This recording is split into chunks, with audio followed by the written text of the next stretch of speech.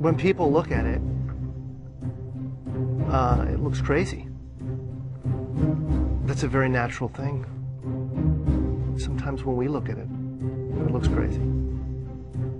It is the result of reasoned engineering, thought, but it still looks crazy.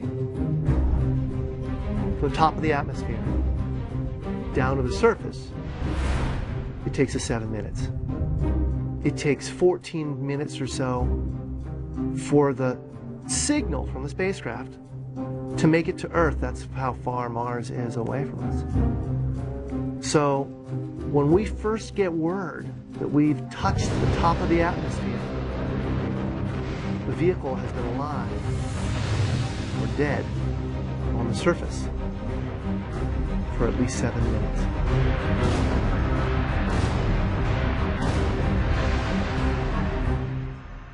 Entry, descent, and landing, also known as EDL, is referred to as the 7 minutes of terror, because we've got literally 7 minutes to get from the top of the atmosphere to the surface of Mars, going from 13,000 miles an hour to 0 in perfect sequence, perfect choreography, perfect timing, and the computer has to do it all by itself with no help from the ground.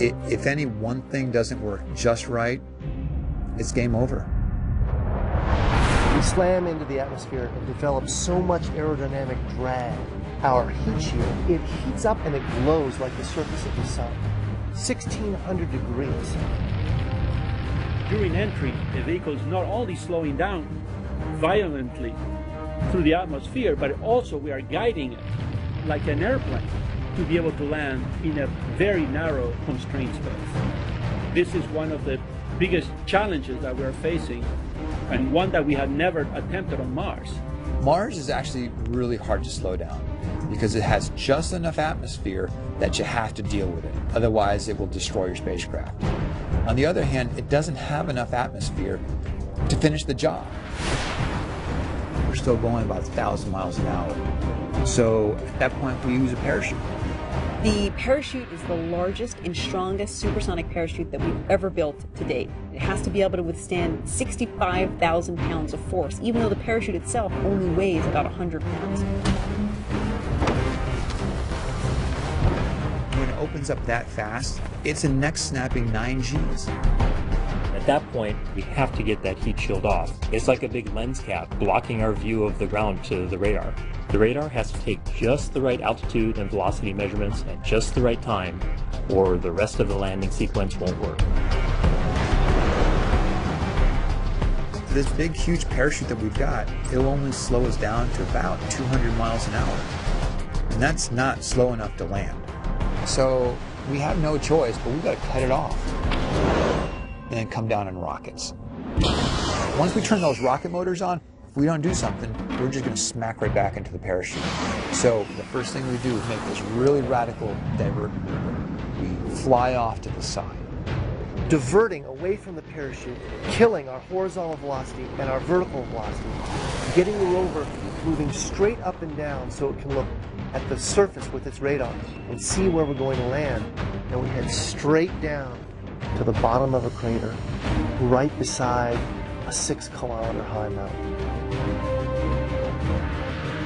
We can't get those rocket engines too close to the ground, because if we were to descend propulsively with our engines all the way to the ground, we would essentially create this massive dust cloud. That dust cloud could then go and land on the rover. It could damage mechanisms and it could damage instruments. So the way we solve that problem is by using the Skycrane maneuver. 20 meters above the surface, we have to lower the rover below us on a tether that's 21 feet long, and then gently deposit it on its wheels on the surface. As the rover touches down and is now on the ground, the descent stage, it's in a collision course with the rover. We must cut the bridle immediately and fly the descent stage to a safe distance from the rover.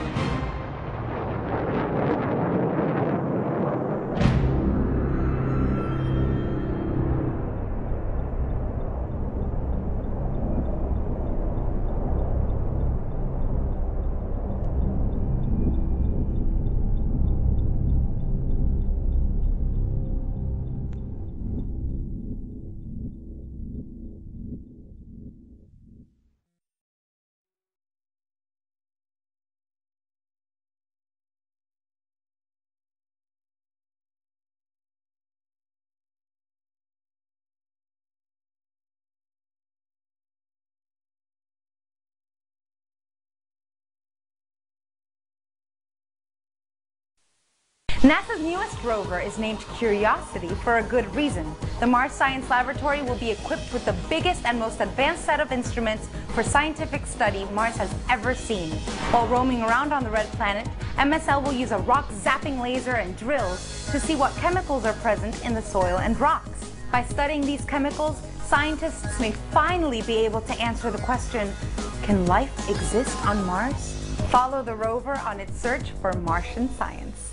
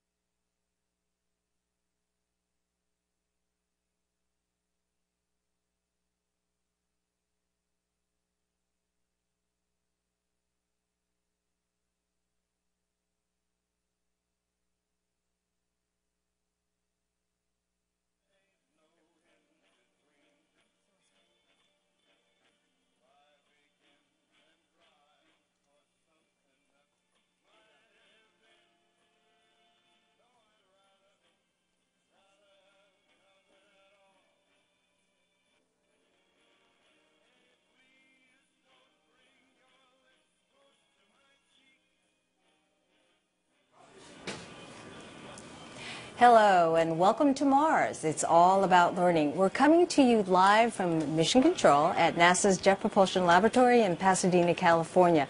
Now, 2 hours from now, NASA's next generation rover Curiosity will be landing on Mars to continue the exciting exploration of the red planet. For the next half hour, however, before we begin our coverage of the landing, we're going to explore ways that NASA can help students of all ages learn more about Mars.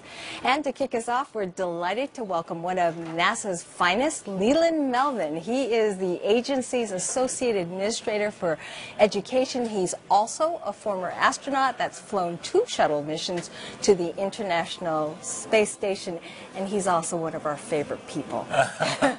Thank you, Gay. You're too kind. So let's talk about how you got here. I mean, you've had quite a career. We have video of you we can show right now. Right. Your days as an astronaut and being at the space station, and we can cut to that video right now. There you are. Equipment on board the International Those are the Space good old Station. days, flying and floating in space, working with people from all around the world. But when I think about STEM education, science, technology, engineering, and mathematics, the people that got me in this blue flight suit were my teachers, were my parents, were the community. So it's so important that it takes a village to raise a child, and we're that collective village. Watching Curiosity land on Mars will excite so many students to be future astronauts that may walk on the Martian surface. So there you are. That's what you're doing right there, trying to inspire kids. Why has NASA taken on this as a priority? Well, it's so important that if you look at all of these scientists and engineers in this control room, we need to backfill them with the future in middle school and maybe even elementary school to get them focused on STEM. Science, technology, engineering, and mathematics. These STEMmies, we call them, can be future doctors, they can be future lawyers, but they can all have an ability to help our economy, to help our civilization. And so when I think about us, NASA, inspiring these kids, they're going to be taking your seat, they're going to be taking my seat, and the people in this room. So how do you inspire kids? Because, I mean, to be truthful, STEM may not be cool. Well, my mom gave me a chemistry set when I was in 8th grade, Yeah. and I mixed these 2 dissimilar chemicals together and blew up the most fantastic explosion in her living room. So hands-on, Thank you, Leland. well, you know, but it made me become a chemistry major. Okay. So hands-on experiential activities, what we do with our NASA education programs. One of the programs, Summer of Innovation, has kids building and developing and creating. We have Legos in space. Legos where kids can look at how gravity affects it on the ground, but how astronauts use the same type of device in space and how it changes because of the lack of gravity. Let's talk about some of the partnerships that NASA has forged some partnerships with different agencies and different institutions to get people jazzed up. So it's so important that all the federal agencies that do STEM work together to leverage those resources, but we're also working with other partners like entertainers, ball players, because there's STEM in everything. The physics of football. Donovan McNabb, we were in his football camp teaching kids that physics principles can help them be better football players. Or the music, sounds, transmissions coming from deep space, like from Curiosity, can all be part of music or signals or those types of things. So it's very important that we have all those. Well, it is a real treat to have you here. Thanks for spending all this time with us.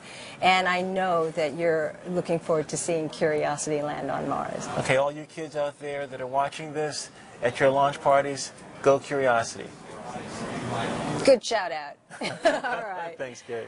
Now let's meet a group that's already been inspired by taking part in one of NASA's education programs. This one is called Imagine Mars. It's a hands-on experience where students use 21st century skills and their imaginations to answer a challenging question. What would it take to live on Mars? The big problem that we're all facing today is that the United States is falling behind other countries in science, technology, engineering, and mathematics. And it's a big problem, so the question is, what do we do? Our solution that we have is a project called Imagine Mars, where we ask students to imagine and design a community on the planet Mars. Our area is Arabia Terra, and the reason in which we chose it was because it's a flat surface, it's like a valley. Here, this is my habitat on Mars, but first we have the map here. So pretty much explaining like our position and our whole purpose of setting up. So right here is a place called Hellas Planet, and it's like the lowest surface on Mars. But it was somewhere in this area. Okay, Yeah. somewhere in this Close to area. the equator. Why did you guys choose that particular location on Mars to put your community? Well, since we're on Mars and it's farther away from the sun, we want to try and get as much sunlight and heat as we can. Imagine Mars fits into this process called project-based learning. That means we give the students a task that they need to achieve. And in order to achieve that task, they need to learn things along the way. The task that we're giving them is they need to build a community on Mars. If we're going to another planet, we might as well start fresh and get healthier. That's where I come in, because I am the head of botany and agriculture, and I'm in charge of like the plants and what we're gonna eat, our nutrition plans, which we won't be eating meat, you know, we're gonna be healthy in Mars. They started on this process, this exploration process, to look into their own community, figure out the things that they liked about it and things that they would change. And they worked with architects, took tours of these amazing places like the Center for Green Technology, and they saw how green technology was being used throughout the city. And the students had amazing ideas. They created a lot of solutions to living on the planet Mars, but it didn't end there. They had to visualize those ideas using 3D architectural software. And they only had a short time to do it, but their energy and their excitement about their ideas really gave them momentum to learn this software. And they went from not ever having touched or used this software before to coming up with these amazing designs that we see in this project.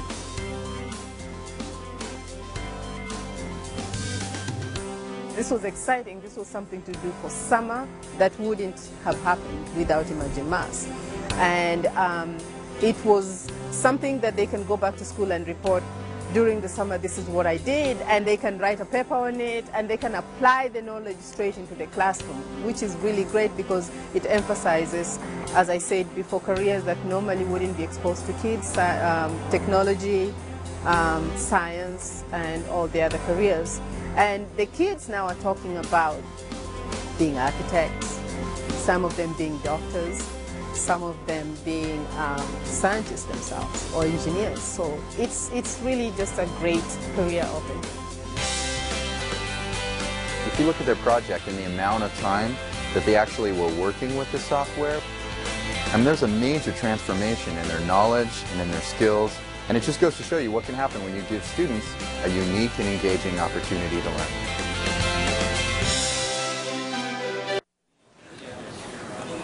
And in case you've just joined us, you're watching Mars is All About Learning, live from Mission Control at NASA's Jet Propulsion Laboratory in Pasadena, California. We are now less than 2 hours from Curiosity's landing. Our landing coverage begins at the top of the hour at 9 p.m. But right now in this pre-show program, we're showing you how students of all ages are learning and being inspired. And speaking of inspiration, we have a very special guest. You may know him as a popular entertainer and member of the Black Eyed Peas, but at NASA he's known for his support to kids and getting them interested about science and engineering. Let's welcome will.i.am. How are you? Fine. Thanks for being here. Oh, no, thank you for having me. So we had some video of you from the Tweet Up at launch, and what was that experience for you? Oh, that was amazing, you know, to see humanity at our finest. All the, you know, innovation and dedication to be able to defy the laws of gravity and send a piece of humanity out to a different planet. It was just amazing to see. One of the messages you made there was that you wanted science and technology to be a part of popular culture. What did you mean by that? So science, technology is already a part of popular culture, just that the world of STEM hasn't figured out a way to remind people that that iPhone and that iPad and that, you know, all the code that makes Twitter and Facebook work, it all comes from, you know, people that have an education around STEM. So you get involved in stuff like FIRST Robotics. We have footage of you being a part of that whole experience and getting kids really excited, and we can roll some of that footage. That was not too long ago. I guess that was just this spring? Yeah, so last year I made a TV program with Dean Kamen called I Am First, which was inspired by Dean Kamen's US First. And I wanted to, you know, do my part and make a TV program. So it's a part of my efforts in supporting Obama, and that it's called Yes We Can. So I'm a part of that we. So are you people at home. How are you going to contribute to change our communities, to change our America? So I want to change my neighborhood. And in order for me to change my neighborhood, I have to inspire kids to let them know that science is cool. So that means I have to invest to make a TV show. So that TV show got a #2 rating on ABC. I promoted myself on Twitter, and it was around all of Dean Kamen's activities and providing a platform and a program called US First, where kids compete in building robots. But what got you inspired? I mean, what triggered it in you to want to do something? The tools, computers. Computers, they help me make music. They help expand my ideas to where I could come up with an idea right now, send it around the world. And it rides on a electromagnetic highway, and people are entertained and hear my music on phones and computers. And the school that I went to, Brentwood Science Magnet, I was always around science growing up ever since the 7th grade, and now I want to do my part, And doing your part is taking it home to Boyle Heights here in LA. So yeah, I'm building a STEM center, after-school program in East Los Angeles. There's a movie called Waiting for Superman. My mom went to that school, Roosevelt. I was supposed to go to that school, and STEM isn't in the hood. STEM isn't even in Palisades where I got bussed out. So I want to change that. So I built my I am college track center in partnerships with Lorraine Jobs and Dean Kamen. And I don't want to just stop it in East Los Angeles. So then I took all the money that I made from doing The Voice in the UK, and I gave it to Prince Charles to build a STEM center in East London. So it's international. International. It's going to take, people from the UK, people from the Philippines. It's going to take everybody realizing that science, technology, engineering, mathematics is the coolest thing in the world. And you know what? This is really the most inspiring thing. It really is to see what you're doing and taking it on as your personal quest. If it's not in your city already, there's something stopping it. So I don't want my neighborhood to continue to be the way it was 20 years from now. All it takes is one kid. It takes one kid from Boyle Heights to turn into Mark Zuckerberg, and then my neighborhood's change forever. It takes one kid to be, Elon Musk, that's from Brixton, and Brixton has changed forever. It takes one Filipino kid from Pampanga to be, Jack Dorsey, and then Philippines has changed forever. So all you have to do is just, it's gonna I'll take skin off my back. I've done music, I've lived my dreams. I want to do what's gonna motivate and change communities 20 years from now. And I mean, you've had this exciting singing career. How does this stack up? How does this compare? So if you think of music, and if someone reminds you that music is just technology, the technology it takes to mold brass into a trumpet, or to make a piano, or the technology it takes for this transmission that RCA created, with NTSC. Or a record, a phonograph, that's all technology. The radio is technology. Video is all technology. And then art sat on top of it. So now that we have all these new tools, we have to create a new marriage between art, science, technology, engineering, mathematics, and that is called STEAM, S-T-A-M. So that's what I want to put that A in that STEM to create some steam. All right, well, while you're here, I understand you wanted to do a shout out. Shout out. A shout out to some of the kids out there? Oh yes, I want to shout out to all the kids that joined up in Boyle Heights for my I Am College track program. On August 15th, we're going to come here for the bringing all the kids from Boyle Heights to come here to JPL to be a part of the download, because I wrote a song for Curiosity, and there's going to be a surprise. Something that's going to come from Curiosity. Okay. So keep it a surprise. Yeah, it's a surprise. All right. Well, we're going to look forward to the visit. Thank you. Thank you so much. Thanks, Will. Thanks for joining us. And if you've just joined us and you're watching Mars, it's all about learning live from Mission Control at NASA's Jet Propulsion Laboratory in Pasadena, California. We are about a quarter of an hour away from the start of our Curiosity landing coverage. That program begins at 9 p.m. Pacific, and landing is expected at around 10:32 p.m. Pacific. And speaking of the red planet, ever wonder why Mars is red? Let's take a minute to find out in this Mars Minute. Is Mars really red? When you see Mars in the night sky, it definitely has a reddish tint to it. People have been noticing that for a long time. Even the ancient Egyptians called Mars the Red One. So where does that redness come from? Well, a lot of rocks on Mars are full of iron. And when they're exposed to the great outdoors, they oxidize and turn reddish. The same way an old bike left out in the yard gets all rusty. When rusty dust from those rocks gets kicked up in the atmosphere, it makes the Martian sky look pink. From a long way away, the whole planet looks kind of reddish. But if you get a close-up view, with an orbiter, lander, or rover, you'll see that a lot of Mars is actually more of a butterscotch color. Depending on what minerals are around, some landscapes can be more golden, brown, tan, or even a little greenish. So in fact, there are a lot of different colors on what we call the red planet.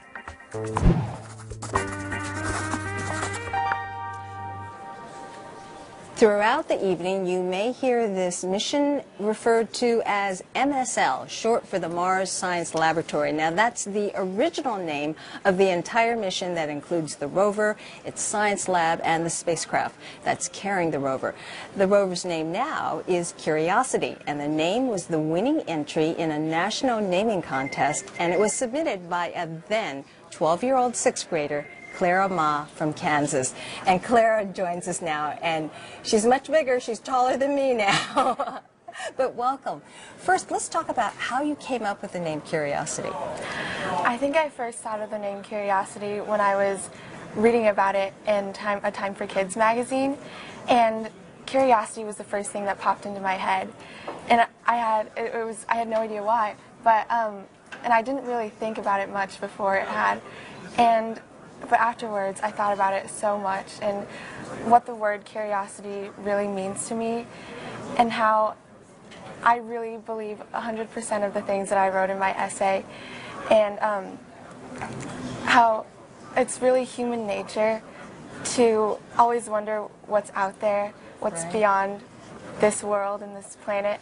And as a sixth grader, I thought, how cool would it be for a rover going to Mars to carry a name that embodies such an important part of who we are, a part that aspires to learn and to ask questions. You're absolutely right. It is the perfect name.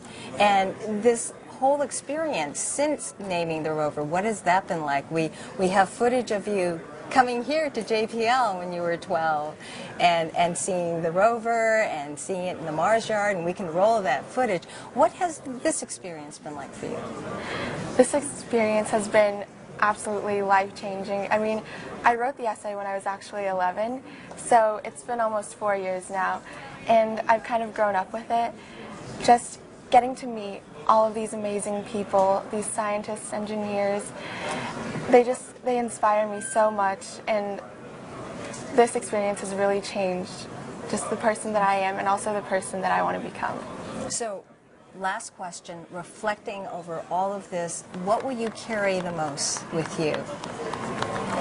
Just the words of the people that I've met here at JPL and at NASA. They are so amazing, so successful and intelligent, but what really impresses me about them is how hard they work and how dedicated they are to what they do.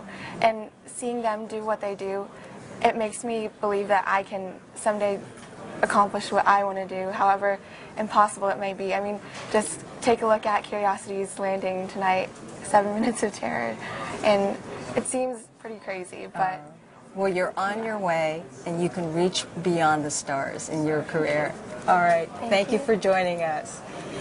And if you're interested in Mars, you'll be happy to know that there are many ways to learn about the red planet, and here's a look at some of the ways you can explore Mars.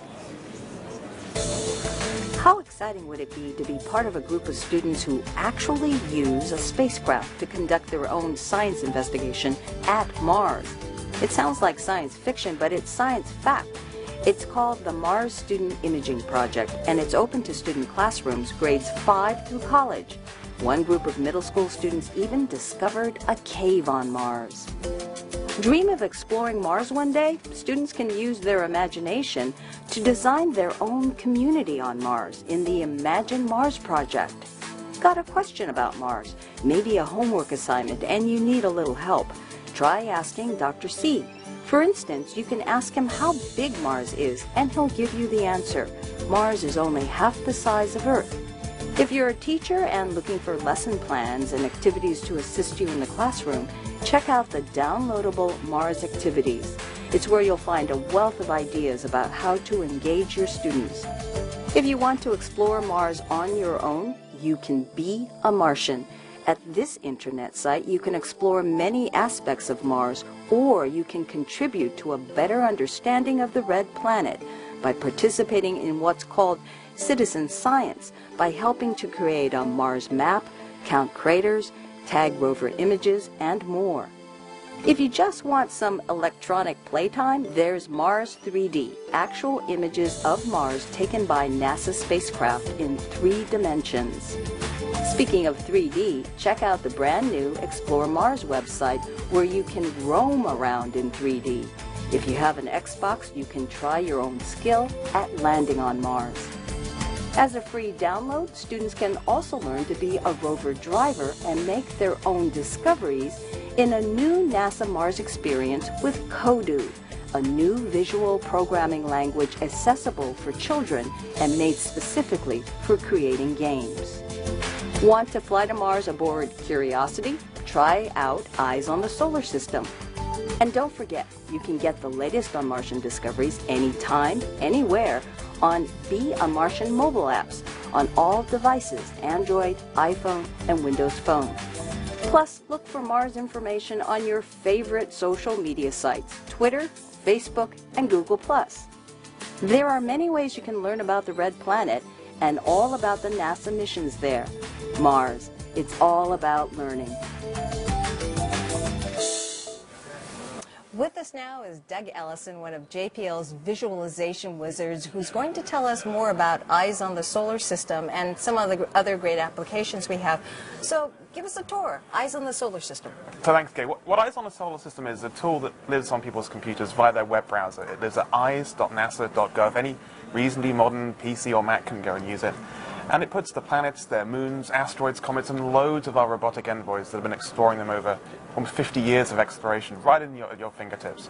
And you can go and ride on board these spacecraft. You can recreate flybys of places like Saturn with Voyager 1 and Voyager 2. You can ride on board Juno as we fly across the solar system towards Jupiter. And loads of different missions are all in there for you to use and enjoy. So we have actual footage of it, so you can sort of demonstrate some of the things it can do. Here it comes. So this is what Eyes on the Solar System looks like when you first load it. You can just like using Google Earth, but it's inside out. It's everything else. Here's you can use bookmarks and go straight to Voyager 1 flying past Saturn. This is all the way back in 1980. Here's Cassini arriving at Saturn, where you see the spacecraft turning around, firing its main engine, putting itself into orbit. All of this is actually real reconstructed engineering data. This is Juno orbiting Jupiter in 2014, ready to do all of its science. All of these things are right there in Eyes on the Solar System. But everyone tonight is worried and thinking about EDL. Of course. And Curiosity's landing. What can you do with that? We've had some amazing help from some of the navigation team, and they've given us some beautiful predicted trajectories, some simulation data that takes us all the way from, as we are now, about 13,000 miles away from Mars, all the way to the surface. And people going to eyes.nasa.gov can use that themselves as well. We don't just have a live mode for people to enjoy. We can actually also fast forward and preview the rest of this evening's events as well. In fact, if we go to John's feed, my colleague John is using Eyes on the Solar System right now. And that's a live view right now of where Curiosity is. But if we can skip through the preview mode, you'll actually see this is MSL in just about an hour and a half's time, just before it hits the top of the Martian atmosphere. And we can fast forward through time using the control at the bottom of the screen. We're speeding up time and making our 7 minutes of terror much, much shorter here. So we'll be using cuts of this. We'll be cutting to it throughout the evening. Yes, we will. People can load this on their computer right now. They can do it right at home. And we've had something like 400,000 people use it today already. And we're ready for a whole lot more people to come along and enjoy the ride as well. All right. So what else do you got? Well, we don't just stop with the whole solar system. We look at the Earth as well. A lot of what JPL does is, in fact, Earth sciences, and not a lot of people know that. So we have a tool called Eyes on the Earth. It's like a sister product to Eyes on the Solar System. And in there you can look at real-time climate data. Every single day we update data sets from a variety of different missions, and you can put them right on your desktop. You can bring in carbon monoxide, carbon dioxide, air temperature, loads of different values. And it lets people understand exactly how much work we're doing to understand what this planet is up to. And there's still more applications. Of course. Eyes on the Earth has a twin sister on mobile phones called Earth Now that we'll be doing both for it's on iOS already and Android very, very soon.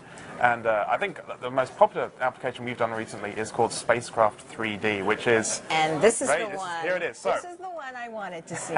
So Spacecraft 3D is an augmented reality application, which means it uses an image. In fact, you print it out when you install the application. You can print out this image at home. And it uses this image, which is actually, as it happens, a test image from Curiosity's microscope of some sand grains. We just use that as a reference, and then your mobile phone or your iPad sees this image and knows where you are and can start drawing a 3D model of what Curiosity looks like. Okay, so you have to have this in order to be able to do this. Yes, you print this image out, and what you get, and hopefully we can show it to people at home. All right. Here's my iPad Live, and it's just seen the image. We hide the image, it goes away. And there's Curiosity drawn over the top. And this is actually how Curiosity will look when we land on the Martian surface. You can see the camera mast right here is actually stowed. But we can animate various parts of the rover. And so I can hit this button here and deploy the mast. And there it goes. This is what Curiosity will look like after a few days on the surface. And I won't move the iPad too much because otherwise the cameraman will get angry with me. But we can move the image instead. You can actually see the image right behind us Curiosity. here. Let's see you spin. Smile. There you go.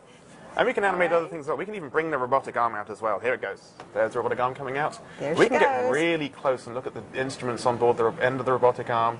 We can see things right on the deck of the rover, all the way up to the top of the camera mast. See the two mast cams and chem-cam right there. Now, this is something that people can do in their own homes, with their own iPhones, with their own iPads. It's iPad and iPhone right now. We're going to be doing an Android version in just a few weeks' time. What a lot of fun. This is a blast. See? And it's magic. We have been accused of magic. It is incredible just how much fun it can be to have Curiosity sat right on top of your table, on your floor. We've even had some friends take screenshots of this with it sat on their dog's head. And I understand there will be other spacecraft besides Curiosity. Right now, there's Curiosity and the Grail spacecraft. We have two Grail spacecraft orbiting the moon. And in a few weeks' time, we're going to update this to include Cassini, which is at Saturn, Voyager at the edge of the solar system, and the Dawn spacecraft, which is on its way away from the asteroid Vesta right now. Sounds a lot of fun, and you can impress your friends. Thanks, Doug. My pleasure. So now you're on your way and up to speed to ways for you to explore Mars from your home, on your laptop, even on your cell phone. And of course, you can always stay connected via social media such as Twitter, Facebook, and Google+. Right now we're going to take a brief break, and when we return at the top of the hour, we will begin our Curiosity landing night coverage, so don't go away.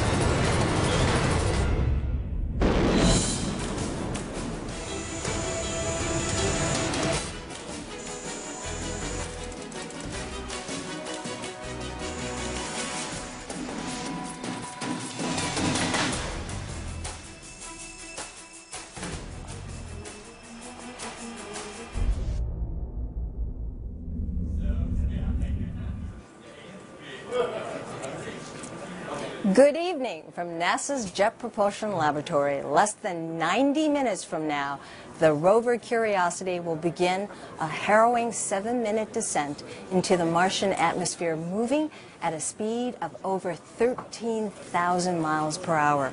Now, if all goes according to plan, 7 minutes later, at about 10:32 Pacific time, engineers hope to receive the signal that Curiosity is standing safely on the surface of Mars.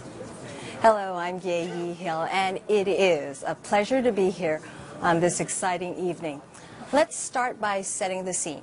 We are in JPL's Master Control, home of NASA's Deep Space Network. You might think of this as a giant communication switchboard for NASA spacecraft. This is where space telescopes, orbiters, and probes phone home their discoveries about the solar system and beyond. And tonight, it is a packed house. And just a few feet from me is the Mission Support Area, the MSA. That's where members of the flight team are monitoring the newest mission to Mars. And in other parts of the lab, there are many more people taking part. There are the engineers that will be crunching the data in the entry, descent, and landing strategy area. And scientists from all over the world who can't wait to begin making new discoveries in the days ahead. And there are special guests that have filled venues all across the lab and all over town. And then there's you, whether you're watching on NASA TV, on the web, at a museum sleepover, at New York City's Times Square, or anywhere else in the world. We are glad you could join us. Now, for those of you watching this commentated coverage, we want to assure you you won't miss any critical moments. In fact, a half hour before the landing, we'll transition mostly to a listen and watch mode so you can get a front seat to the nail-biting events of Curiosity's entry, descent, and landing on Mars. But if you want to listen just to the mission, a clean feed, we call it, of the events in the mission control, that's available via NASA's media channel. And you can find that on the NASA homepage at www.nasa.gov. And as for our coverage on this channel, here's what we have planned. For the next hour, we'll give you some background on Curiosity and help you follow this event. We've scheduled our videos and interviews with key members of the team around the key technical events, so you won't miss a thing because we'll be checking in with Mission Control. Now, you may know this mission will be attempting for the very first time, an entirely new landing system. And one question that keeps cropping up is why not use airbags like previous missions? To answer that question, we have a Martian Minute to find out.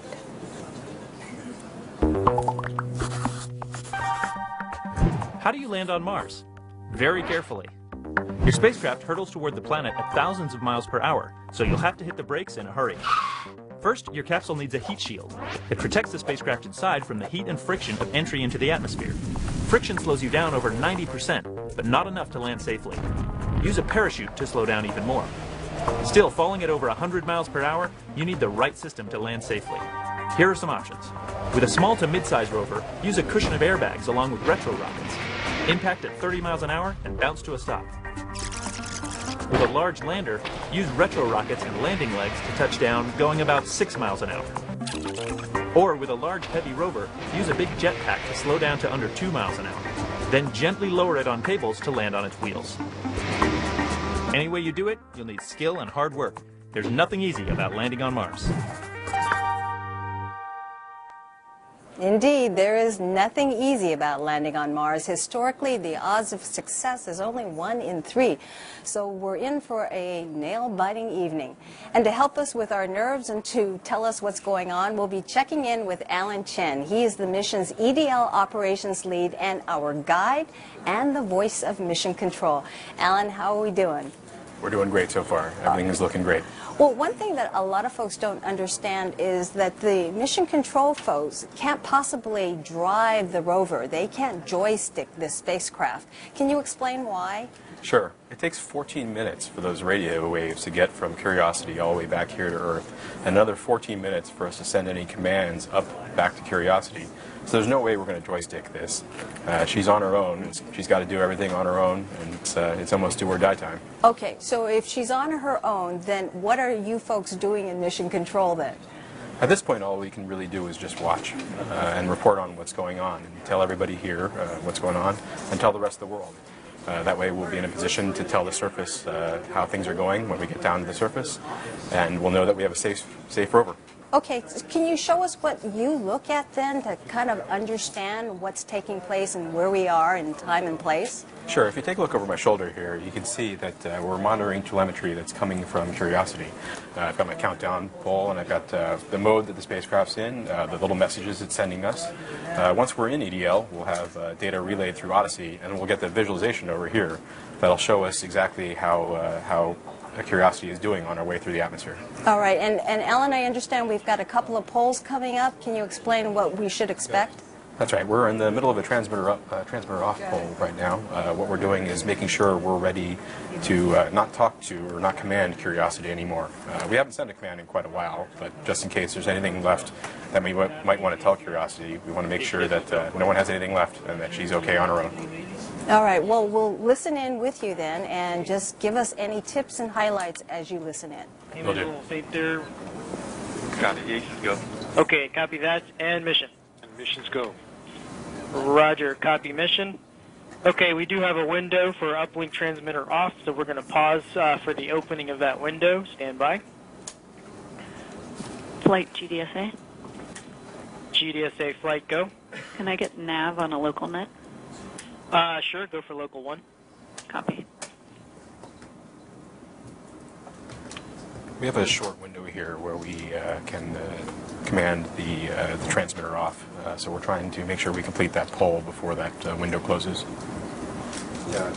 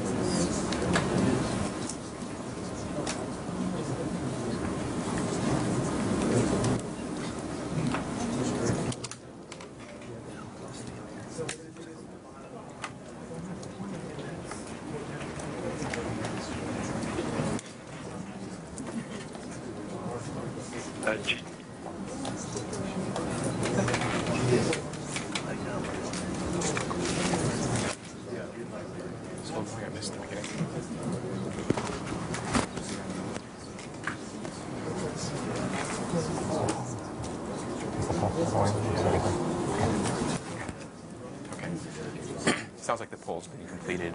We're getting ready to turn off that transmitter.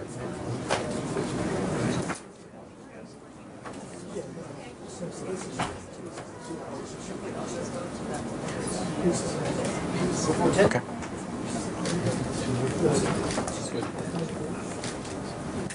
And Ace Flight, you are clear to bring down the uplink transmitter at 0410. Ace copies. The flight director has just told everyone that we're getting ready to turn off the transmitter in about 30 seconds. That means we will no longer be sending any commands to the spacecraft, and she'll really be flying it on her own.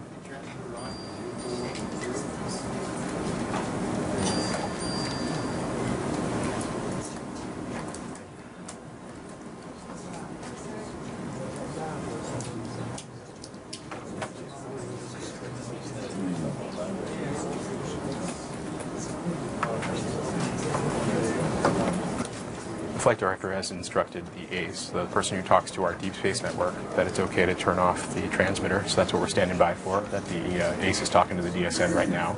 And we'll get that transmitter off and get confirmation of that shortly.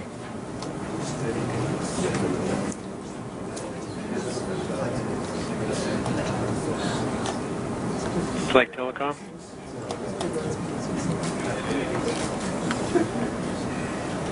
I've been trying to shoot you a iChat just to have a path to chatting with you. You appear on. Thanks, bye.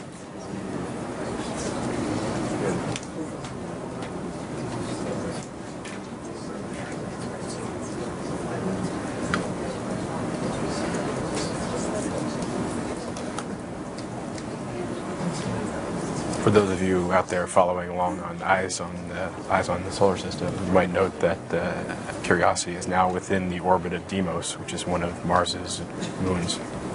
We're getting really close.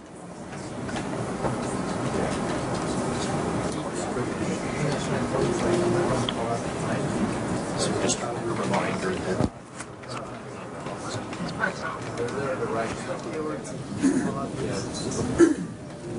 Flight Telecom. Telecom flight, go ahead. Flight mom data from 14 shows the uplink transmitter is off. Okay, copy that. That's it. The ACE has just confirmed that the Deep Space Network has confirmed that they've turned off the transmitter. So we're no longer trying to command Curiosity or tell her anything. She's just telling us what's going on. We've just severed our command uplink to the vehicle, and she is truly on her own. All right, so as we just heard, the transmitter is off and Curiosity is definitely on her own. And with those polls complete, we have a few minutes to talk more about the mission. The bigger the payload, the bigger the challenge of placing it safely on the surface. So the question engineers had to answer was, how do you land Curiosity, the biggest, most complex rover ever sent to the red planet, safely on the surface of Mars?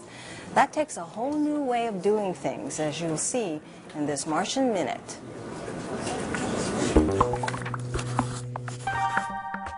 How hard is it to land Curiosity on Mars? On a scale from 1 to 10, landing on Mars is a 20. Curiosity is the biggest, most capable Mars rover yet, and needs a new type of landing to reach the ground safely. In this 7-minute trip to the surface of Mars, we have to slow down from over 13,000 miles an hour down to 0. Hundreds of things have to go just right.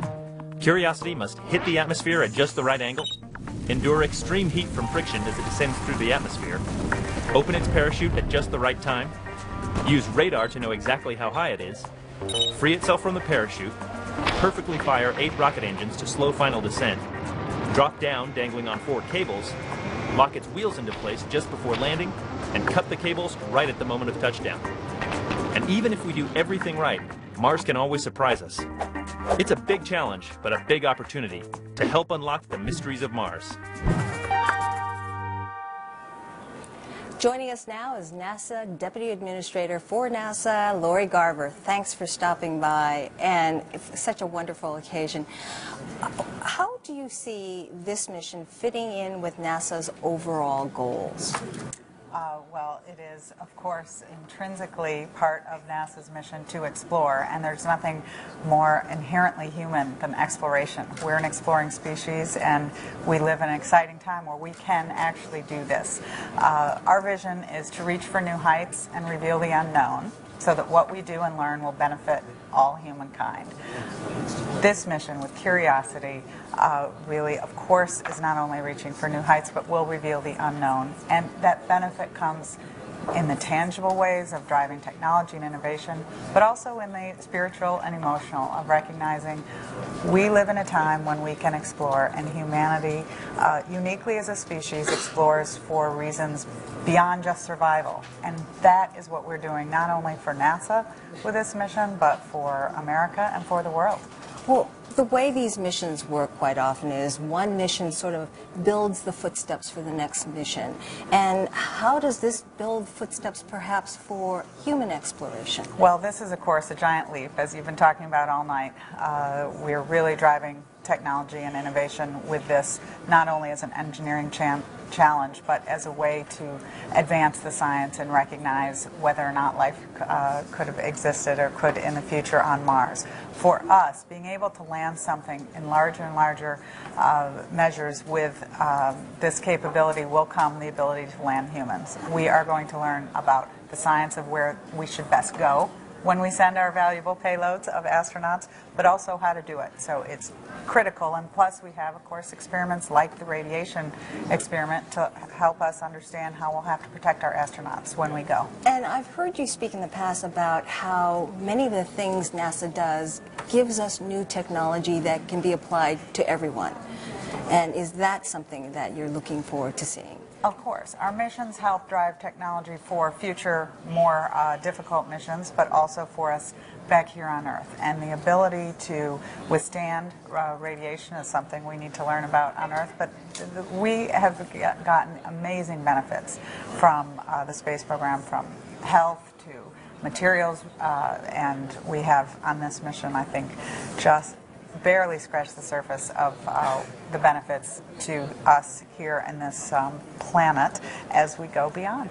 So we're looking forward to a lot of new applications that we can all use in the very near future, perhaps.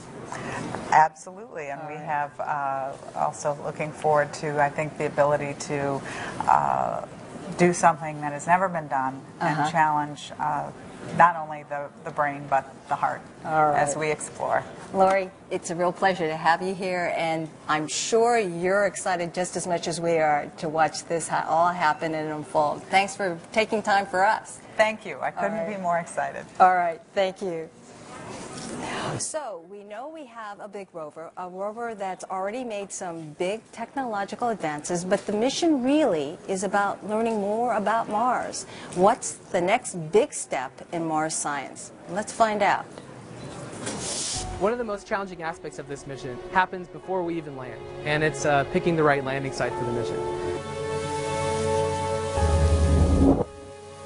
We want to study the habitability of Mars. We want to really figure out if it was ever capable of supporting life. And the way we do that is to really follow the evidence of water on Mars.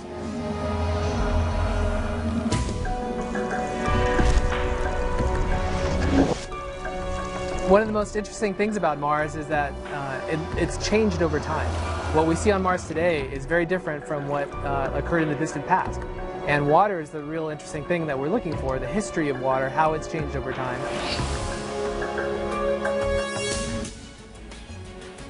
One of the biggest challenges to studying habitability on Mars, which is the goal of the Curiosity rover mission, is to try to follow that signature of water. Where was the water? How long was it there? And where do we go to look for evidence of it? If we were somewhere like this, where there's a pretty obvious geologic record of water flowing, carrying material down, that would be a home run. But the real challenge is finding that one spot on Mars to send this great rover mission to.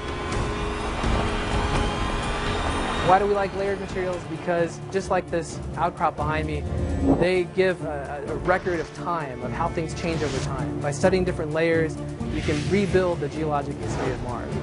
So there's a place called Gale Crater, which has a 3-mile stack of layered rocks. Now we don't exactly know how those layers formed, and the mineralogical evidence isn't as strong as other sites, but people who just think layers are the thing to study really love Gale.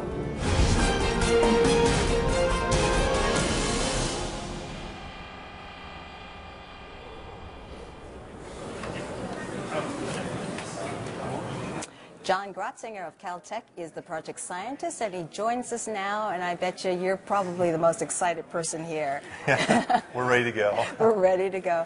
Now, we're headed for Gale Crater, and we've got some pictures to show folks.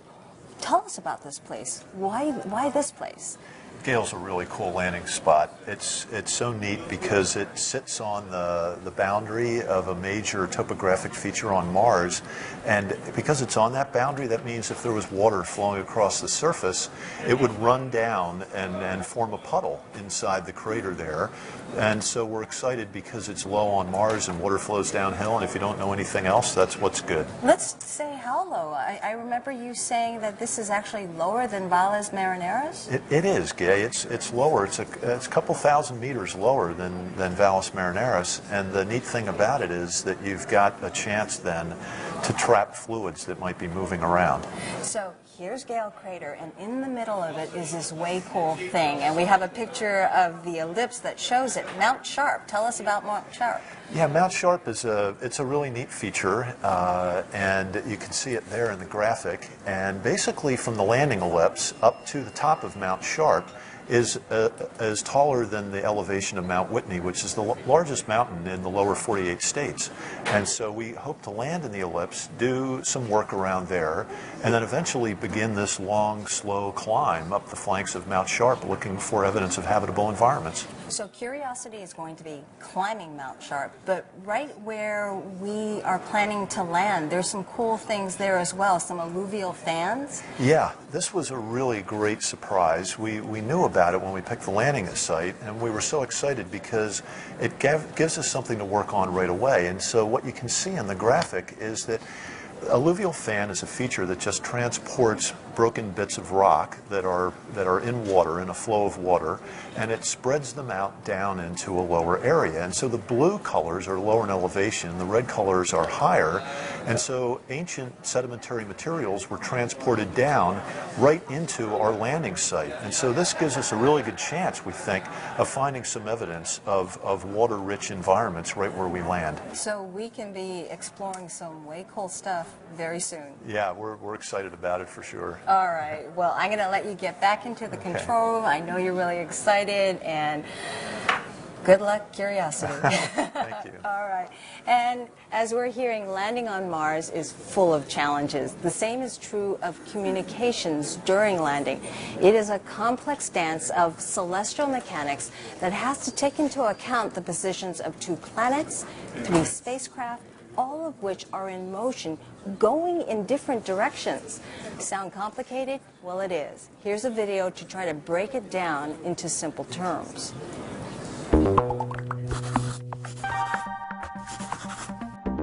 After 7 dramatic minutes of entry, descent, and landing, everyone will want to know, did Curiosity survive? There's a possibility we won't know, at least not right away. During its descent through the atmosphere, Curiosity must switch to a new antenna for each transformation it makes. At each switch, we could lose lock on the signal for a short time. That won't hurt the rover, it just means we won't know what's happening right away. Even with a solid signal, the communications link direct to Earth only works during the first half of the rover's descent. Why? Like Earth, Mars is spinning, and during landing, Curiosity and its landing site will disappear from view like the sun setting. Out of sight equals the end of direct radio contact. But NASA has 2 spacecraft orbiting Mars that can help. For the second half of Curiosity's descent, the Mars Odyssey orbiter is in a good place to pick up the rover's signal and send it right back to Earth.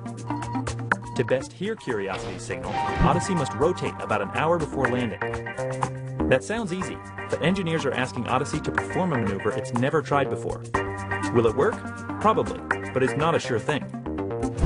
If Odyssey doesn't rotate successfully, never fear, the rover won't be affected whatsoever. Once again, it just means we have to wait longer to hear from the rover. Odyssey could perform as hoped, but we're still not home free.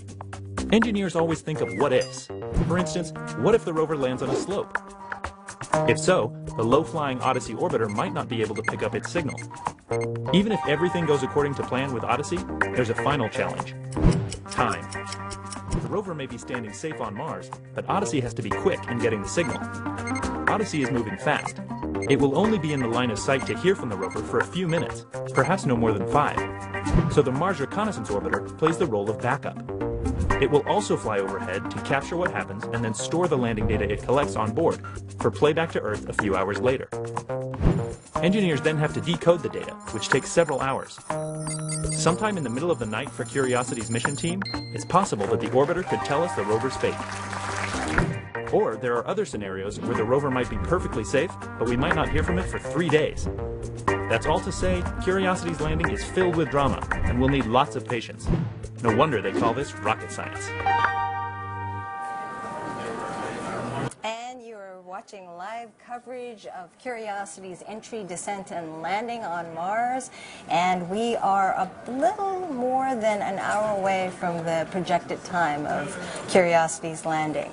And no one knows how challenging this landing is going to be than Mars Science Laboratory project manager Pete Teisinger. Pete's been through this before, twice in fact, with Spirit and Opportunity. Yes. So you know how tense this is going to be, and I guess we must remind the audience that even if Curiosity lands safely on Mars, there is the possibility that we may not know it. That's true. We are reliant for Odyssey to give us critical telemetry communication in a real-time, near real-time fashion for the very tail end of entry, descent, and landing. Back on Spirit and Opportunity, we had these earth tones all the way to the surface.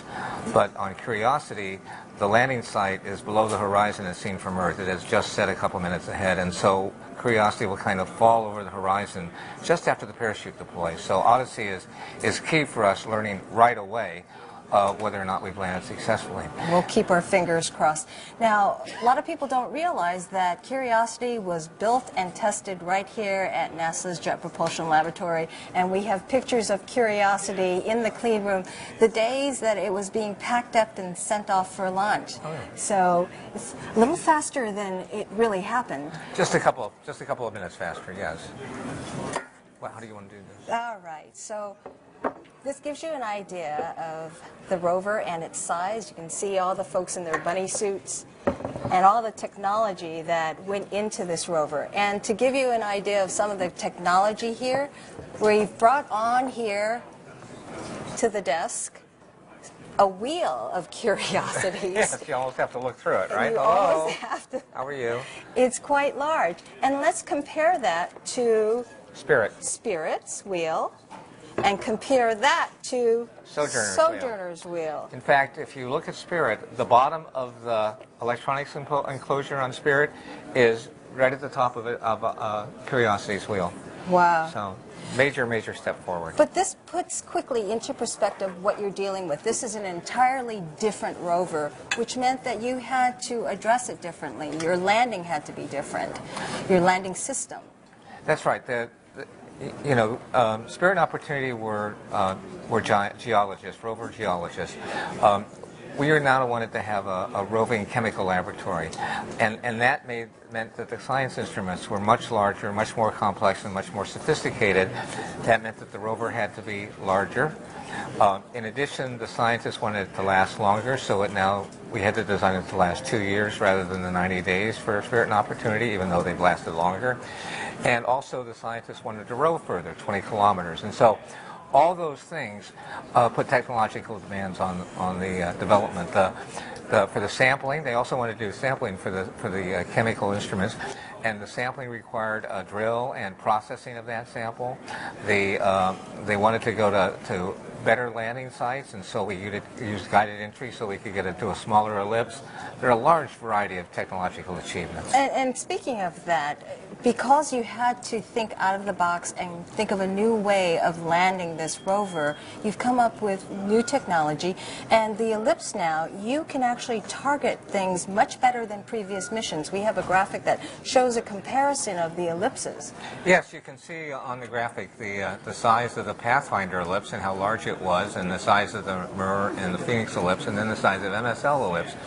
And the reason that's important is because you recognize that you want to be safe no matter where you land in the ellipse. And that meant that Pathfinder had to find a region that large that was safe for it to land. Clearly, Gale Crater would not be that. Even Mir, which landed at Gusev and Meridiani, you can see could not fit into the moat around Mount Sharp.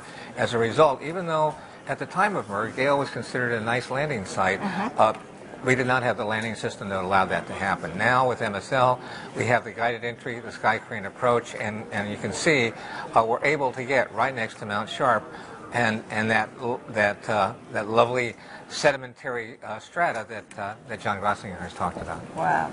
So before you go, there's a big question. Everybody wants to know, will we see some pictures right after landing today? Maybe. There is a... we do take a picture after we land, about 2 or 3 minutes, within 4 minutes after we land. And at that point, Odyssey, this very key communication link, is just reaching over the horizon. And so it's possible that we are hopeful that we'll see pictures, but when it's so close to the horizon, there's difficulty in the communications because of multipath and other technical things. So maybe not. Maybe. Maybe, we'll keep maybe our fingers not. crossed. We will too. All right. Thanks, Pete. Thanks for joining us. I know you're anxious to get back into that control room. Yeah. You're watching live coverage of the landing of the Curiosity rover on Mars from NASA's Jet Propulsion Laboratory in Pasadena, California. JPL is managed by the California Institute of Technology on behalf of NASA. This is on NASA TV, but you can also watch on the web at www.nasa.gov/Mars, and you'll see all sorts of information there. And in the days ahead, you can follow Curiosity by visiting the Participate website at www.jpl.nasa.gov/MSL/participate. Right now, let's go back to Alan Chen for an update.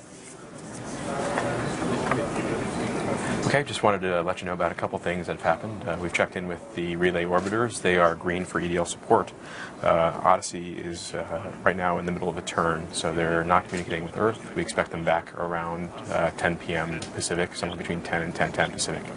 Right now, navigation is our situation, so we can check in with what happened there. But from what I can see, we're right on target. But I don't know if you want me to talk about it. If time permits, we'll check in again. Okay, our current nav situation, they're working on a couple issues with their terminal, but otherwise everything is good.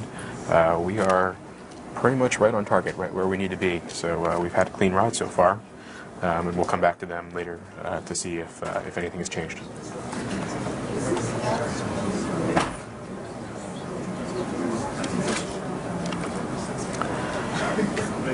In a couple of minutes, the EDL activity lead and I will brief the flight team on what to expect over the next hour or so, as we're just over 50 minutes from entry. So we'll talk about what activities are between here and EDL start, and then we'll also talk about what folks should expect to see data-wise throughout EDL. Testbed flight. Could we go to a local net? Standby 1. Let's go to local 1. Sounds good. MSTV flight on level 1.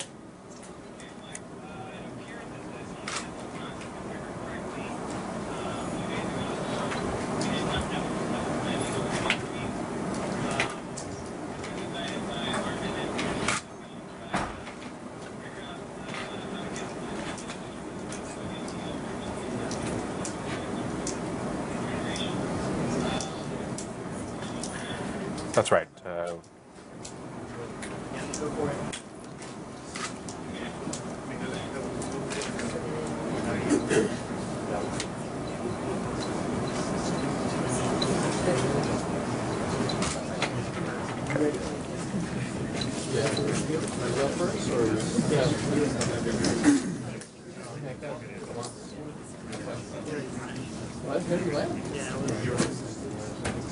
And while I have a moment, I'd like to show you two visualizations we'll be using during our landing coverage.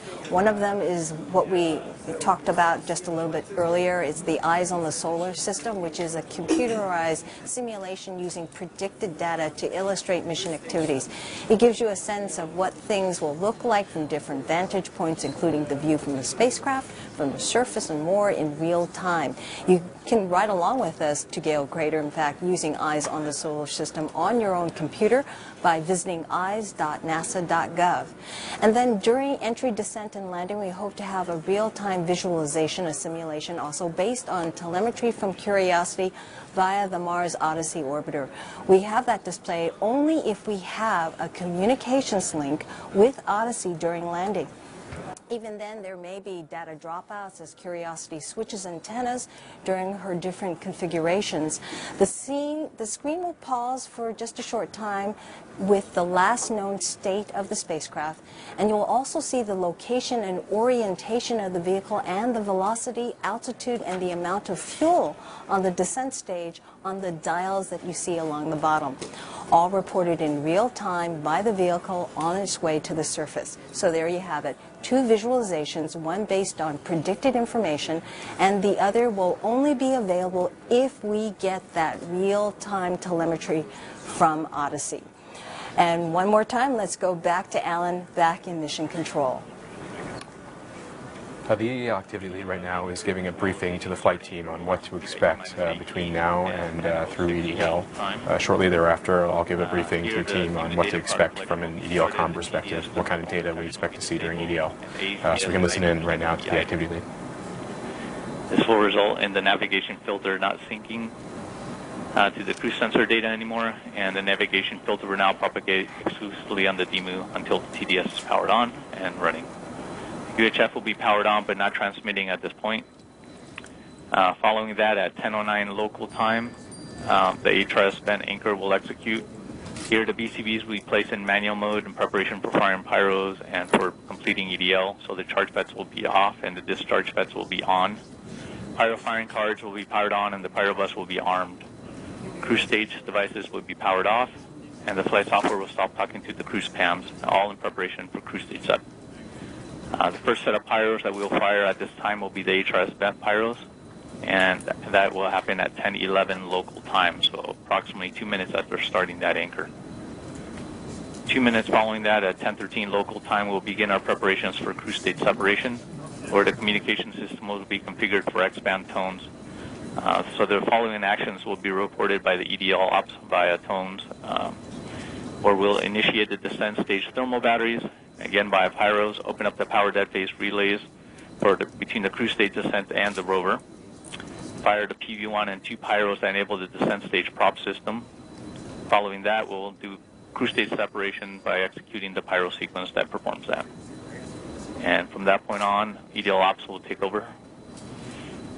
Okay, copy. We'll be on tones, and EDL ops, let's hear commentary on what we can expect to see from that point forward. Okay, I'm just going to go over what we'll expect to see in real time. We have other data from other sources after landing, but I'll just go with what we see right now. That's fine.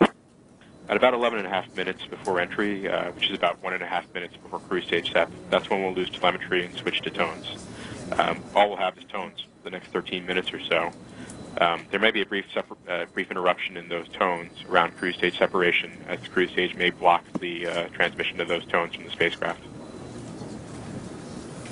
About a minute or two, minute and a half to 2 minutes or so past entry, we'll begin to pick up telemetry again through UHF, through Mars Odyssey. We should begin picking up that bent pipe. First, kind of ratty. We'll get, I think, sporadic coverage at first as we cross the received power threshold. It's an 8 kilobit per second stream, but remember, there's only 500 bits per second allocated to EH&A, and most of that will go to prop and thermal. So don't expect to see too much on your consoles. The vast majority of the stream is committed to EDL-specific data, which you'll see pop up in the EDL telemetry visualization and in the EDL perspectives. Note that there are many expected outages. First around acquisition when it's kind of ratty, then again around parachute deploy when we have high dynamic events. Also, we have times when we turn off the transmitter, times like backshell separation and rover separation, where we should expect to see outages. Odyssey requires a lock for us to have telemetry, so those outages may be prolonged until we relock up again. We will lose tones about 5 minutes after entry, somewhere around the time of heat shield separation or shortly thereafter. That occurs because Earth is setting from the spacecraft's view. The relay UHF stream will continue all the way until touchdown, plus 5 to 7 minutes or so. Remember, our touchdown time is variable by around plus or minus a minute, so the post-landing coverage time varies as well. It also depends a little bit on how close we are to the mound. The first replay of the EDL data collected by Odyssey will be around 0710 ERT. Shouldn't have any new content, but might be useful if there are any hiccups on the ground side during EDL. Flight Telecom. Okay, copy EDL Com and Flight Telecom. Yeah, Flight, we have reacquired. We've dropped our two-way and we've reacquired in one-way. Okay, copy one way, and that also is commensurate with the conclusion of our last EDL Com window shortly before that. So we are no longer getting packetized data at this time. All right, and our next anchor is the EDL Start anchor. Don't mess around. At 0444. So standing by for about 5 minutes for that anchor to commence. And subsystems will be... We're about 45 minutes from entry. We're getting ready for the EDL Start anchor in a few minutes. At that time, we'll enter what's called the EDL main mode, where the vehicle is going to do a whole bunch of things that will prepare us for EDL. Telecom has just confirmed that we've turned off the transmitter and that the vehicle is now sending back data in one way. So we're no longer two-way communications with Curiosity. So she's just talking to us. We're not talking to her anymore.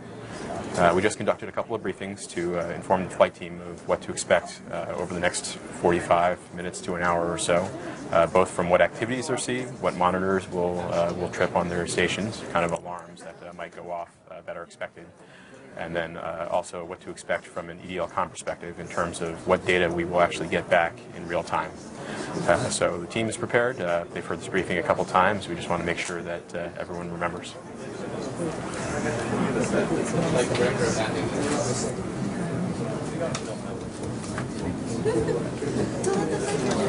All right, we are about 40 minutes past the hour. We are less than an hour away from Curiosity's entry into the Martian atmosphere. That takes place at about 10:24 p.m. Pacific time. And what will that be like? Well, engineers here at JPL call it 7 minutes of terror, and here's why.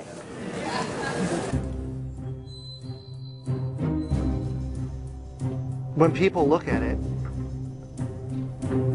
it looks crazy. That's a very natural thing. Sometimes when we look at it, it looks crazy. It is the result of reasoned engineering thought, but it still looks crazy. From the top of the atmosphere down to the surface, it takes us 7 minutes. It takes 14 minutes or so for the signal from the spacecraft to make it to Earth. That's how far Mars is away from us. So when we first get word that we've touched the top of the atmosphere, the vehicle has been alive or dead on the surface for at least 7 minutes.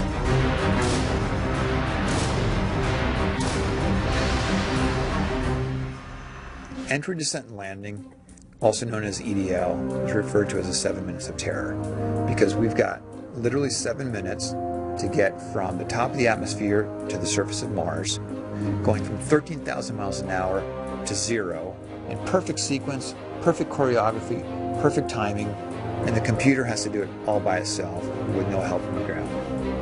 If any one thing doesn't work just right, it's game over.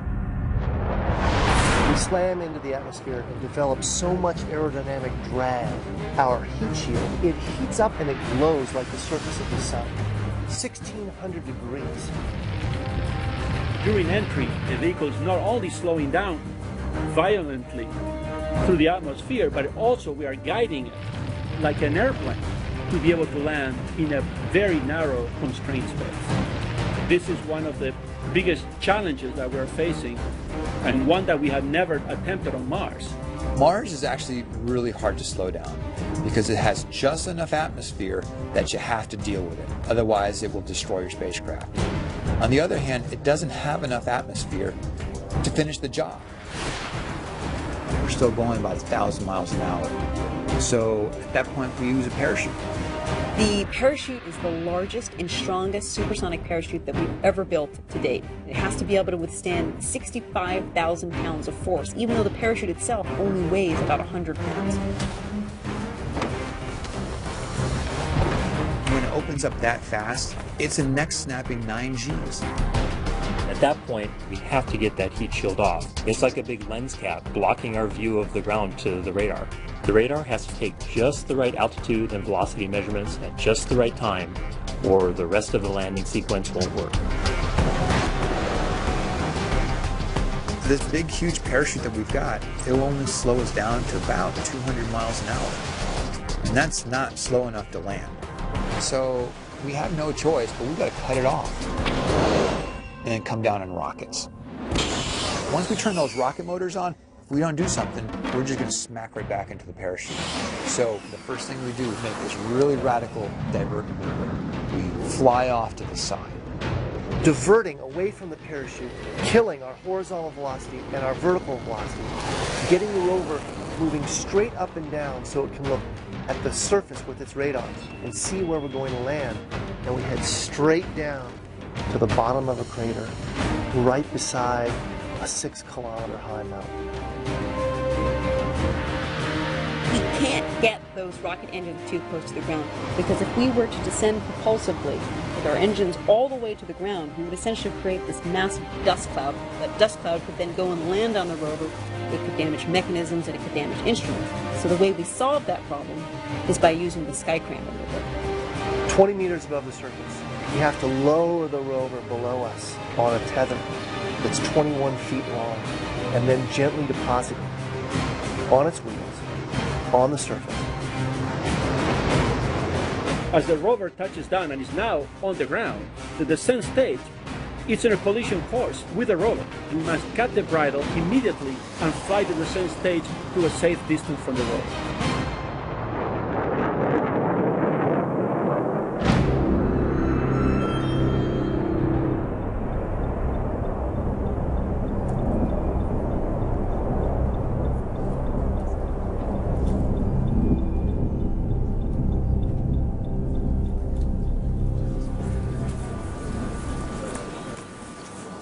That video was released about 5 weeks ago and immediately went viral. On YouTube alone, it has had over 2 million downloads. The video lays out the many things that have to go right in order to land. And if one thing goes wrong, the whole mission might be lost. With us right now is Adam Stelzner. He is the lead for entry, descent, and landing. And one of the things that folks probably should be aware of are the innovations that came out of having to land such a large rover on Mars. And I thought this would be a good time to talk about them. Great. Well, Gaia, there are two big things that we do in EDL that are sort of new for Mars. The first, when we're entering, this is a model of the entry capsule. When we enter the Martian atmosphere, usually we would have come in and just sort of hit the atmosphere squarely. But this time we have some extra weight on one side of the spacecraft, and that makes it fly at an angle of attack. And that angle of attack develops lift. And then we take that lift and we steer it back and forth, up and down, to steer our way through the atmosphere. What this allows us to do is it takes an uncertainty that we would have experienced in the landing footprint from hundreds of kilometers, at least 100 kilometers, and is able to shrink it down to 20 kilometers. This is something we need to do to land inside Gale Crater. In that smaller ellipse. In that smaller ellipse. So you're able to slow yourself down. If the atmosphere is a certain way, you need to slow yourself down more or less. That's right.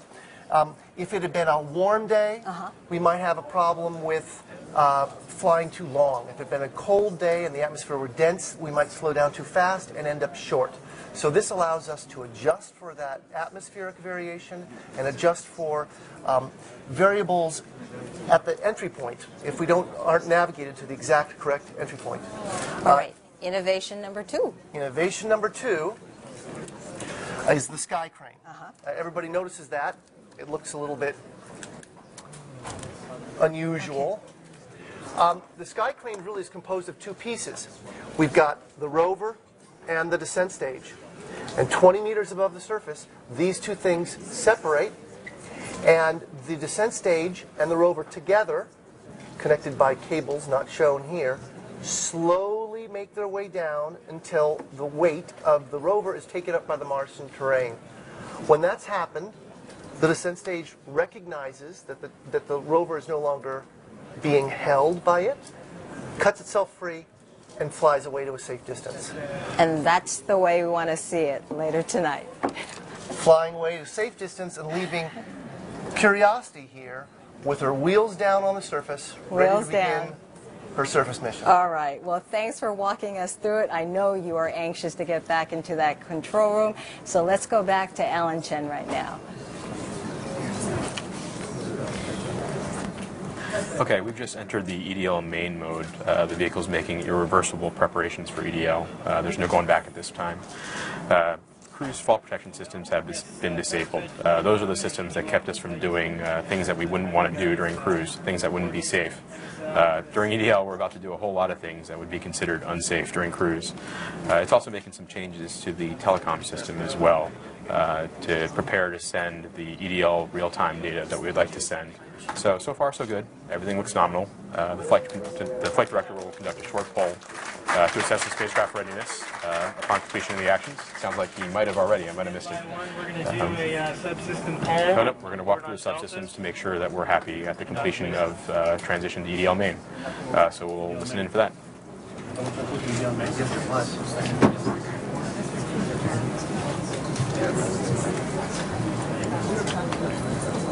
And activity lead flight, let's go ahead and record telemetry.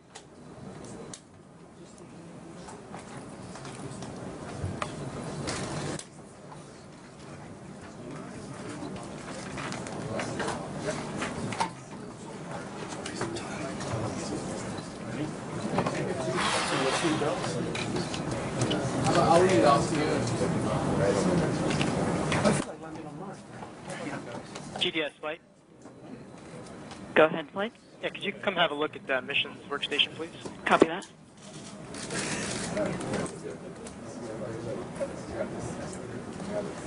Okay, at this time, the subsystems are taking a look at the data that's come down after these activities have been completed. They're just trying to make sure that everything's okay. Flight director will conduct a poll of all those subsystems to make sure that everything's going well. But so far, everything looks pretty good, and we'll check in very shortly with them.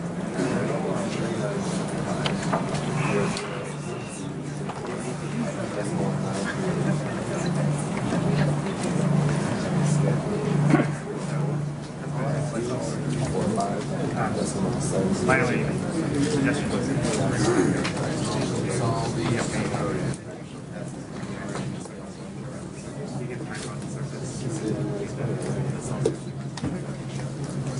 Okay, fly EDL, if you're ready.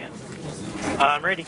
Okay, so on step 715.6, the SCET time for the current anchor is 4:30:45.688. That was for pre-it. Sorry, can you repeat that one more time? 226 is fine. Copy. 04 yellow to purple. 30 45.688. Okay, copy that. For step 715.8, the next anchor time is 04:52:45.700. Copy. And then we can verify EVRs from steps 715.10 At this time, the activity lead is through verifying 715.34. the actions that were completed during EDL main and going over when the next expected actions are. We did verify command NOAP in our EDL 200 sequence, so that executed successfully. So that's step 715.36. And in step 715.38, our spacecraft mode is indeed EDL main. You may be able to see the flight director, mission, and EDL activity lead checking off these steps and procedure. Just want to make sure that we get everything. 715.46, we did see all EDL devices marked healthy. For 715.47, we verified that we're in Windows disabled mode. And for 715.48, we verified that EVR. Okay, copy. That confirms EDL start anchor activities are complete.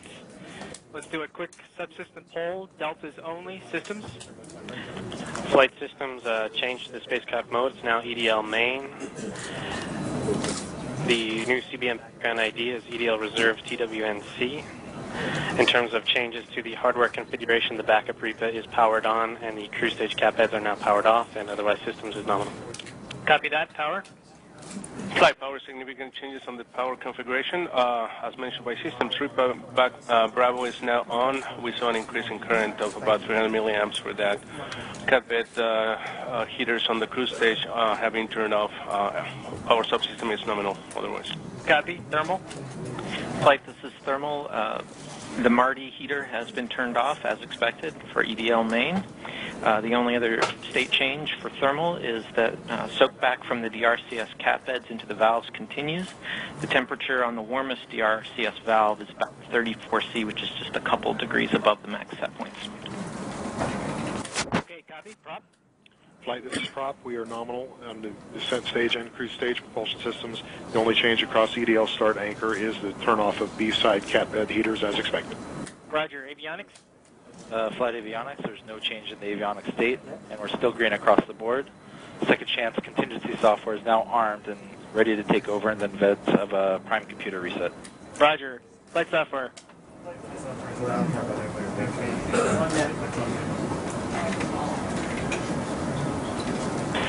Flight software is nominal. There is no change in flight software execution state across the EDL start anchor, and all flight software metrics are still per predict. Copy, fault. Our only change is that all our system fault protection responses are now disabled. Roger, data management. And TMX is nominal. The only change is we are now receiving only real-time data products. 227 OD. Copy that. Telecom. Telecom is nominal. The only change is the uplink transmitter has been turned off. Therefore, the uplink carrier lock is unlocked. We are in one-way non-coherent, and the coherency is disabled. And also, the ranging is disabled on the SDST. Roger, ACS. ACS remains unchanged over the last anchor, and currently Mars is 38 degrees field of view. Getting very big in the window. EDL activity lead, anything else to add? Nothing else to add, Flight.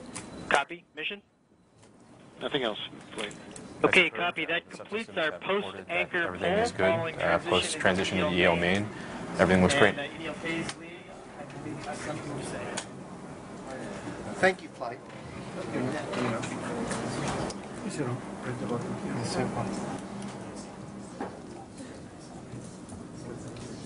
Okay.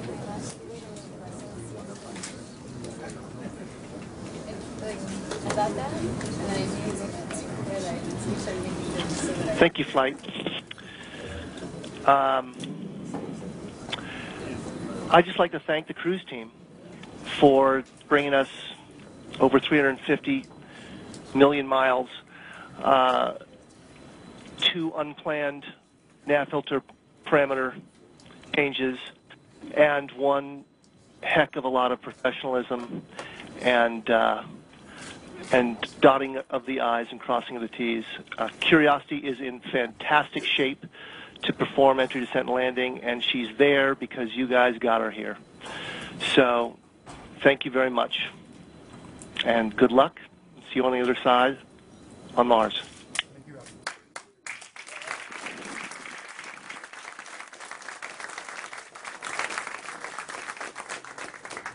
Roger, thank you, EDL phase lead. And mission? Yeah, this is mission. On behalf of Brian and me and And joining us now is John Grunsfeld. Dr. Grunsfeld is a physicist in charge of all of science projects at NASA. He's also a former astronaut who flew on 5 shuttle missions and made especially out of spacewalks to refurbish the Hubble on 3 of those. And Dr. Grunsfeld is here with us now. And here's your honorary bottle of peanuts. Good luck, peanuts, for today's mission. Yep, we're going to need these. Yes, we will.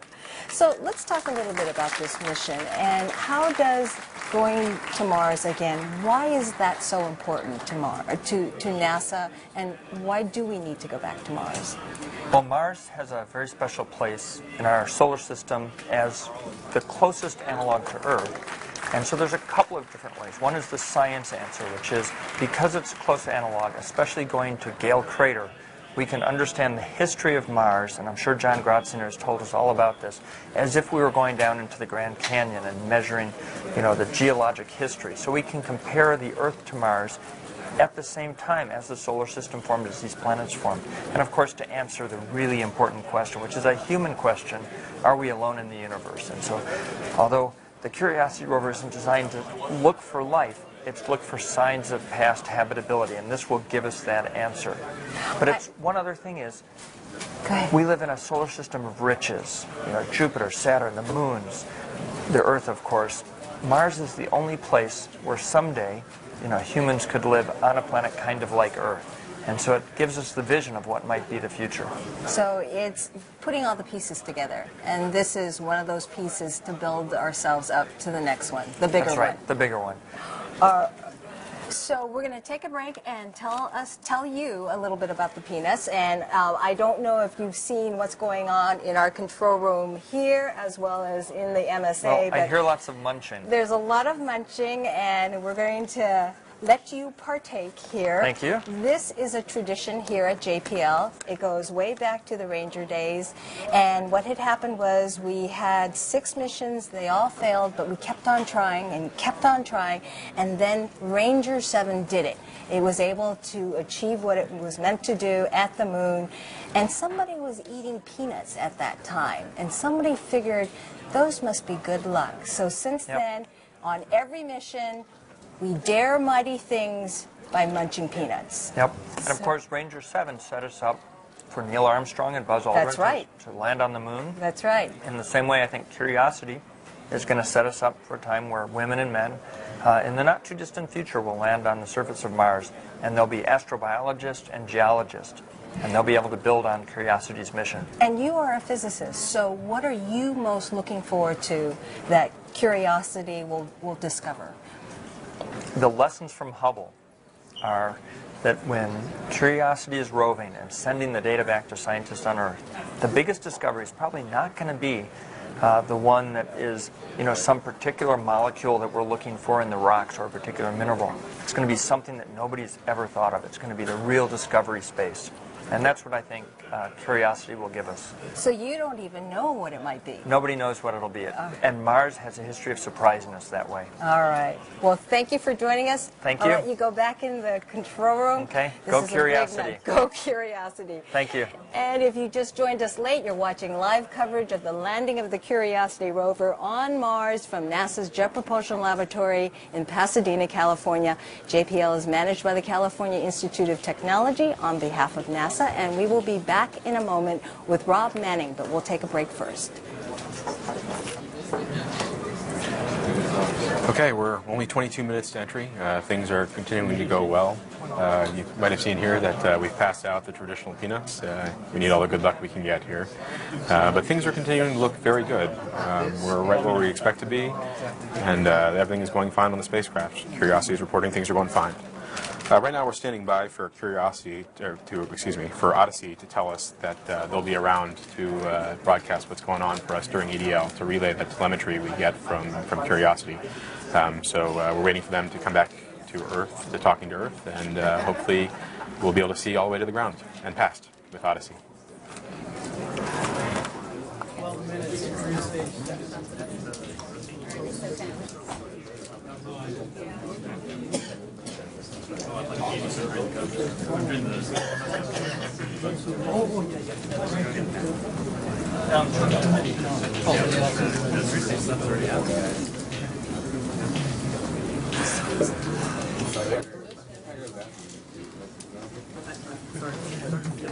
Now would have been better. Are you telling this guy to go and eat? We're going to do nicknames for you? No. We might have made somebody else. We are 3 minutes past the top of the hour, and with us right now is Rob Manning. He is the chief engineer for the entire Mars Science Laboratory mission. And everybody is still very conscious of this communications issue, whether or not we will know for sure if Curiosity landed okay, and we'll know it. Yeah. Yes, well, we do have a fantastic, excuse me, I'm just finishing the peanuts. He's eating peanuts. Sorry. We have a fantastic array. We've got three spacecraft. Odyssey spacecraft flying overhead, Mars Reconnaissance Orbiter is flying overhead. We even have Mars Express, European's Mars Express overhead, as well as these tones that we're sending back to Earth directly. So I think we have a video. We have a video, Let's do and it. maybe you can kind of walk people through it Sure, to understand let's give it a try. this. Okay. Yeah. Okay, so as MSL approaches the atmosphere, we'll first have a straight shot of Earth looking backwards from behind us. Earth is to the left of that view. The great thing is, as it's coming in, we have two orbiters. You'll see them come into view in just a second.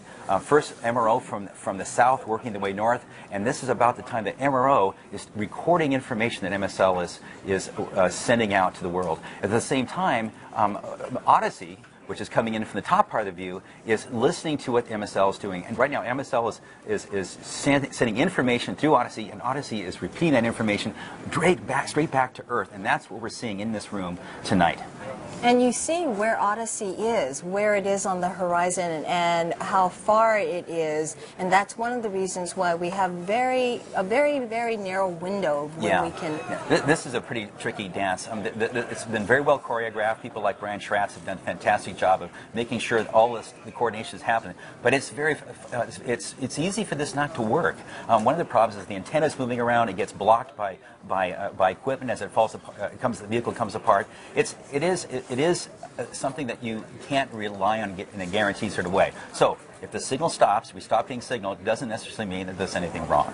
So we will know fairly soon in the next several minutes whether or not Odyssey's move did indeed work, and that it will be in position for us to be able to hear That's from. right. Odyssey had to get into position, it had to stow its antenna, the one that goes back to Earth, turn the vehicle so it's pointing at our vehicle, and then restow the antenna and start transmitting. So what it hears from the rover, it can repeat back to Earth. But that process means that it had to stop talking to the Deep Space Network for a while while it was doing that. And that's happening right about now.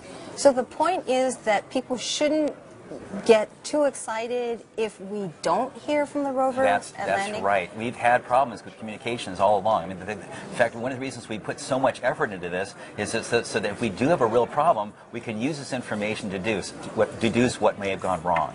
And so that's why this information is so essential. But if we don't get it and we land safely, that's still okay too, even though it's just nerve-wracking. Okay, so Rob, we're going to keep you here while we go through entry, descent, and landing. He'll be there to give us his wise knowledge and all this. But meantime, let's go back into the MSA and get ready for entry, descent, and landing.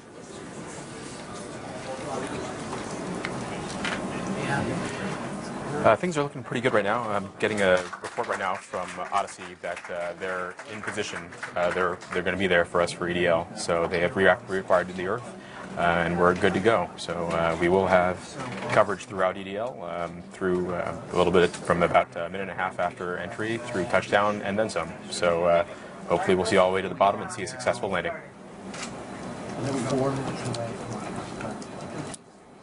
Okay. The EDL activity lead is about to narrate what's going on in the spacecraft. We're entering the EDL prep anchor. That's a EDL SWAT software mode, so let's listen in. You can see that the nav filter is dropping to the correct state.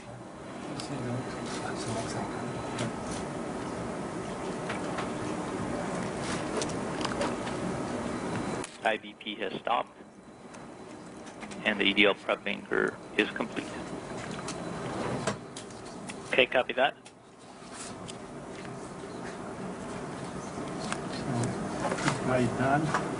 We're about 3 minutes from the HRS anchor action starting.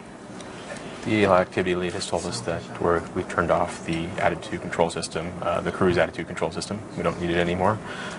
We're standing by for heat rejection system vent. That's the coolant that's been keeping us cool through all of cruise. We'll vent that ahead of cutting the cruise stage. So we're coming up on cruise stage separation. Go ahead, Phase. Anytime you guys want to shoot me any results from Ms. Sims to me via email, I guess is the way we're going to go now, because the screens are going to transition into having your beautiful faces on it instead of your estimates from the flight EDL. The EDL HRS actions have begun. Roger. Phase, we should have our EDL Viz on there when we get UHF data. Roger. I'm still open for receiving best estimates as they come in on the landing location off of the time point correlation.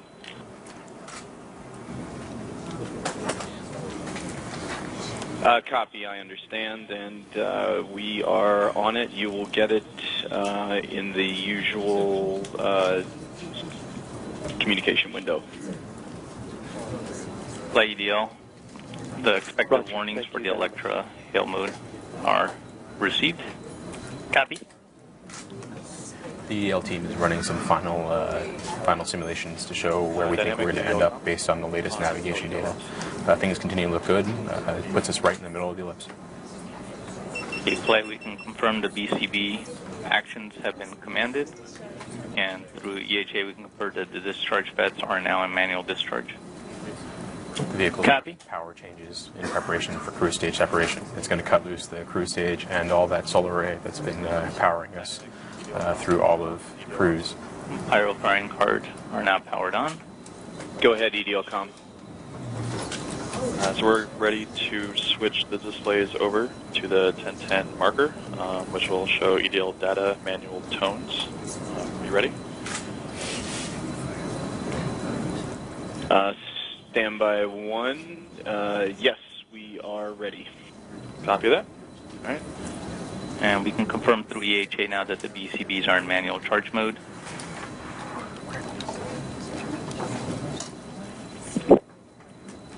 Copy. BCBs in manual charge. We've also completed enabling the pyros commands.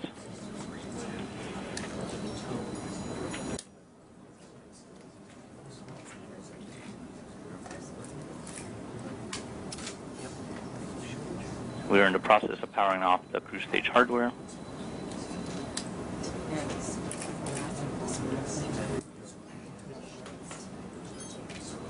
And we can verify through telemetry that the cruise stage hardware is powering off. Okay, the cruise stage is turned off. Flight, Pyrobus is armed. Copy, thank you, Pyro. And enabled. Pyroelectronics that are used to activate many of the devices that are going to be used to cut the cruise stage, and a lot of the separation events during EDL have been armed. Nav is confirming that we are starting venting. HRS vent has started. And flight EDL, we're firing our first pyros to vent the HRS system. The medley RTDP warnings are expected. The navigation team can see that the fluid coming out of that heat rejection system is actually pushing the vehicle a little bit, as expected. So we can confirm that the vent is actually happening. Odyssey Com, Odyssey Mission Manager on EDL Ops.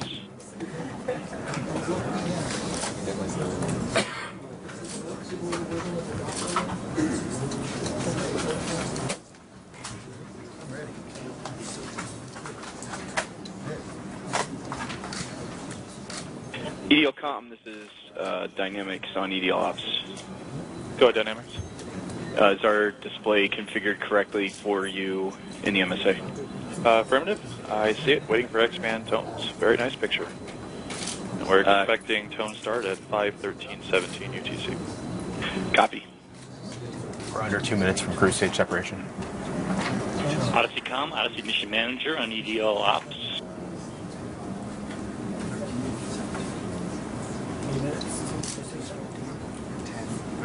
Odyssey Mission Manager, this is EDL Ops on EDL Ops. Odyssey has completed its salute of the EDL Com attitude. All systems are nominal. Odyssey is go for EDL Com support. Great to hear from you. Thank you very much.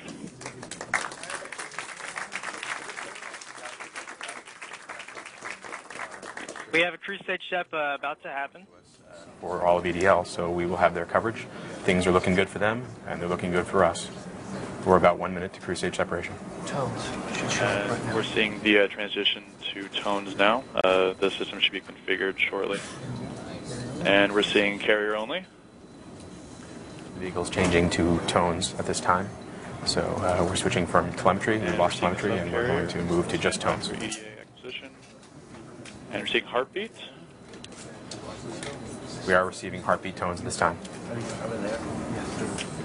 Affirmative, we're seeing the expected 2 seconds of heartbeat, followed by the 10-second carrier pulse. Now can see something that could be consistent with cruise stage separation in the Doppler. I'm showing a good strong signal, higher than expected carrier power, and continuing seeing heartbeats. EDL comm tones look good. We are receiving heartbeat tones at this time. Things are looking good.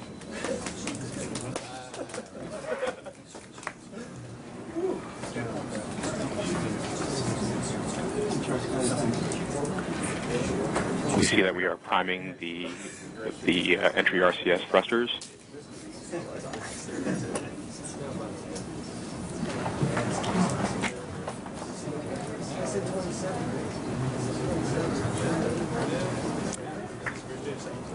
Cruise stage separation.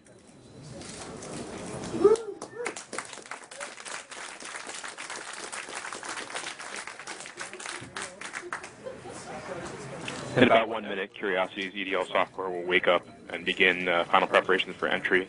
The first action it'll take is to fire some warm-up pulses to get the entry RCS thrusters going. The pulses will ensure the spacecraft will get the thrust that we want when it's counting on it. We did see the heartbeat signal drop low for a second as the signal passed by the donut of the cruise stage.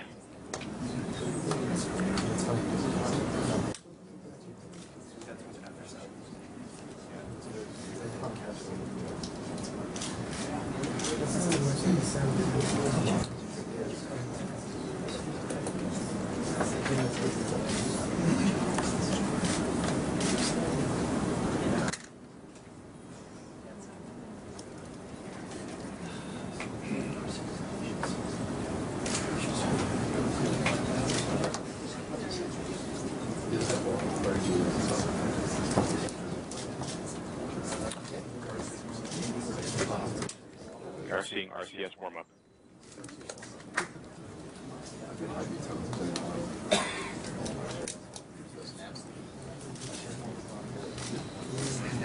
Flight, this is enough. Yeah, flight, go ahead. Could you check with the ACE whether we should be seeing one-way data from the station? ACE, did you copy?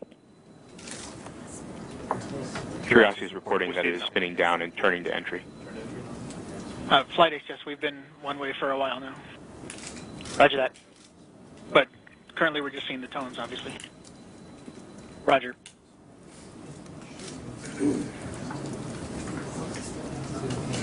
Vehicle is reporting that it has completed its turn to entry and spin down, and it has separated the cruise balance mass devices.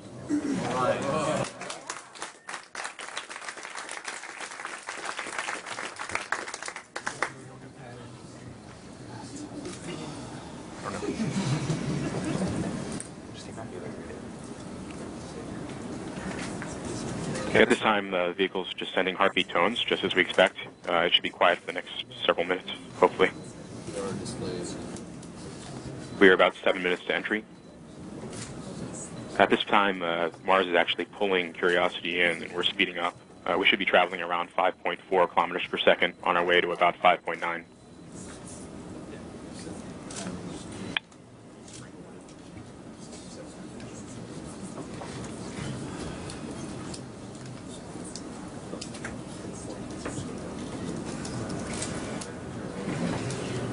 So, Rob, what are your thoughts at this point? Well, I'm very variation excited. in the pattern, antenna pattern is This is reflected the in the variation. this is the part that really is entry. This is where we're getting to the top of the atmosphere. The great thing is that the propulsion system's shown to be working. We're turning the vehicle. It looks like the vehicle is going to be doing its entry job very well, and I'm very excited about that. Everything is going very well. Right. So make sure everyone keeps their eyes on the television, because we might actually get some pictures if all goes well. And we might be murky and covered with dust when we first land, but we might get some pictures today. Wow. At landing. Just a few minutes after landing. Excellent. Okay, we're standing by. Thank you.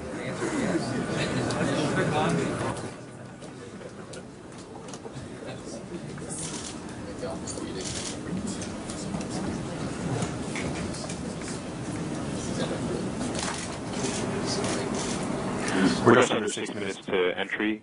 We're continuing to wait for entry interface. The spacecraft is continuing to send heartbeat tones, telling us that everything is okay and there's nothing significant to report. This is as expected. It should be quiet for a little while, at least.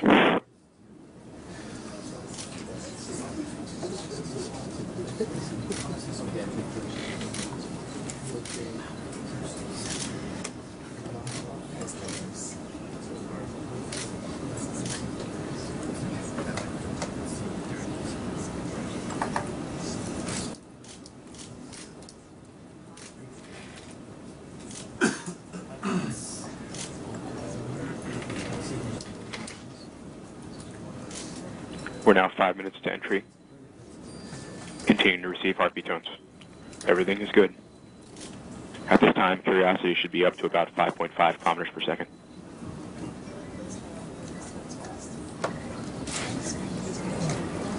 So what's taking place now? So right now the vehicle is flying through space. It's actually in deep space still. In fact, not until after we hit the entry point will we actually begin to feel the force of the atmosphere gradually building on that heat shield. So really it's still a spacecraft. It hasn't actually become an aircraft. But we've checked out its rockets. It's actually used to turn the vehicle. It's turned to the right attitude, and that means it's ready to go. And as soon as we start feeling the atmosphere, it'll start doing its role to get to the turn as part of the guidance that it does. It starts off with a right bank, and eventually will make a left bank, and then make another right bank as it makes its way to the landing site. So it's a capsule right now. It's a capsule. It's just a bare capsule, nothing looking out. Just the radios is the only thing that's sticking out, and that's what we're getting. We're getting tones from that vehicle right this second. Okay. Now we're not getting Odyssey data yet. That doesn't happen until a little while later. After parachute. Actually, just after entry, about the time before parachute, just before parachute opens up. Okay. EDL phase dynamics. Did that work out? Go ahead, dynamics. Just FYI, OD227 runout looks like missed distance of 232 meters. Over. 232 meters? That's correct. Less than the divert. Roger. We can expect a brief signal dropout when we switch to the TLJ.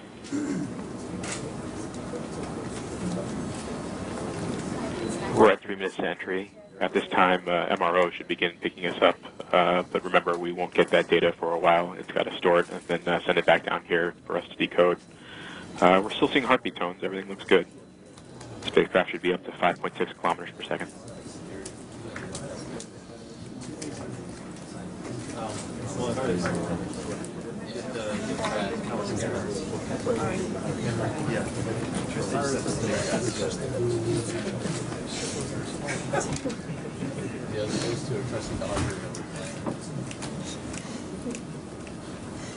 We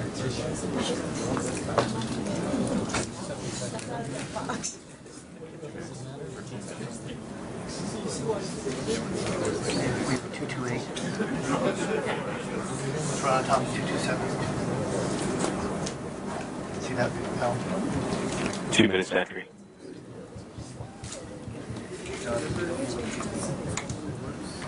The EDL team is reporting that the latest runouts, which is using the latest nav, our best guess of where we are, show us that the best guess of our landing target location is about 232 meters from the landing target. So, looking good so far. We're continuing to receive heartbeat tones. Everything looks good. We're about 90 seconds from entry. Flight dynamics, EDL phase. Go ahead, phase. That last solution was with 227 or OD228?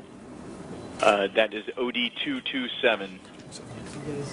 Thank you. You guys have now OD228 in your possession?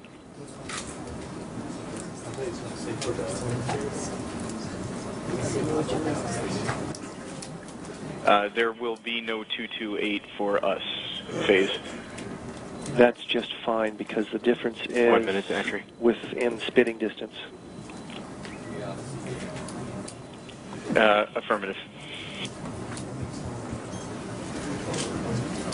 The vehicle will switch antennas shortly. We'll have a short dropout when that occurs in the tones, switching to a tilted antenna that will be used through entry.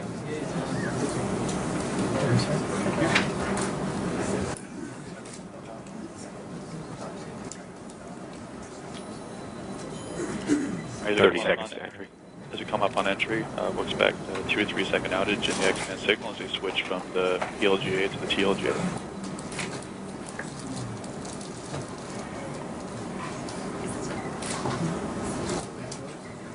We're switching to the TLGA, signal's dropped, and it's... We just saw the signal drop. That indicates we changed antennas. We're seeing heartbeat tones again after the switch. Things are looking good. We got tones back again. Coming up on entry. Vehicle reports entry interface.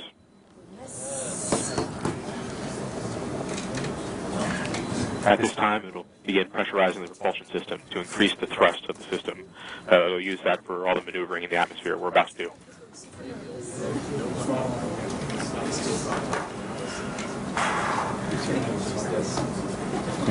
Back to heartbeat tones.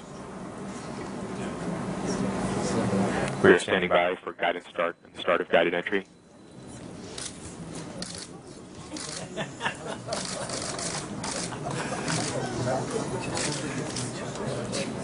Nav can see the entry in the atmosphere in the Doppler. We are beginning to feel the atmosphere as we go in here. The vehicle has just reported via tones that it has started guided entry.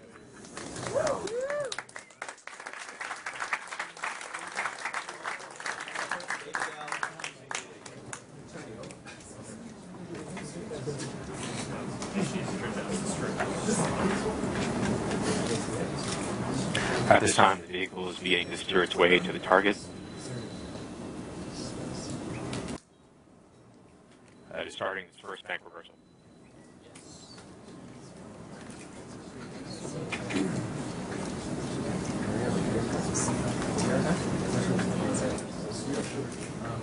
First bank reversal complete. We have seen peak deceleration. We've passed through peak heating and peak deceleration. It is reporting that we are seeing Gs on the order of 11 to 12 Earth Gs. Flight GDSA. GDSA flight go. We are processing data from Odyssey. Bank reversal 2 is starting. We are now getting telemetry from Odyssey. All right. Bank reversal 2 complete. Copy, bank reversal 2 complete. Thanks. Standby flight. We have a connection, but we actually do not have any data yet. Copy. We can expect some intermittent contact at this time as the signal gets increases to respectable levels. There we go. We are now seeing and we have our CDP. Okay, copy. And visualization is updated. They've entered heading alignment. There we go. At this time, Curiosity is no longer trying to control how far it's flying downrange and is just heading directly for the target. End of range control, air used minus 1.2 kilometers. Minus 1.2. 1.2. The EL team is reporting that that things look pretty good at the end of range control. We have converged a lot of the error, and we should be heading toward the target.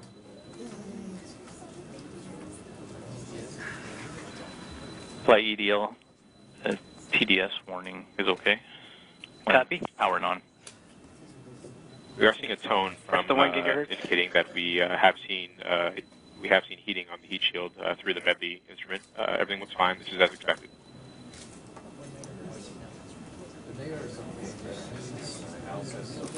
During the setting alignment phase, we're flying almost horizontally like a plane.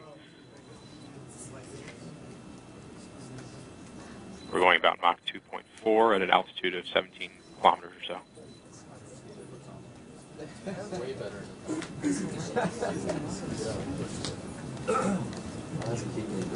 Vehicle's reporting heartbeat tones again, indicating that everything is fine during heading alignments. We are standing by for straighten up and fly right and parachute deploy.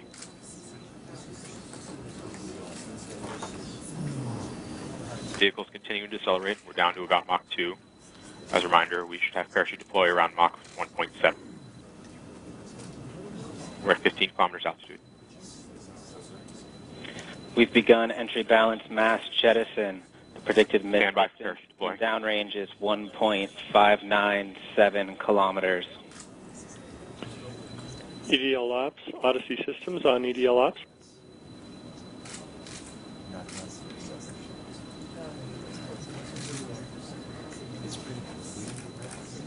Parachute deploy. Parachute.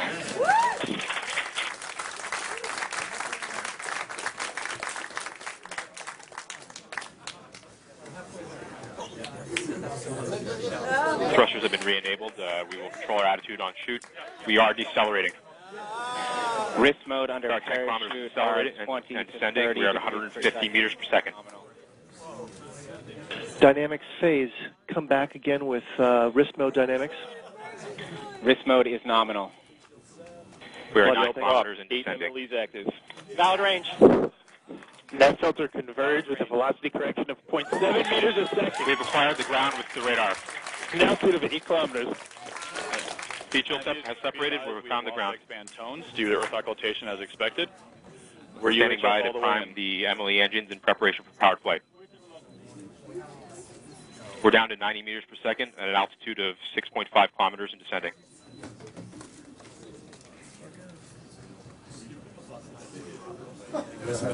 Flight EDL, we got some Tweeter warnings. It is in battle short mode, so I should power through them. Direct to Earth communications at this time. We may have lost it already.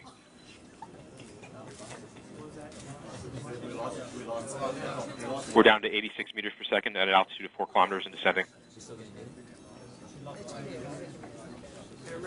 We've lost tones from Earth at this time. This is expected. We're continuing on Odyssey telemetry. Ground solution equals minus 10.8 meters, vertical velocity of minus 82.8 meters per second. Start enabled, standing by for backshell separation. Signal to Odyssey is still strong.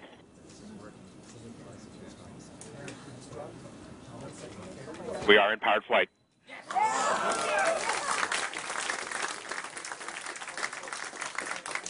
We're at altitude of 1 kilometer descending, about 70 meters per second.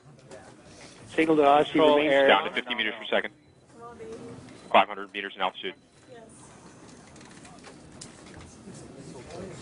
Standing by for Skycrane. Constant velocity accordion nominal. Altitude error 5.9 meters. We found a nice flat place. We're coming in ready for Skycrane. Down to 10 meters per second, 40 meters altitude. Skycrane has started. Descending at about 0.75 meters per second as expected. Expecting bridle cut shortly. Signal to Odyssey remains strong. Tango Delta nominal.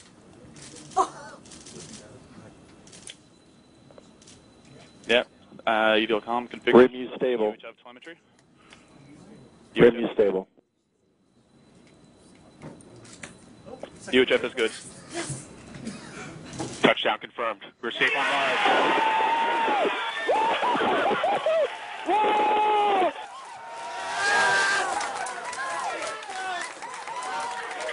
Time to see where our curiosity will take us.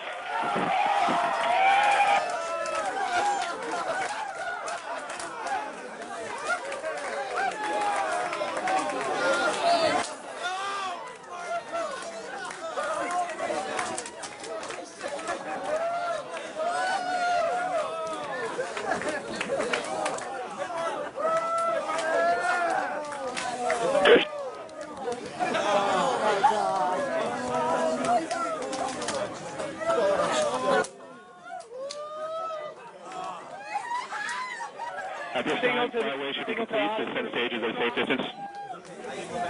We are continuing to receive telemetry from Curiosity. We're safe. Getting data from the surface of Mars.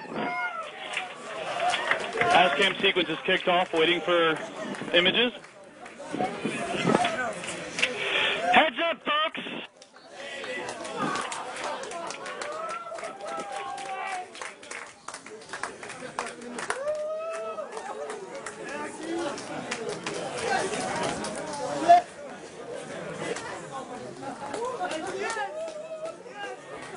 EDL signal to Odyssey remains strong.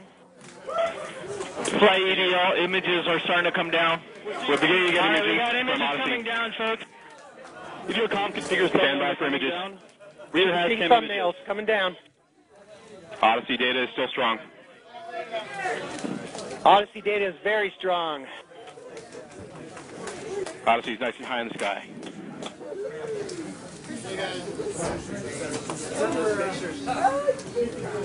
At this time, we're standing by for images.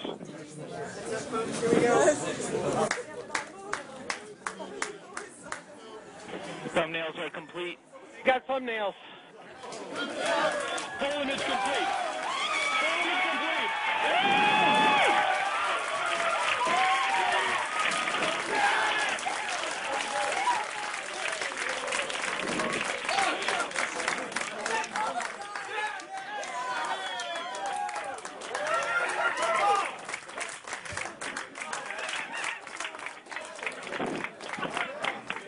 It's the wheel. It's the wheel. There we go. We can see a wheel image.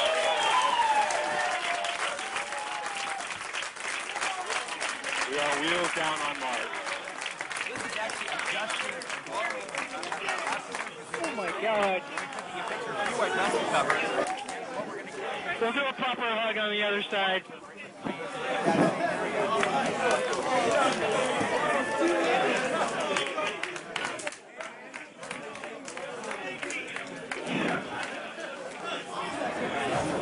Keep watching, guys. Keep watching the screen. There's more stuff. Any minute now. No. 256. Okay, okay. So here we are.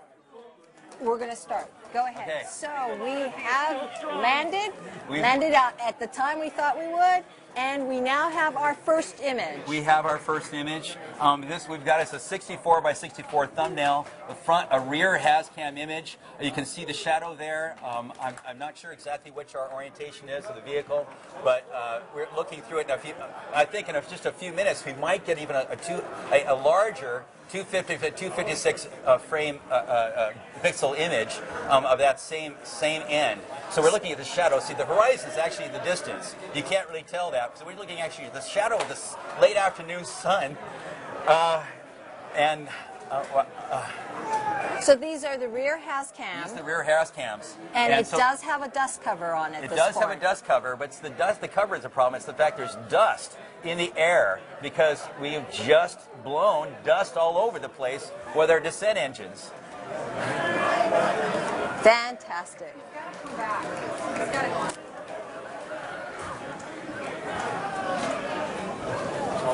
So there could be more. There could be more.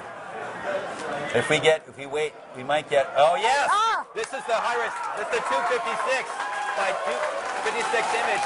This is a higher resolution. You're seeing dust particles on the window. You can see the horizon there in the background, and there is the wheel of the rover safely on the surface of Mars. I can't believe it. This is unbelievable. We might get another one of these, and if we're lucky, before Odyssey goes away, we'll get 2 more of these same images going the other side of the vehicle, and also probably dusty. This is amazing.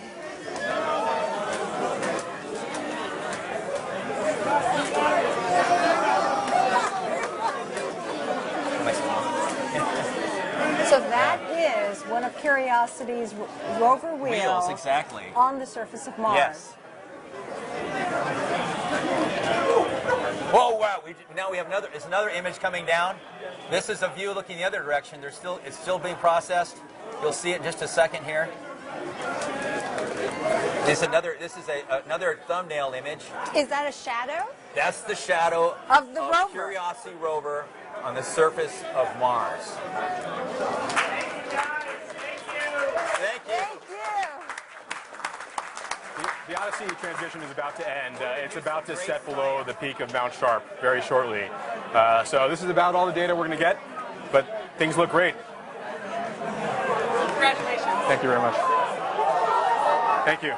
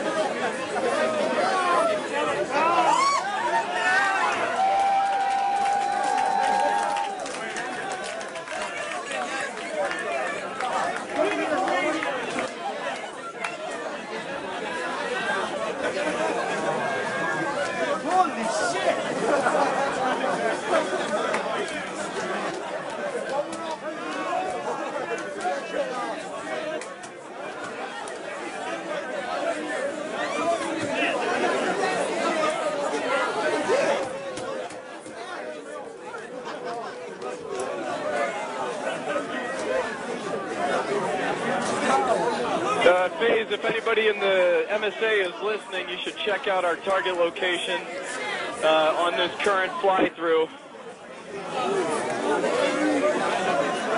If anyone in the MSA is online, you should watch this fly-through.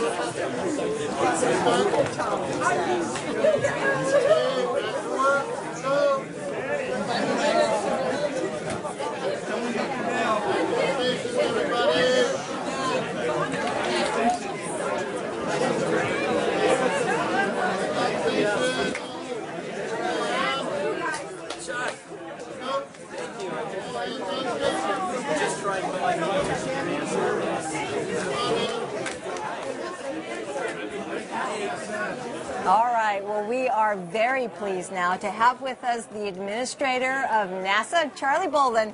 Welcome and congratulations. Well, We're on thank Mars you. again. We're on Mars again, and I'll tell you, it's just absolutely incredible. It doesn't get any better than this. What was it like for you? Were you on pins and needles just as much as we were? I was a basket case in there. I was really on pins and needles, and you know, it was the irony was we were sitting there saying we know we're on the ground, we just don't know what kind of shape we're in. So to hear the calls come saying everything was all all right. It was great. And how about seeing the pictures? This is, that's incredible, and it's a huge day for the nation. It's a huge day for all of our partners that have something on Curiosity, and it's a huge day for the American people. So, as I told people as we went around earlier tonight, everybody in the morning should be sticking their chest out saying, "That's my rover on Mars," because it belongs to all of us. Well, that's what I'll be doing tomorrow morning. Well, you should do that. You should do that. Yeah, well, I tell you. Thank you so much for dropping by. I Thank know you. that Thank you you are very getting much. ready for a news conference. We are. We are so glad and so pleased you could join us. Well, thank you very much, and thanks for carrying us through this whole thing and making the public able to see what's going on here. I've been watching you, and it's been great. It's a good day. It was a great day. In a moment, we will have Dr. Charles Alachi, but let's go back to the room for a bit.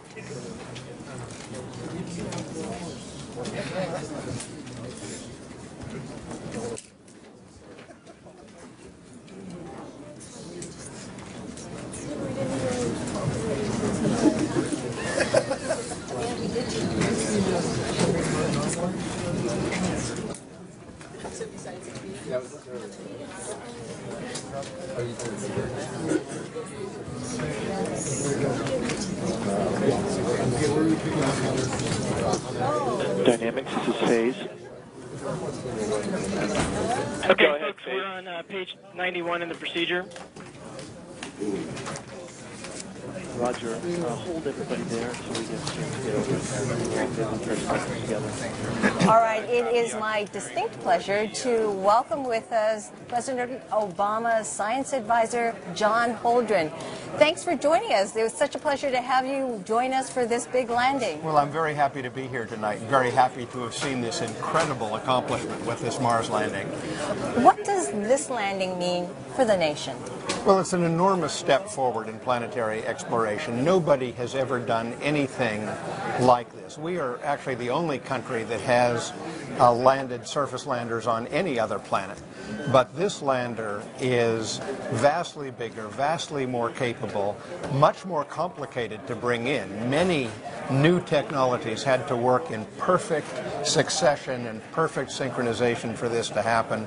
It was an incredible performance by the Jet Propulsion Lab, by NASA, by the teams around the country who had contributed to this, and indeed partners from around the world. So what does this mean? What future implications could we be seeing in this now that we've landed on Mars? Well, this is by far the most capable device, set of instruments we've put up there for determining whether Mars ever could have supported life.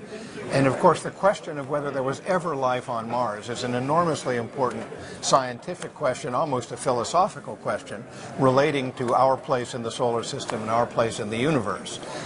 So we stand to learn a tremendous amount from this Curiosity Mars Science Laboratory. It really is a portable science laboratory. It's going to do incredible things. And with all science experiments, with all science, when you get some answers, it just leads to more questions. It leads to more questions, and it's always the way of science, but it leads to ever more interesting questions and a larger body of knowledge from which those questions emerge. And we know that the space program has for decades been very important to the United States. It's been important economically. It's a driver of innovation with widespread applications, but it's also a source of inspiration to the next generation of young people who are going to become the scientists and the engineers and the technicians that ultimately will land people on Mars. Right. These are the footsteps leading to that. Absolutely. Well, Dr. Holdren, it's going to be crucial. Thank you so much for joining us. I know everyone's excited. There will be a news conference at about 11:15 our time, Pacific time, and it's a good day, and thank you for being with us. It's a great day. Thank you very much. All right. Just a second. Thank you. Thank you so much. Roger, the Dynamics, we're on MSL Ops. Okay, Dynamics. Flight director's ready to copy.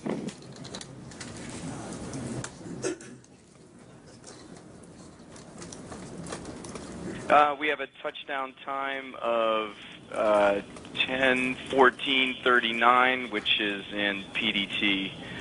Sorry, I apologize for that. UTC is required in the poll, so you can do the conversion. we stand by one. Got a little laughter on that.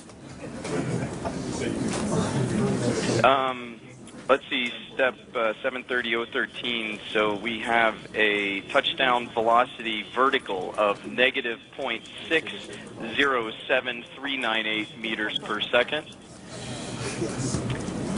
Step 14, touchdown velocity horizontal 0.044365 meters per second. Expected fuel remaining at flyaway. Sorry, Ben Toma, we have 140.6 kilograms.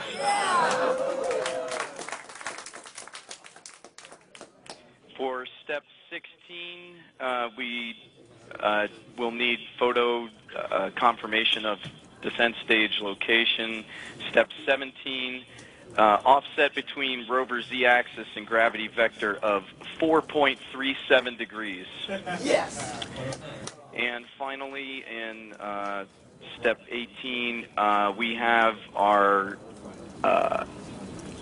navigated lat-lon calculation, which is negative 4.591817 degrees. Longitude of 137.440247 degrees, and that gives us a navigated range to target of 2.279. All right, well, they are in the midst of the post-landing poll. Let's take a moment now to introduce you to JPL Director Dr. Charles Alachi. Dr. Alachi, you have experienced Mars landings before. They are all nail-biters, but this one had to have been one of the toughest. Yeah, absolutely. I mean, this was particularly so exciting, and things went so fast. But as I saw the parachute actually opened and we're slowing down, I told Charlie Bolden, we're halfway there. And then it was just so exciting. You know, it's like a movie. So how does it feel to be back on Mars? It feels fantastic. You know, at 9:15 earlier today, I went out, looked at Mars, which was setting. And I said, in an hour and 15 minutes, it's going to be different. You know, there is going to be the pre-Curiosity landing and the post-Curiosity landing. And this is exciting on behalf of all the world, NASA, the public. This is one of the most exciting things I've seen. Absolutely. And what do you look forward to now? Well, we're looking forward, now that we did this one, we're looking forward for the discoveries that this mission will make. We're looking forward for going again to Mars and continuing to go to Mars, going to Europa, go to all the planet. This is a mighty thing that our agency is doing for the American people. A wonderful, mighty thing. Absolutely. Dr. Alachi, thank you you for joining us. I'm going to let you go so you can go to your news conference. Again, we are expecting a news conference at about 11:15 Pacific time. And for those of you who have been trying to go to the NASA websites, we do understand that all of them have gone down because all of you have been going to them, looking for the images and looking for this coverage.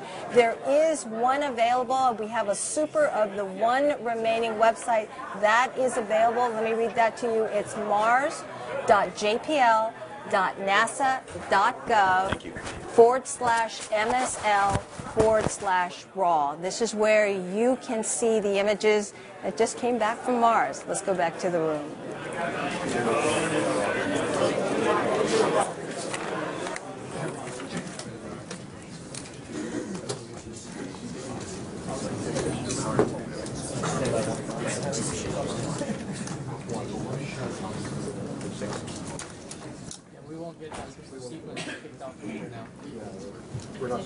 And Flight Systems, we do not have the expected value. We have it as a value of 1, which is autonomous.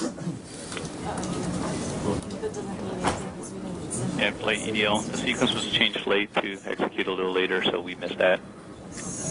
Roger that.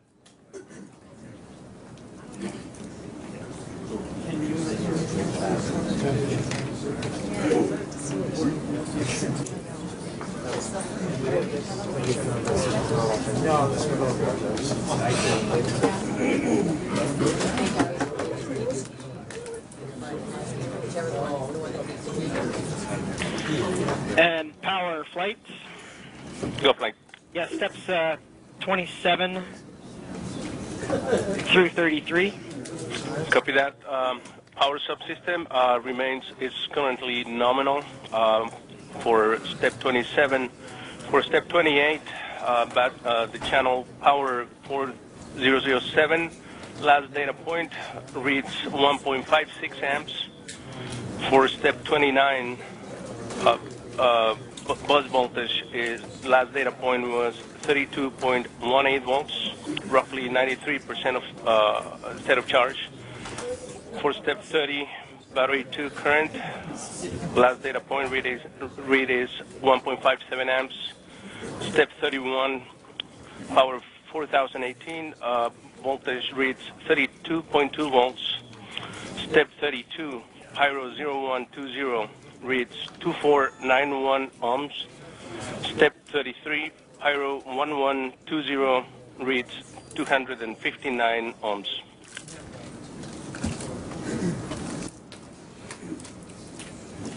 Roger, copy power. And thermal, can you please report on steps 19 through 26? Roger that, flight. For therm channel 0768, the REPA gas pressure, we have a pressure of 109.6 psia. For therm 0833, it's invalid data because it's the liquid channel on RPM B. For therm 2804, RTG1, we have a temperature of 142.1 C. For therm 2813, RTG2, we have a temperature of 127.6 C. For therm... Just to confirm, 127.6, was that right? Copy that. 127.6.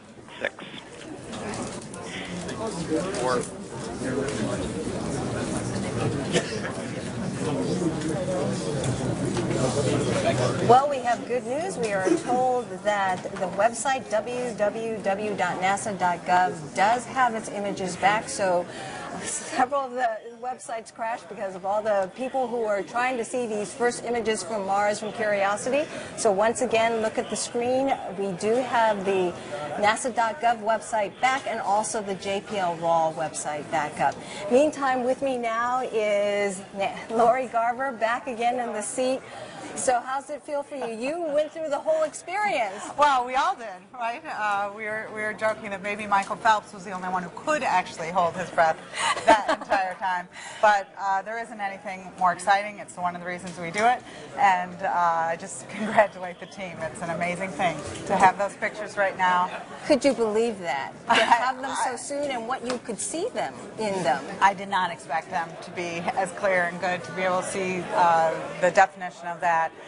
And to recognize what the team went through and the challenges that they have faced to do this and how successful they've been just so far. Let the science begin, right? Let the science begin. Well, we do have a news conference in just a short time. Deputy Administrator Lori Garver, thank you for joining us, and it's a good day.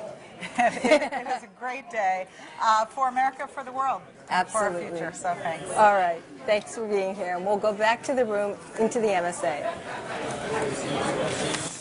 730-002 can confirm the EVR DMCA received through CLF.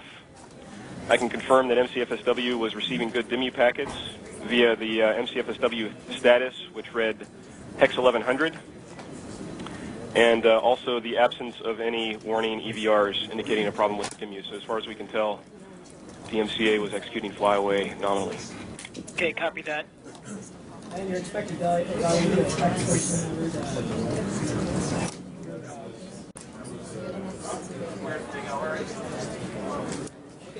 Well, the flight team is almost done. They are in the post-landing pole, and this is to say that Curiosity is safely on the surface of Mars, and the post-landing pole is kind of a symbolic handing over the keys of the rover to the surface operations team. They are operating in another room from here, just a short distance away from the MSA, the cruise MSA, and that's where the TV crew and I will be heading for the 12:30 a.m. show, or the commentary for the next Mars Odyssey downlink, which will have possibly even more pictures. Coming up next, the post-EDL news briefing at 11:15 Pacific time, just a short time away. This has been live coverage of the landing of Curiosity from NASA's Jet Propulsion Laboratory in Pasadena, California. JPL is managed by the California Institute of Technology on behalf of NASA. And again, you can continue to watch coverage. You can also see the images at www.nasa.gov, also our raw images. Meantime, I'm Gay Yee Hill. Thanks for watching, and we're on Mars again.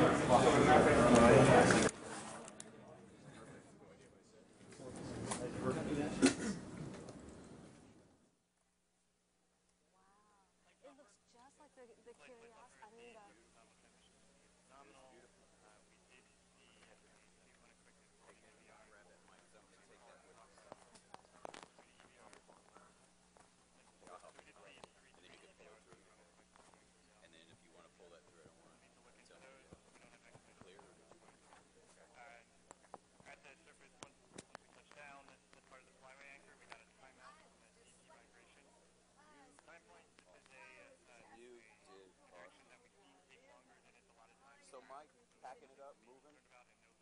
Great job, by the way. Thank you. Everything after the transition was nominal. You have pillows? You have pillows over there? You have cushion there?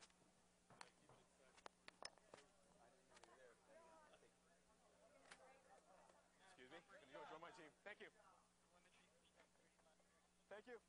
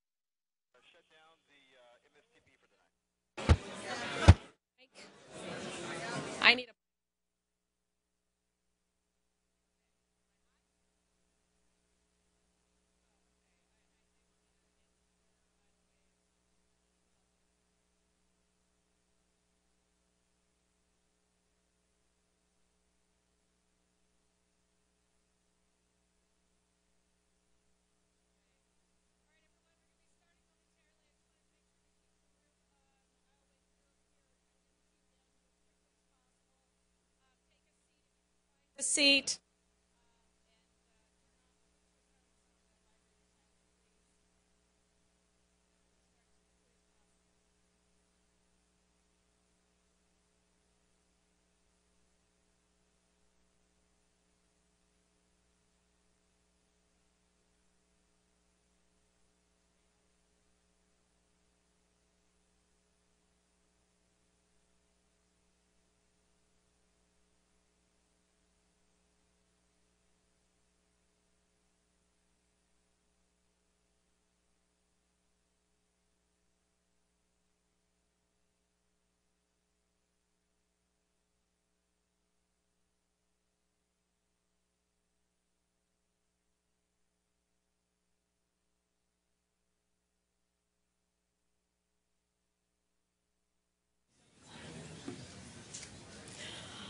Live from NASA's Jet Propulsion Laboratory in Pasadena, California, and on Mars, I want to present to you the team that has brought us back to Mars tonight.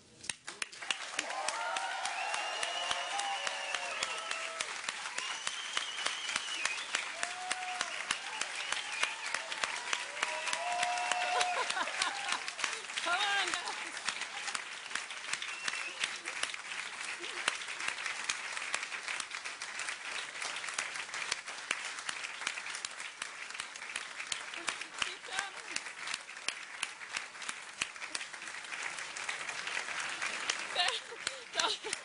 I see him. There they are.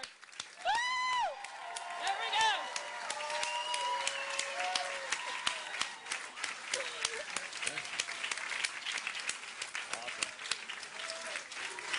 Over here, John.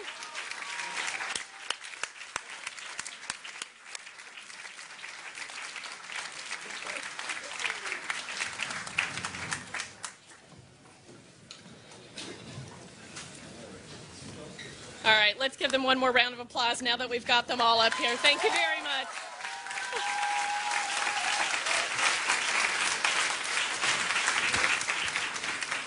Well, good evening, everybody, and welcome to Mars. I mean, to NASA. About an hour and a half ago, I went outside and looked toward the west, and I saw Mars there, and I said, in an hour and a half, you are going to have a visitor. And the planet smiled, and I knew that we were going to have good luck. So with this, I want to introduce you our fearless leader, Charlie Bolden. Boy, I'll tell you, Charles, thanks very much. First of all, just let me say thanks very much to the entire team and all the teams not here. Some of the teams in places like Canberra, Australia, and up in Goldstone, because the Deep Space Network was what made it possible for us to be getting all the data and everything. So, you know, but today, right now, the wheels of Curiosity have begun to blaze the trail for human footprints on Mars. Curiosity, the most sophisticated rover ever built, is now on the surface of the red planet, where it will seek to answer age-old questions about whether life ever existed there on Mars, or if the planet can sustain life in the future. This is an amazing achievement, made possible by a team of scientists and engineers from around the world, and led by the extraordinary men and women of NASA and our Jet Propulsion Laboratory. Nothing in robotic planetary exploration is harder, more technically challenging, or as risky as landing on the surface of Mars. And I know most of you are saying, how can he be saying that? It just looks so easy. Trust me. Historically, counting all the missions by all countries, the odds of success are about 40%.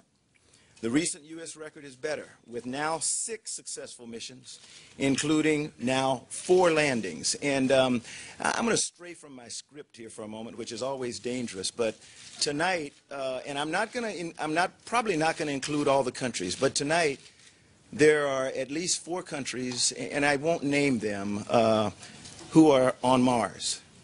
And they're on Mars because they went with the United States. So I know this may sound a little strange in this international environment, but I want everyone to understand what I say and what I mean when I say, you know, our leadership is going to make this world better. Tonight,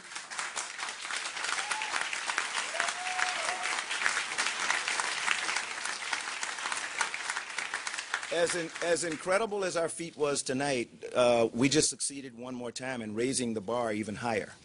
New technologies never invented or attempted before were created for this incredible journey. Curiosity's final descent was dubbed 7 Minutes of Terror because in its 7-minute trip to the surface, it had to slow down from 13,000 miles an hour to 0.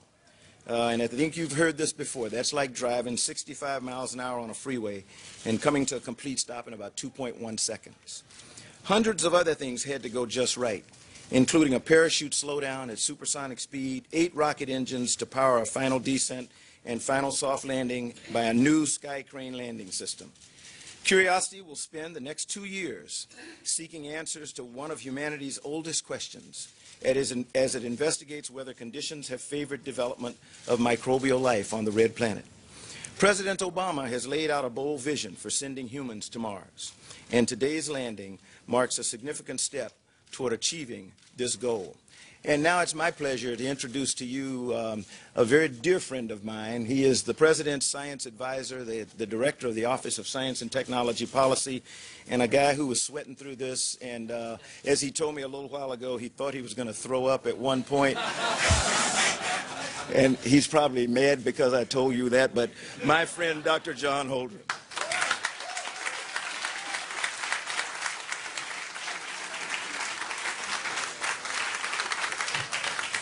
I wanted to start by saying thank you for sharing that, Charlie. Well, today on Mars, history was made on Earth. The successful landing of Curiosity, which is, as Charlie has said, the most sophisticated roving laboratory ever sent to another planet, marks what is really an unprecedented technological tour de force. It will stand as an American point of pride far into the future. It's also just the latest example of a long-standing truth about the United States, that even the longest of odds are no match for America's unique blend of technical acumen and gutsy determination.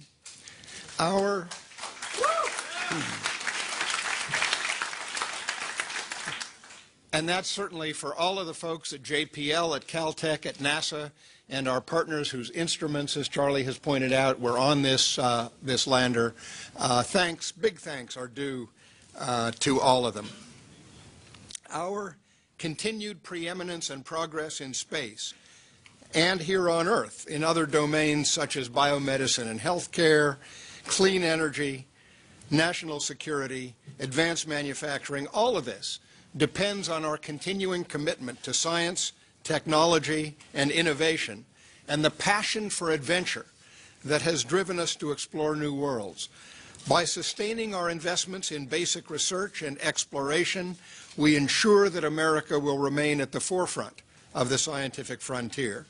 So I really want to personally congratulate, on behalf of myself, but also on behalf of my boss, President Obama, the team here at JPL, at NASA, and around the country that contributed to this spectacular achievement. I can only imagine what incredible data and new understandings are going to be uncovered in the coming days, months, and years because of this success. Landing the Mars Science Laboratory rover, Curiosity, on the surface of the red planet was, by any measure, the most challenging mission ever attempted in the history of robotic planetary exploration. And if anybody has been harboring doubts about the status of U.S. leadership in space, well, there's a 1-ton automobile-sized piece of American ingenuity on the, that is...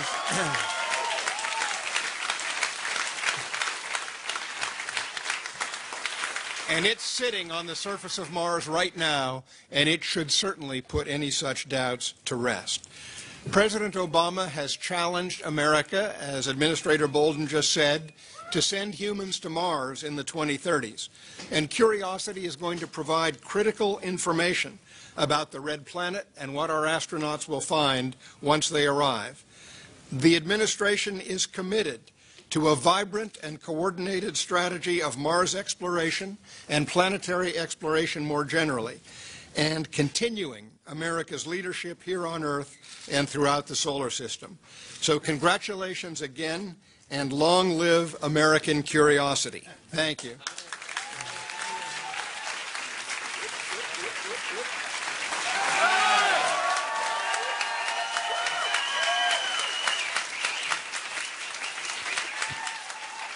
Let me thank all of you one more time. John Holdren and I, unfortunately, have got to go boogie to go somewhere else. We're going to leave you in the very erstwhile hands of Charles Alachi and the technical team, and they've got a little bit more detailed stuff to tell you. So have a great night, and congratulations to all of you again.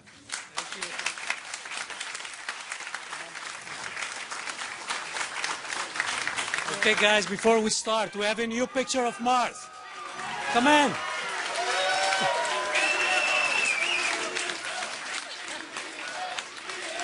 Here comes the rest of the EDL team. The Mars Curiosity team entering right now. They are quite happy.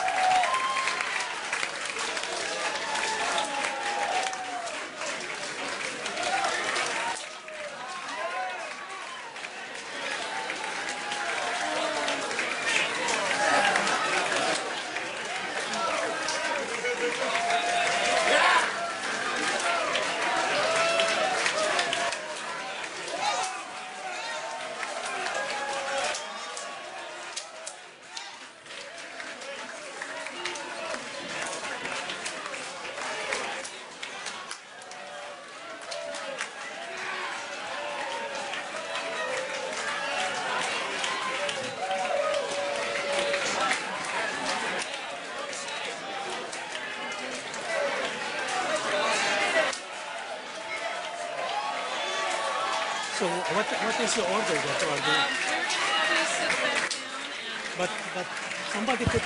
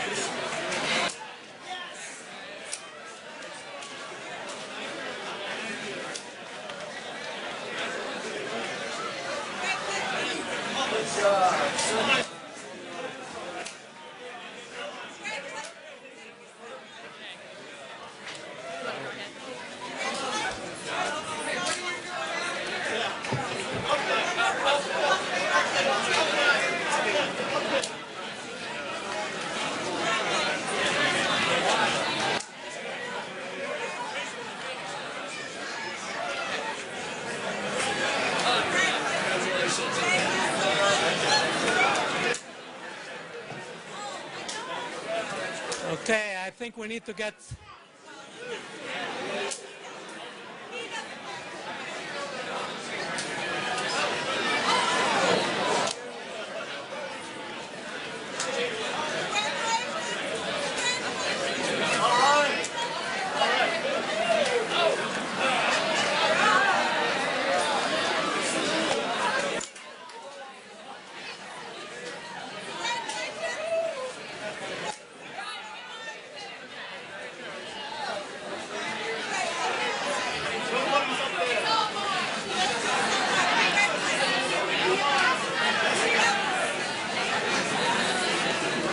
Okay, can we get everybody seated?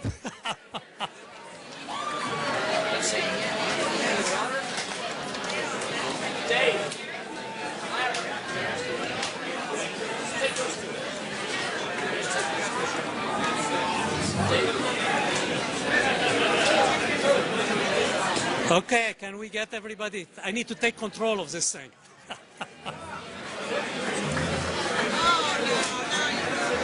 Okay, can we get...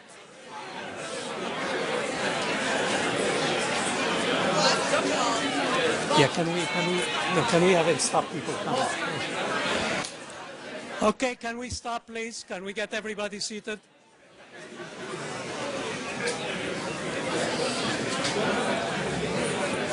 Okay, needless to say, there is a lot of excitement in this room.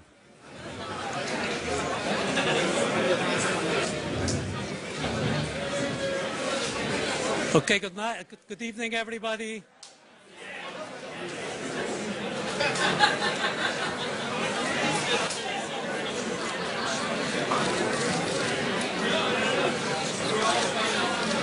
Okay, can we get everybody, please? Can we get quiet, please?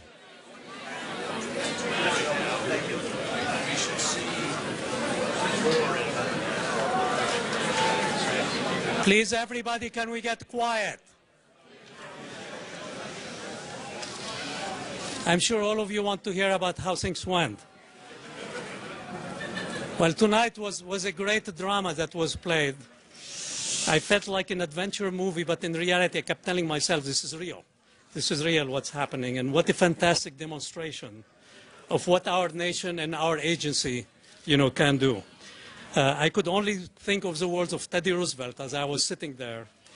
It is far better to dare mighty things, even though we might fail, than to stay in the twilight that knows neither victory nor defeat. And the team brought us victory, today. I can also only think about the Olympians. Here we had our team, which went to the Olympics. We were not sure we were going to win, but this team came back with the gold. So thank you, guys. We are so proud of you.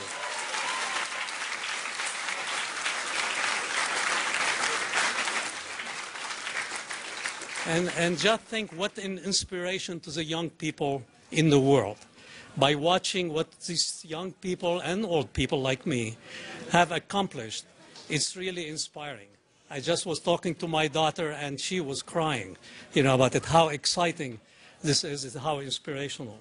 So we hope that the tens of millions of people who have been sharing this adventure with us will be the people who will be carrying the torch, and continuing our exploration of the solar system. And what a bargain that we got this mission for. This movie costed you less than $7 per American citizen. And look at the excitement that we have brought and the inspiration that we have brought.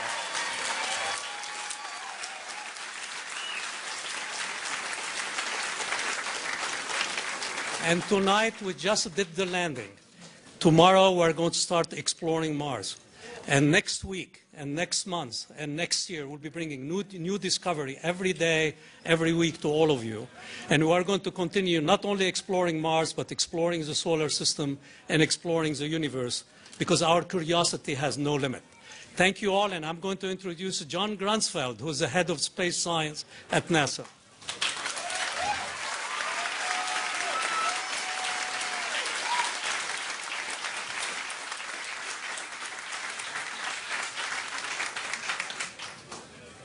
Much. Do we have sound? Great. You know, we said before landing this afternoon, Charles and I here, that Mars is hard and success is not guaranteed. There are many out in the community who say that NASA has lost its way, that we don't know how to explore, that we've lost our moxie. I want you to look around tonight, all those folks with the blue shirts, think about what we've achieved. I think it's fair to say that NASA knows how to explore. We've been exploring, and we're on Mars.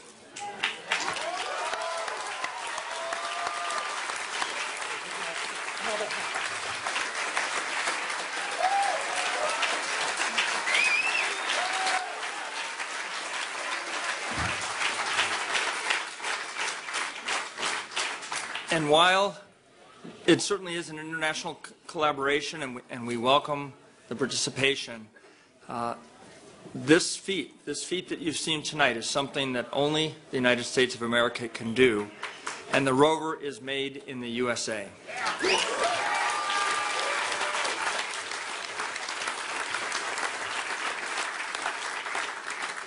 And just to stay in character, we've been on the surface for 1 hour, 8 minutes, and 16 seconds.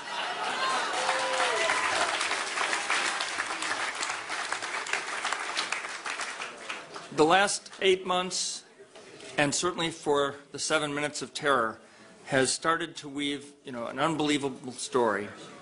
As we get ready to transition to surface ops, I think what we really need to pay attention to now is that the Curiosity story is just beginning.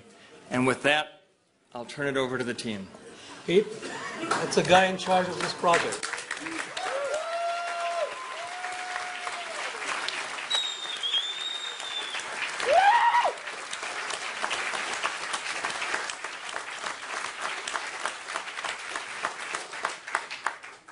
I think you can tell that the team is ecstatic at tonight's results. This is an incredible feeling for me personally, not only to be associated with such a tremendous event, but to have the privilege to be able to be asked to lead such an incredible team of people. I mean, as easy as it looked tonight, and it wasn't, but as easy as it looked tonight is because of the people in the blue shirts who are standing around you, and because of thousands of others around this country, around the world, who worked on this for 7, 8 years to cause this to come to being. I mean, they've done an incredible job. Words cannot state the kind of job that they've done. 8 years ago, I sat on this stage and talked to some of you after the landing of Spirit, and then 3 weeks later after the landing of Opportunity, and I never thought I would ever say this, but this is better than that.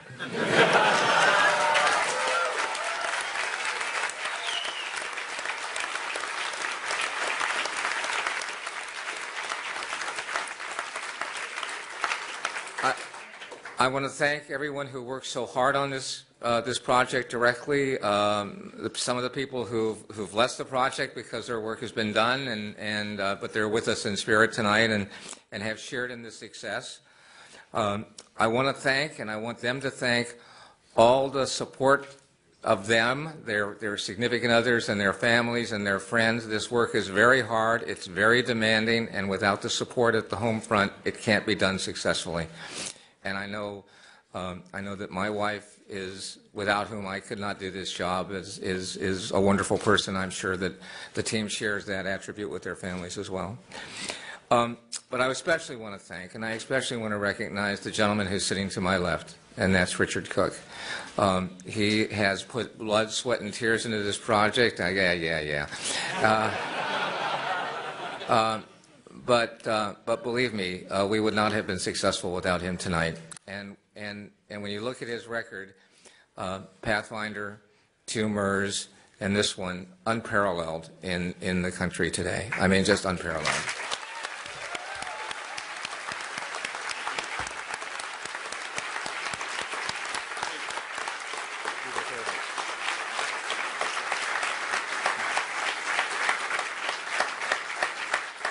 So I'll now let him humbly accept your accolades. So that rocked. Seriously, was that not cool or what? Woo!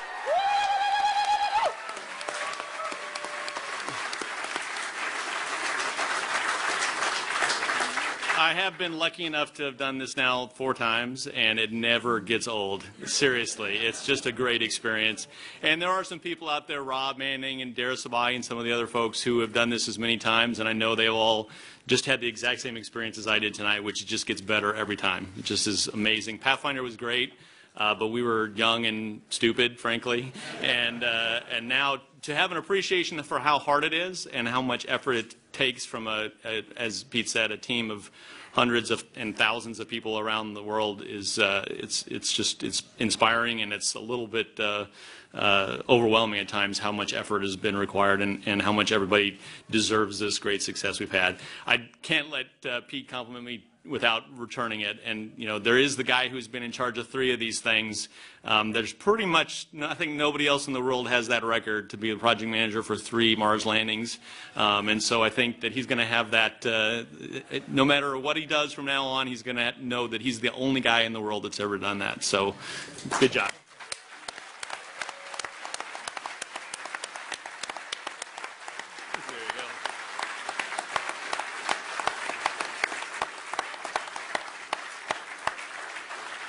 Okay, well, then I want to also compliment the 2 guys to my left here. Let me start with the one furthest on the left there, he's now got the keys. He's the guy that's going to make this thing just go down in the record books as far as what we were able to learn on the surface. And I know he's already looking at the picture saying, is that Mount Sharp? Or what can I see there? And all kinds of stuff. And so he's got the keys pretty soon. Not quite yet, but pretty soon he'll have the keys. Yeah, and he'll make some great history out of what we've been able to do with this thing on the surface. And I know Curiosity will, as I said, really be set the record, go down in the record books as an amazing scientific mission. But I can't let the guy in between me go. My friend here, Dr. Stelzner, is been the father and the mother and everything in between of the landing system we've built, and certainly has been its biggest proponent. I remember going to reviews and him saying, hey, I think this thing can work, and you guys just have to give the team a chance 7, 8 years ago, and then just stuck with it through every failed test, through every review that didn't quite work out the way we wanted it. And so he really deserves a huge amount of credit for what's happened tonight, and hopefully everybody appreciates his contributions. I know I certainly do. So.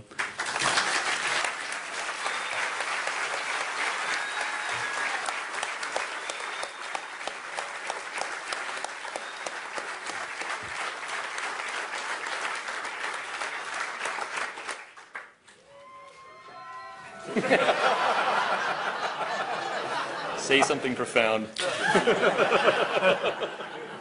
I am terribly humbled by this experience. I, forever, secretly, have felt that I do not deserve to be in the position of leading the team that I lead, because they are certainly in sum and largely by count of individual more capable than I. That great things take many people working together to make them happen is one of the fantastic things of human existence. And in my life, I am and will be forever satisfied if this is the greatest thing that I have ever given. There is a new picture of a new place on Mars. And for me, at least, that's the big payoff. And to work as part of such a talented group of people, shepherded by Pete and Richard.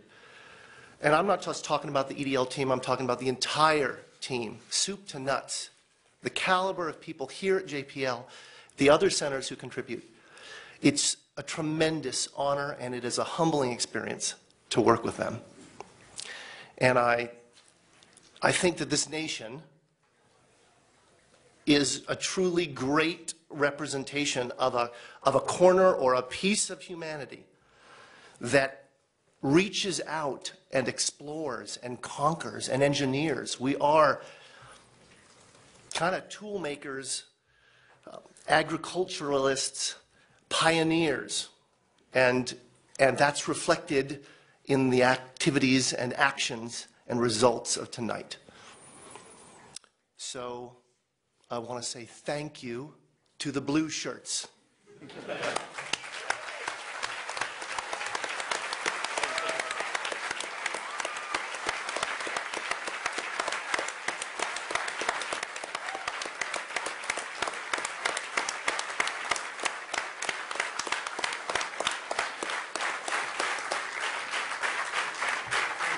Adam, I want to say something. Adam and his wife are expecting a baby in 3 weeks, so we wish them the great luck. Thank you, Charles.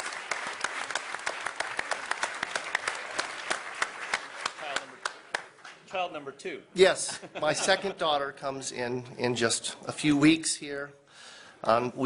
My wife has been calm at home, or actually she's in Beckman Auditorium, but she was debating because the last thing we didn't want to have is 2 babies born on the same night. A couple of other groups of folks that I'd like to thank that I think we all are thankful for. Certainly this beautiful theater of tonight, the drama of us all being able to experience it together comes through the efforts of the Odyssey project and the Odyssey spacecraft and that team being able to get that bent pipe UHF telemetry to us, unrivaled in the experience for all of us. And naturally, the DSN and the X-band telemetry that really allowed us to back that up. So please, a round of applause for our comm.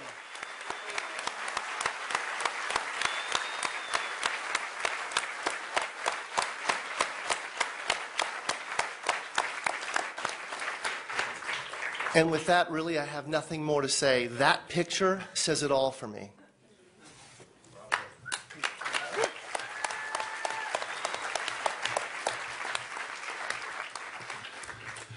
Thank you, Adam, for getting us on the surface. I think that is the best picture of Mars I've ever seen.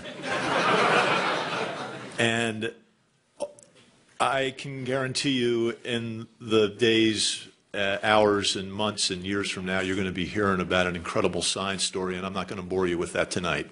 You're going to have to wait for that one, because on behalf of everybody on the science team, 406 team members, we thank everybody that was involved in this enterprise, Charles, Pete, Richard, Adam, everybody that pulled this together.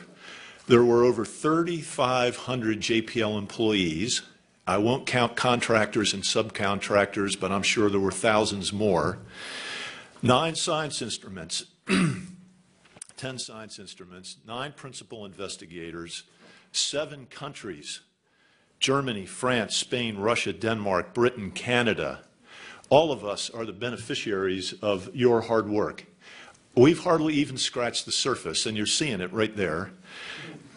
And I just want to leave you with one thought about what this success brings to everybody that is involved in this enterprise.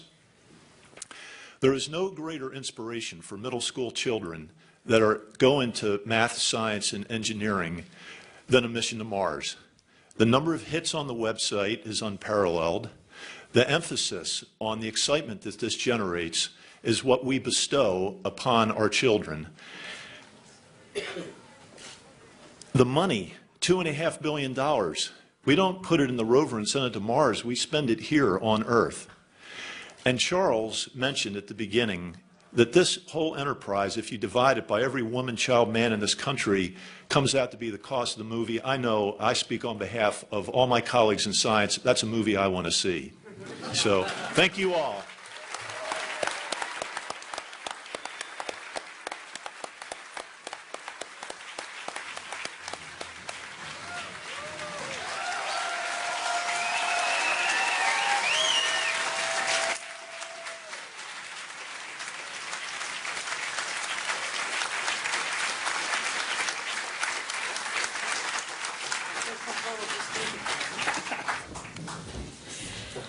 Okay, we're going to open it up to questions now from the news media. And let me wait for a microphone to come over to you, and go ahead and give us your name and affiliation right there in the middle of the row. Go ahead, Craig.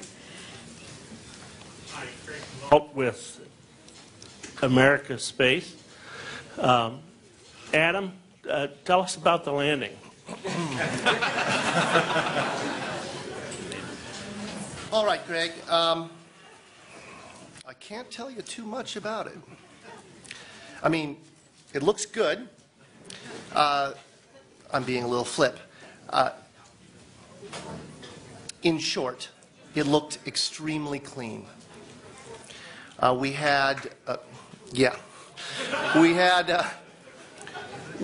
touched down in conditions that were on the more benign side of our nominal expectation. By the way, I want to preface everything. This is preliminary data scooped with the sieve in the cacophony of the control room during the celebration, right? And largely by my good friend Miguel San Martin, who's somewhere out there, I hope. At any rate, very nominal, remarkably good. Our navigation error was on the low side of our expectation, which meant that we probably had a good alignment between the celestial sensors and the inertial sensors, the IMU. Our powered flight appears to have been excellent. If my good friend Ben Toma is in the house, is Ben in the house? We landed with 140 kilograms of fuel reserves out of a total of 400 kilos that we carried in. And Ben worked quite diligently in stretching the tanks at my insistence because I was worried we wouldn't have enough fuel. And so I think I owe Ben a little bit of an apology there. So it looked good, in short. Good and clean. And it looks, at least by my eyeball, that we landed in a nice, flat spot. Beautiful. Really beautiful. Shani Jardin from BoingBoing.net, and I'm a stand-in for Miles O'Brien with PBS NewsHour tonight. You look more attractive than Miles. I won't tell him that, Adam. Okay. I think he heard it. I have to ask you, what kind of file type, can you tell us about the image file type and compression that was used to send this very important couple of thumbnails back from Mars? Yes, unfortunately, I absolutely cannot. If Justin Mackey is in the room, or there's a couple other people on the team who'd be able to whip that out quickly, but I couldn't tell you. Sorry. Okay, we're going across the aisle over here. Let me just wait for the mic runner right there. Thank you. Hi, Sally Rail with Planetary Society, and this is for Adam. Two very quick questions. Well, first one's quick. Are you going to call your daughter Curiosity? It is true that I think that curiosity is perhaps the central defining human attribute. I really do. And Richard and I were both part of a group of people who were in the process of helping winnow down the names of the school kids had taken. And there was, I don't know, a couple hundred that we looked at. And Curiosity was one of them. And I was smitten from the moment I saw that. And I'm so happy that the rover is Curiosity. Okay. The next question is a little more than 48 hours ago. Carla's right there. Come on, Carla. Stand up. Stand up. Stand up. Go ahead.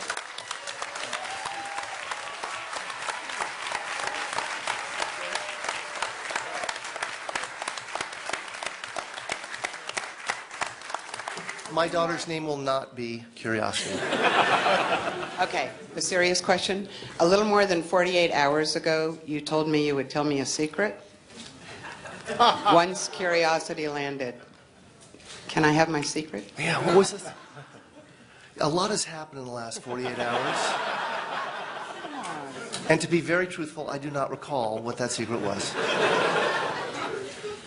I'm going to hold you to this. That's fine. Maybe I'll remember it. Okay, looking for the next question up here, a little forward there.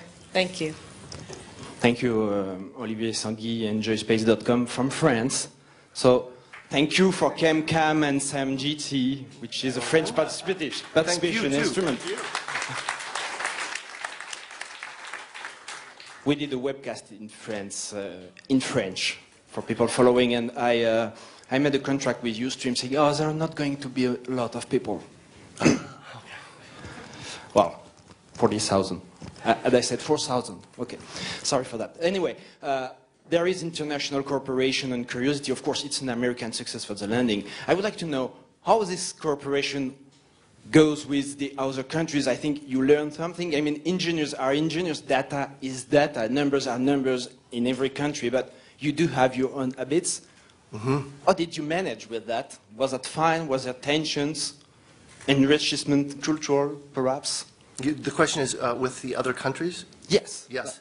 What did you learn with the others? Right, I'll let Richard answer that one. I think that it, you know, in each case, because we were working part of this with the science teams, we had very good relations with the other countries that were working on it, in particular the Spanish, and you know, who built the high gain antenna for us, as well as one of the instruments. You know, we had people engineers on our side who would work closely with their teams. Very, very capable people, you know, companies and organizations and personnel working on those efforts over there.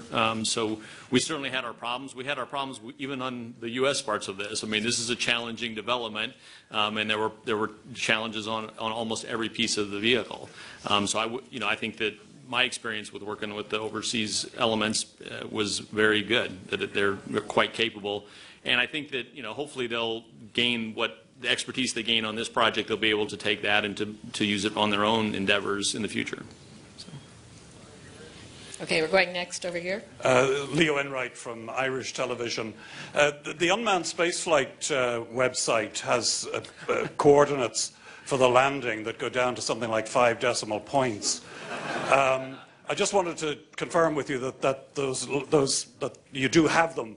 Have those sort of coordinates, and am I reading those coordinates correctly when I see that it looks as though you've landed within 500 meters of the skirt around the mountain? That, I mean, you're really very close to the mountain at the closer end in the landing ellipse, and possibly within striking distance of the phyllosilicate trench. I can't confirm that.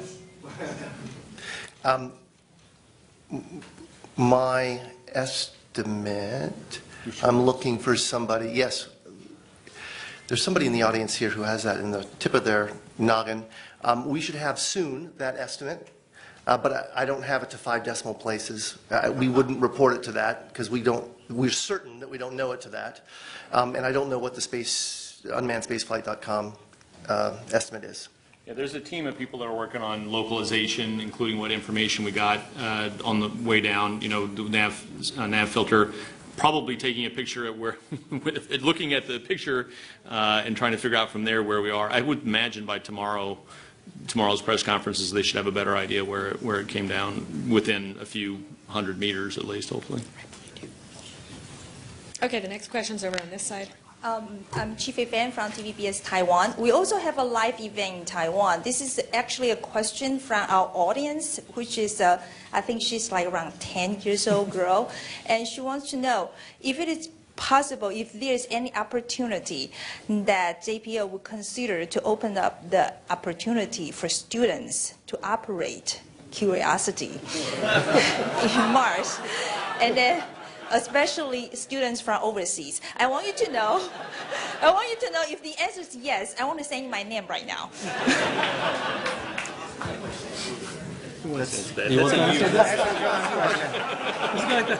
You know, I got to tell you in all honesty, first we have to let them wait for the scientists to operate it, so.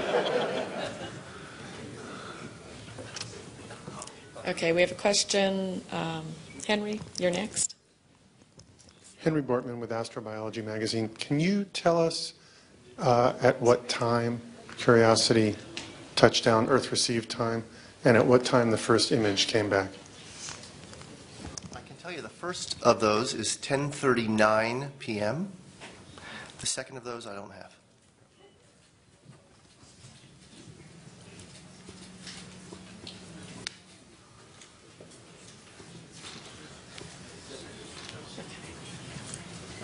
Go here in the center of the room.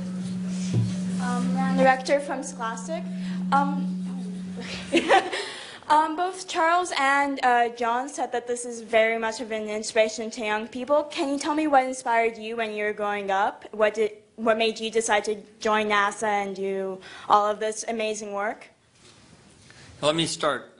I was inspired by the first astronauts, the Gemini program, the Apollo program, and specifically here we are still in the heart of summer, and I remember being brought into the mess hall at summer camp to look at a small black and white TV along with a couple hundred other boys. It was a boys' camp in central Wisconsin, to see Neil Armstrong and Buzz Aldrin land on the moon, July 21st, 1969.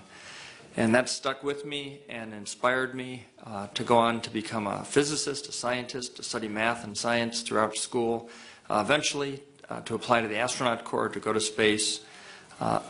And I hope, and it was a dream of mine for this evening, and I think we've achieved that, that for kids today, actually for everyone today, that this landing of Curiosity on the surface of Mars will be an inspiration that will lead people to think about the great science that's ahead of us and to go on to do great things. Someone else? Sorry, Rob is making gestures at me out there in the audience, so I'm not sure what, I'm trying to interpret what he's doing.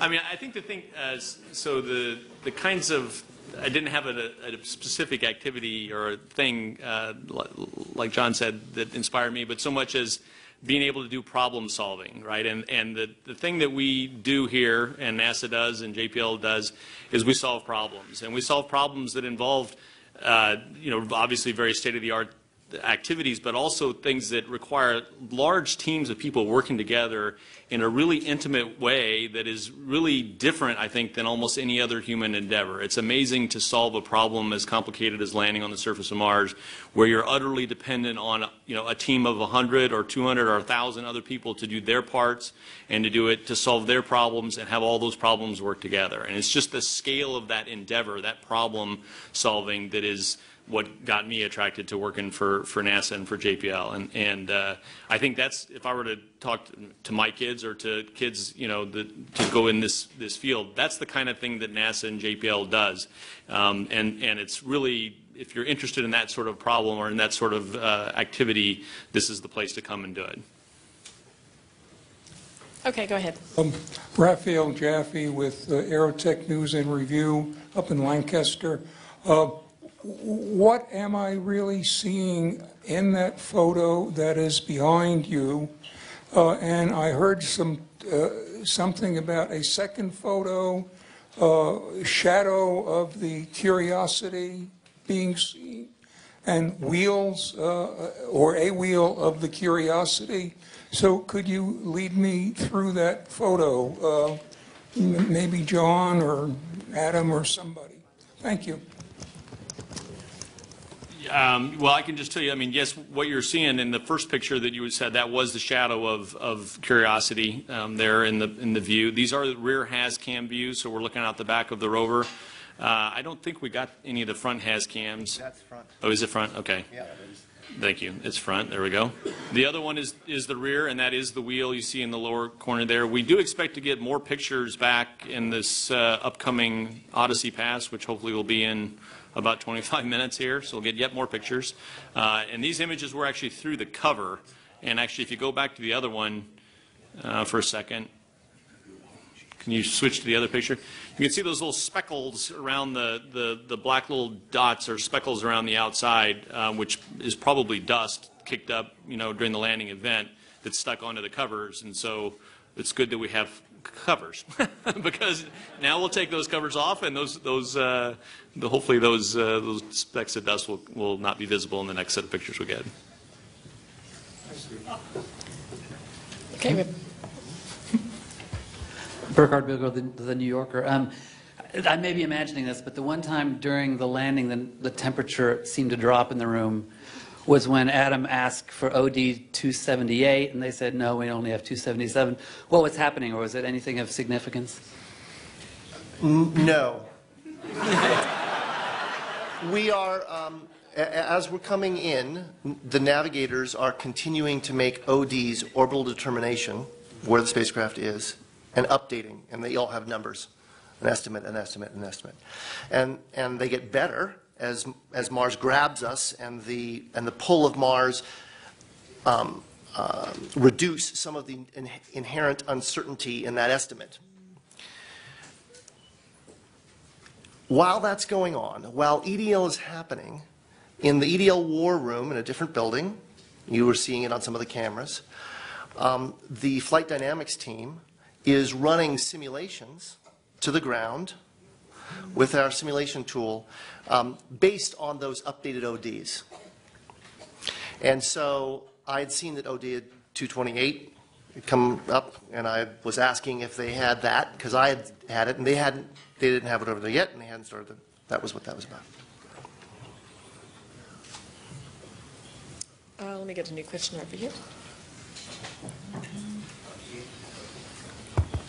Ian Thompson from the Register. Question for John Grotzinger. You now get the keys to this and you can sort of get it moving along. What's the first stages that you'll go through in terms of getting Curiosity out there, and potentially how long could it survive on Mars beyond the 2-year span? I'll take a swipe at the first one. We just want to get going first and check out all of the engineering systems and the science instruments. And this is a very, very, very complex spacecraft compared to what we've done before. And so because of that, we'll go through this long checkout period called the commissioning activity period. And Pete and Richard will be watching this very carefully. And we're going to make sure that we're firing on all cylinders before we blaze out across the plains there. But nested within those initial tests are going to be science observations. And so we have a plan to begin working through those as we test out the instruments. And in the next few days, you guys will be able to see some of the images. You'll see the results of the instrument health and aliveness checks and how we do.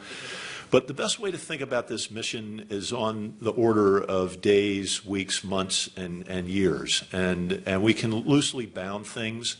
I think we expect to spend a couple of weeks checking things out and then maybe taking the first drive a short distance to some place where we'll go through the second phase of commissioning. And then in a matter of months, we hope to have used all of the instruments, including the SAM and the ChemIn instruments, and done some scooping and drilling. And, possibly within a year or so, we could be at the base of Mount Sharp, because the place we landed on looks pretty darn interesting, and we just don't want to rush out of there without having studied it real well. So the mission's about patience and checking things out carefully. John and I have a bet as to whether or not how long it will take us to get to Mount Sharp, because my version of the surface mission is that it's like going on a family vacation and driving from here to Chicago, and except for your family, it's got 400 scientists who want to stop and look at every fossilized whatever they can find, and so he says it's not going to take that long, and I don't believe him. I think Richard's going to win. Yeah. John's going to search for the biggest ball of twine in Gale. In terms of the second part of your question, there is no inherent consumables on the spacecraft. We don't have gas or something we run out of inherently. We test the life-limiting characteristics tend to be the mechanisms, the motors, and those things. They tend to be outside in the cold, so they suffer the greatest thermal highs and lows. And we test those for 3 times life, and we don't test them to failure. So the nominal mission for this is 2 years, but I think if it lasts twice that, I don't think anyone would be shocked. And that's the first time anyone's ever gotten me to say anything more than 2 years. So I think John's right. We've got a long mission ahead of us, and because of that and the capability of this rover, we have this possibility for just monumental science accomplishments and the target we've gone to. I mean, this Mount Sharp is just this whole story of Mars, and we just can explore and explore and explore across that.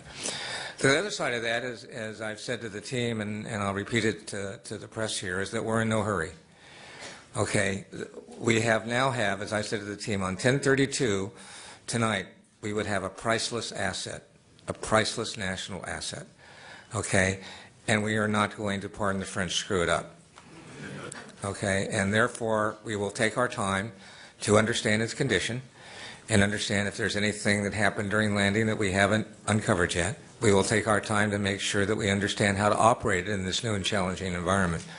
And then we will, with slow, deliberate, methodical pace, we'll begin the science explorations that the science team wants to take. So, so be patient with us, please, because we will be patient with Curiosity. Just realize that this is the second rover we have operating on the surface of Mars at the same time. That's pretty spectacular to have Opportunity still there 8 years later and Curiosity both doing its thing. Continuous roving presence on the surface of Mars for in excess of 8 years now. That's right.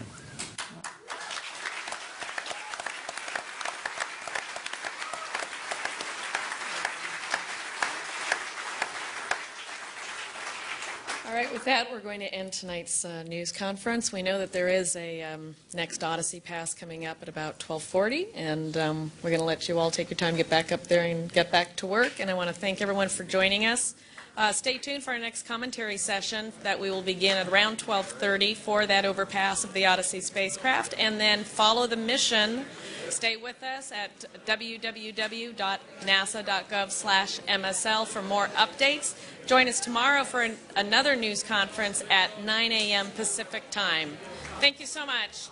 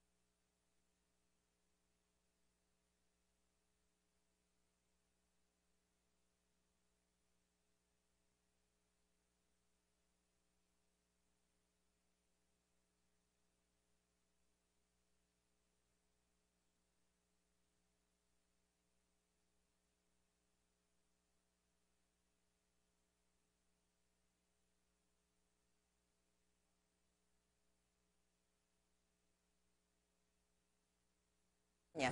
If it looks different from the control room you saw during landing earlier tonight, that's because it is. Curiosity is on Mars now, and 2 hours ago the cruise team handed over the keys to the rover to this team, which has taken over operations. So from here on out, the team that will be commanding the rover will be from this room, the Surface Mission Support Area. Hello, I'm Gay Yee Hill. We are on Mars with the biggest, most capable rover ever to go to the surface of the red planet. It's late afternoon on Mars right now, and Curiosity has been doing a little bit of work, and mission manager Mike Watkins is here with me right now to fill us in on what the rover has been up to. But first of all, Mike, why the change of venue?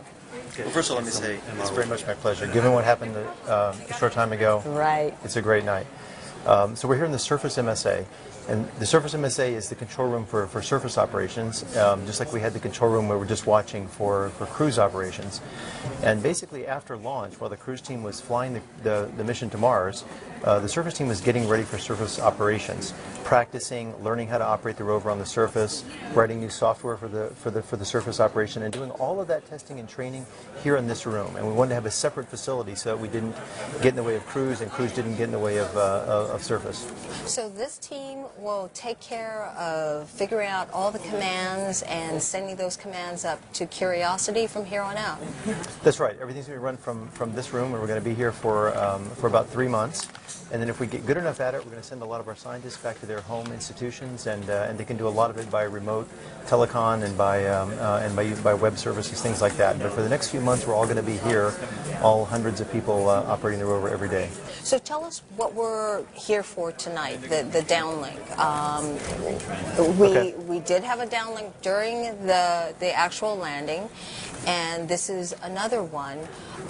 This one happened, what, just about now? It's about to happen now, actually. Okay. In fact, on Mars, it's probably happening right now. But basically, you know, we landed Curiosity underneath our orbiter friends. And we wanted the orbiters to relay. They have to be overflying the Curiosity landing, and so they're recording all the EDL events and then transmitting that back to the Earth, right? And that's how come we're able to hear the great commentary that Al Chen was saying. That he was reading the telemetry that Odyssey was sending. Now, Odyssey flies over Mars, or points on Mars, about every 2 hours. So now it's about 2 hours later after EDL, and Odyssey is going to fly over Curiosity again. Now, Mars has rotated a little bit in that 2 hours, so it turns out that Odyssey is very low in the sky here. It's a very low elevation pass, so it's not the best for communications, but it should be good enough to give us another update on the rover health, make sure that the rover is still happy and safe on the surface, and that a couple of key events that we think are important have happened. Fire some pyro devices to release the arm mechanisms and other parts of the rover that we need on surface.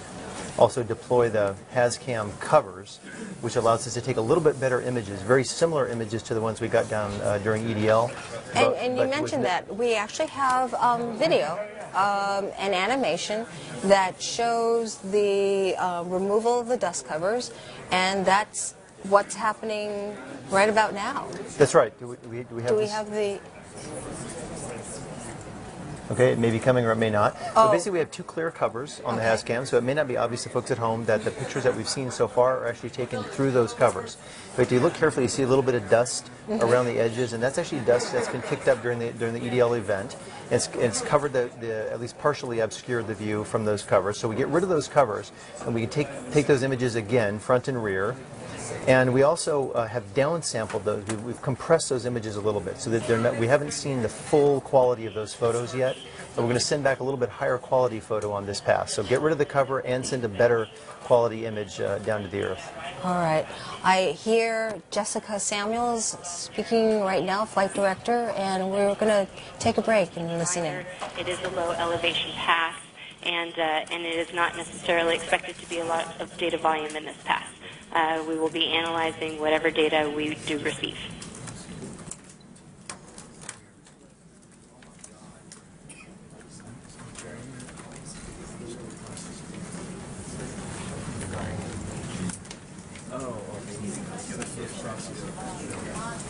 A large amount of data packets in this pass?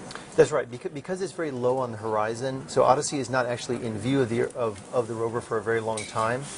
And so, it could be mountains in the way. We're not quite sure what the horizon is going to look like there, and the telecommunications link is not as strong as it could be. So it's kind of a short pass, and so we're hoping to get a bit of health and safety information from the rover, some telemetry, as well as these few pictures. Now, later in the mission, we're going to use higher data rates. Many of the passes are very high in the sky, and we'll get 10 times more data in later passes than we're going to get on this first early pass here.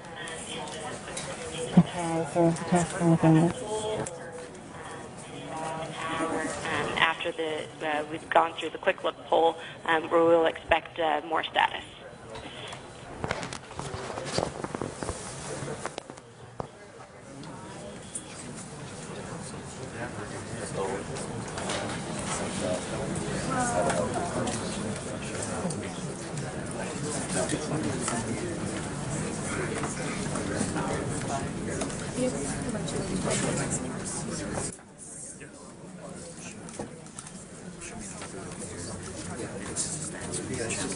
There was 11 minutes.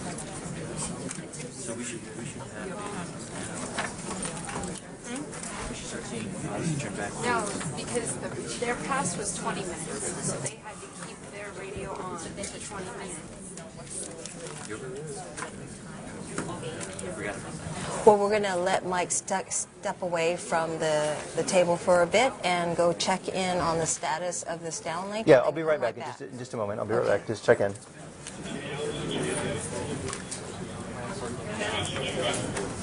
Yeah, I just wanted to follow up and let you know that the Odyssey bent pipe and the replay number 1 both have had all the reports run that were requested.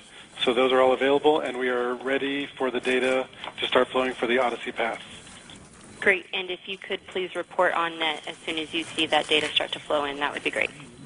Copy, will do.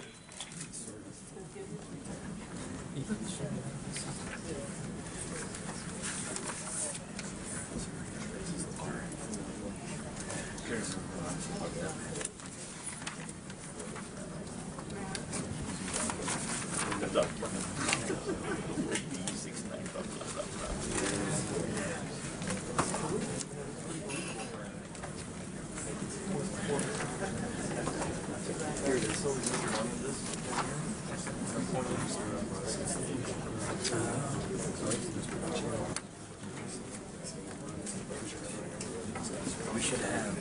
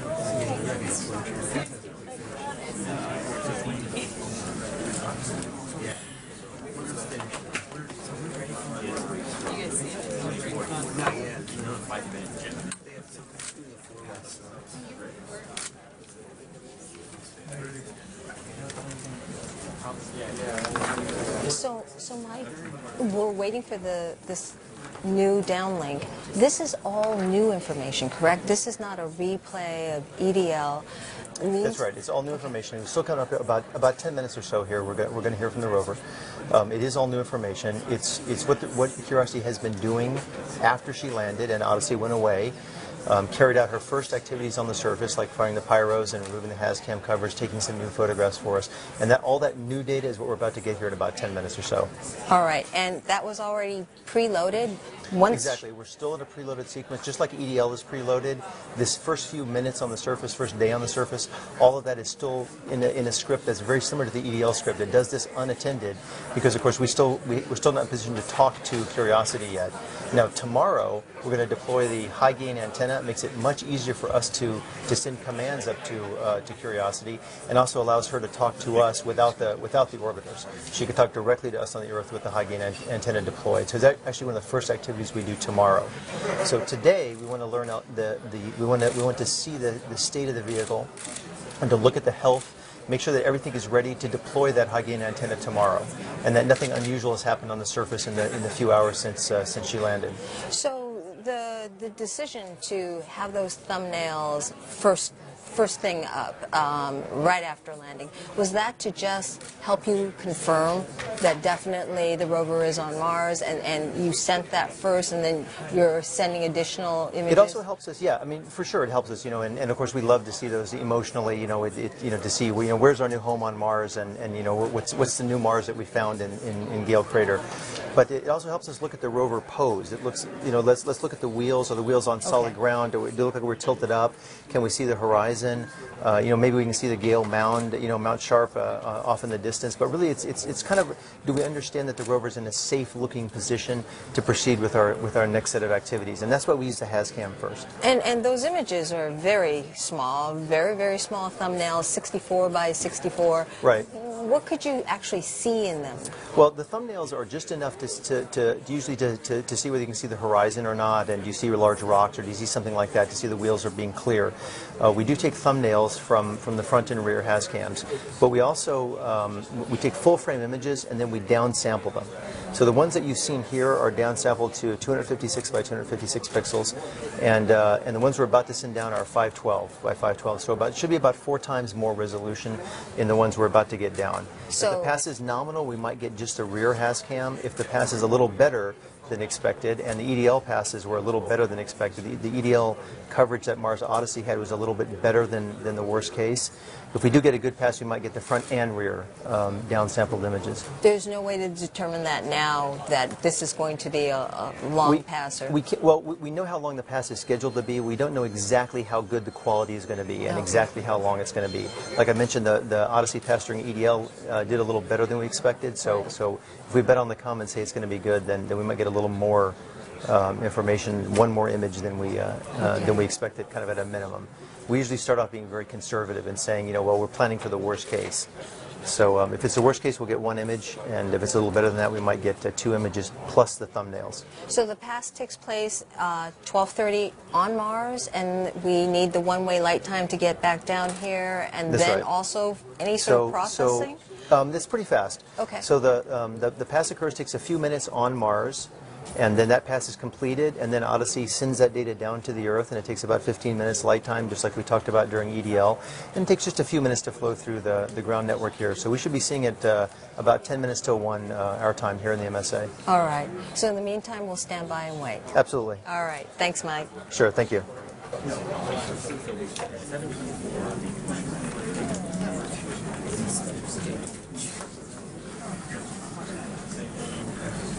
Okay.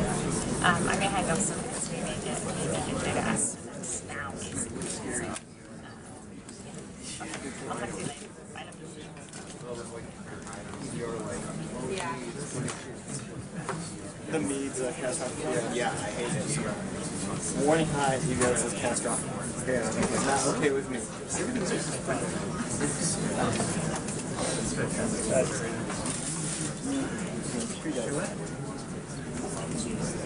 Because they cut the e-bridle, right? As soon as they cut the e-bridle, the analog channels went, oh, I tripped. It's an artifact of cutting the bridle. Getting it before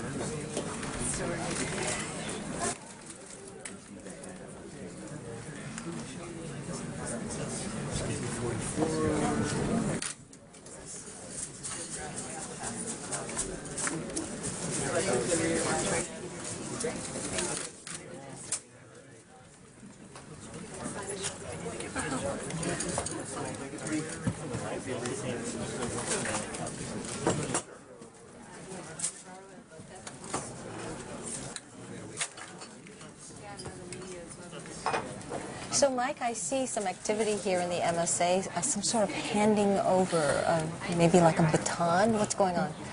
Okay, so these missions are kind of long missions, and the cruise team has been counting the days down till they're off, and they can turn the mission over to us. And each day at the project status briefing, let me let them talk here for a second.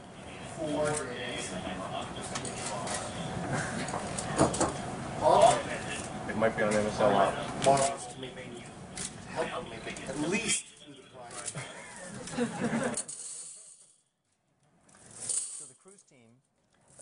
Was in cruise for 254 days.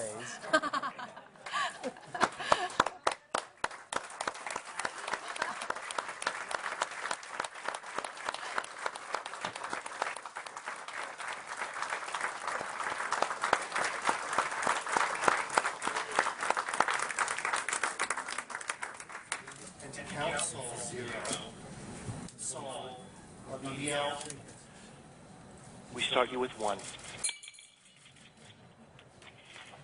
This is great. Thank you.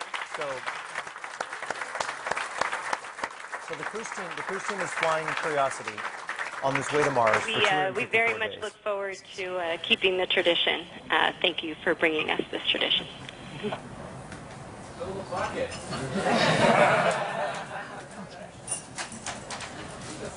All right, so this is an institution with lots of traditions.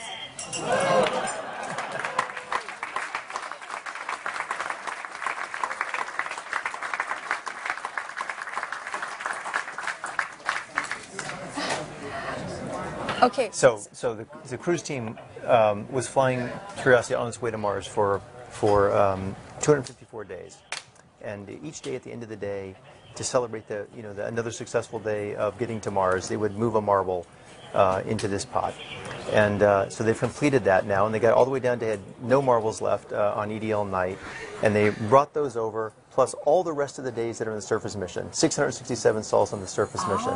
So they got rid of not only their cruise marbles, but we have enough for almost 2 years on Mars here. So you'll have a lot of marbles. That's right. So we'll continue that same tradition of having our flight director remove one each day to count down to the end of the mission. A new tradition for JPL. Peanuts and marbles. I think kind of a nice celebration of the handoff from our fantastic cruise team and EDL team to the surface team. Very nice. All right, we'll go back to the room. All right, thanks. I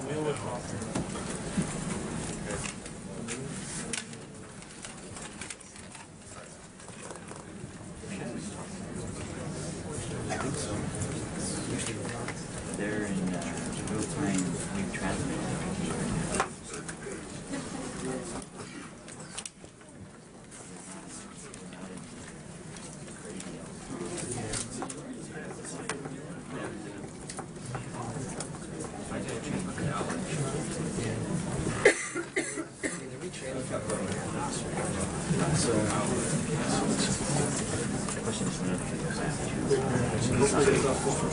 Give it a few minutes.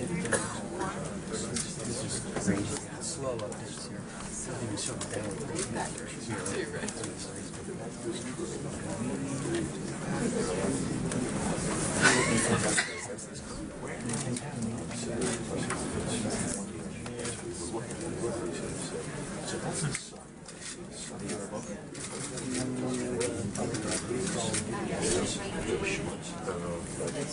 Part of like really can you hear on me and wait until the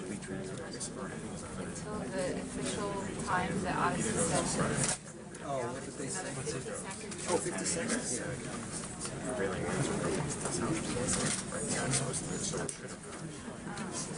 I mean, we're not getting a lot of time. There's still a lot of stuff to come down. Even the X-band telemetry doesn't have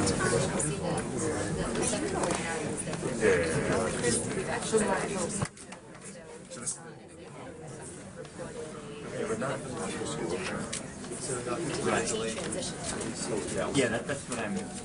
So it's trying to figure out if we should get it on the phone.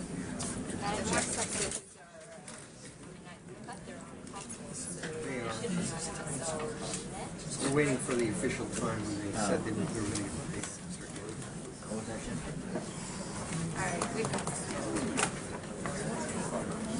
Which one?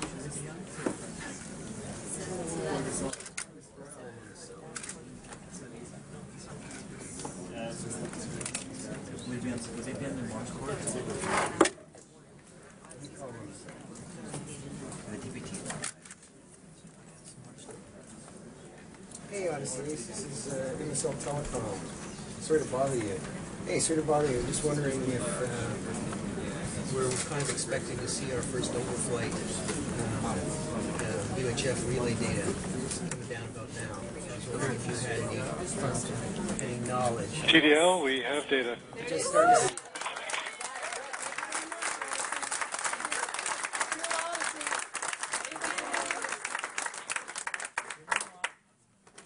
Thank you. Thanks very much. If you call, you get results. That's what we There it is. 47. Here. Good. Okay, we're getting image data. Yep. Science. DPT science. Excellent log. What are you showing? Oh, there it is. Minus 150. Oh, they're flooding it back. Yeah. Look how this is old. This should be close. This should be close. It's a good, nice job. Now they're calibrations. Well, excellent. Turkey log. Look at the data. FID 47.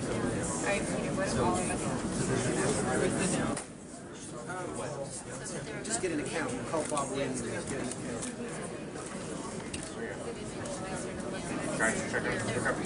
Okay, we're looking right into the sun here. You can see the rear. This is the rear HASCAM.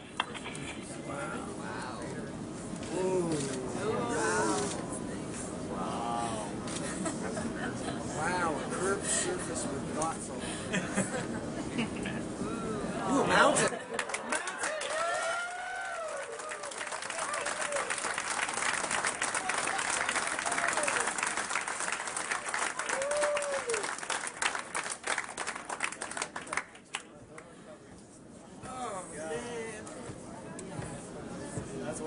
That's a mountain, all right.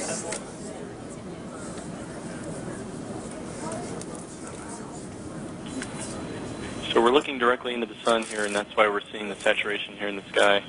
You can still see some dust on the lens itself, but everything else looks pretty good. You can also see a ridge out here on the horizon. So we'll keep waiting and hope for the front HASCAM to come down. And just this is with the covers deployed. So the rear has successfully survived the pyro firing event.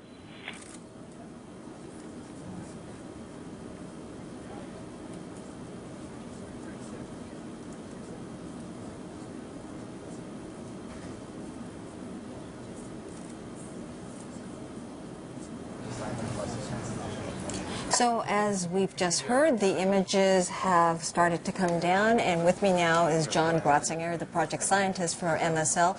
First image down, what do you think? Well, it looks great to me.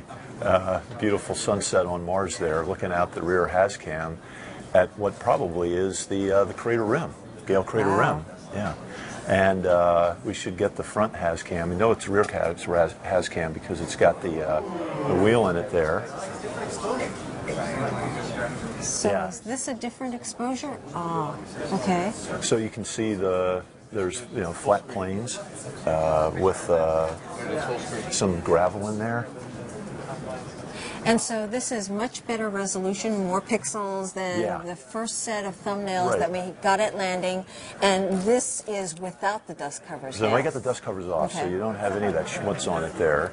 And and what you can see now are all the pebbles that are out in front there, next to the wheels, flat plane. It looks flat because these HASCAMs, they have a type of lens that makes everything look a little bit more smoothed out, but it's obviously a flat place right in front of us there. And then looking towards the sun there, those hills in the background should be the crater rim. I'm just taking a guess right now.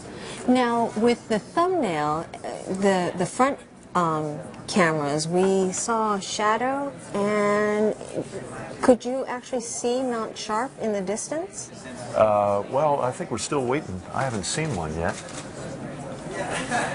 That's what we're hoping for, is to get one from the front. Well, we should get front and rear, Okay. both with the dust covers off.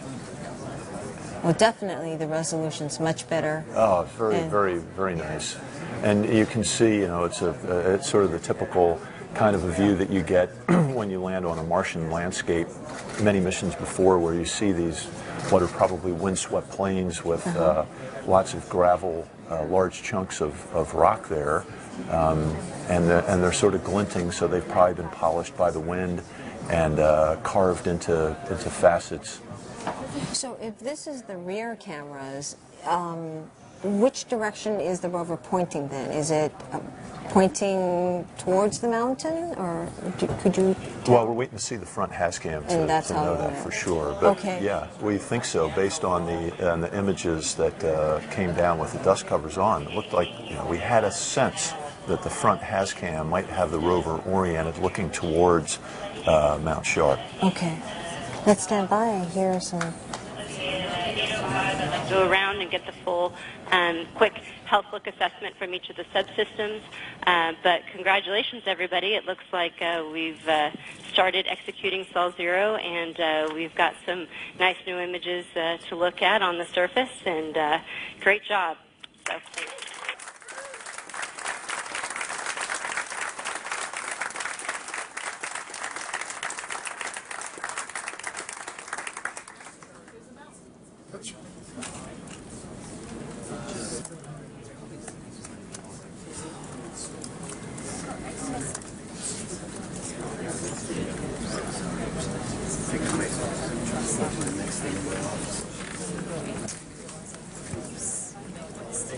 Well, they were still processing.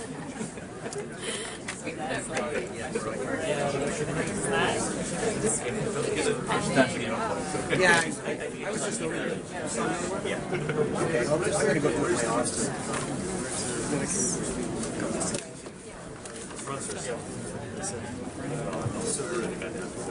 I think we ended it. It's really stale, but still you can see 37. Not updating. It's really this DHNA doesn't update very what the heck?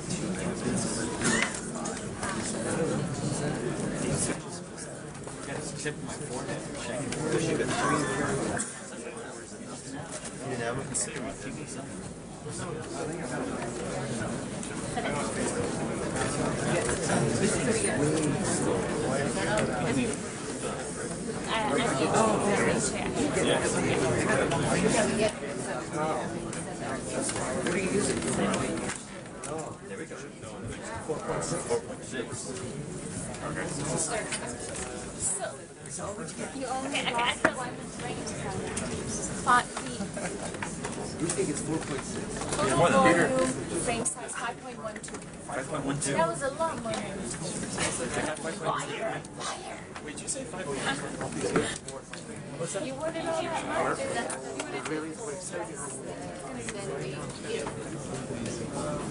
Yeah. That was the Get like about a quarter of the error. yeah.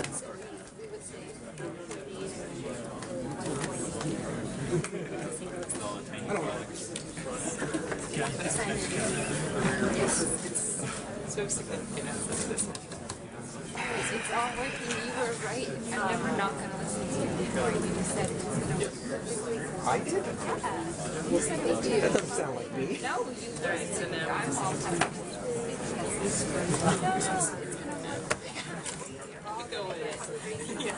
I didn't say it. No, that was somebody else. No, no.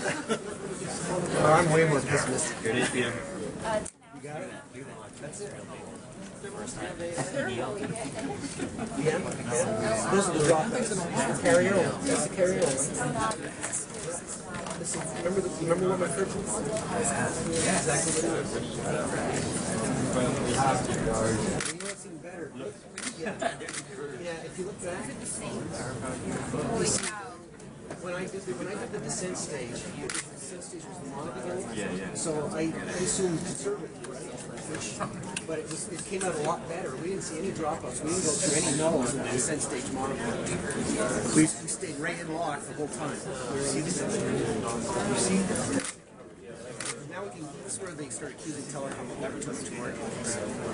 Yeah, they are. You guys won't come with me. Of course, as soon as we leave the frame, it's like, hey, we lost one. Yeah. Where'd you get? Did you query it? We'll be on R10. Oh, okay. Well, good. So we're gonna get this. So we're gonna get this too. Yeah.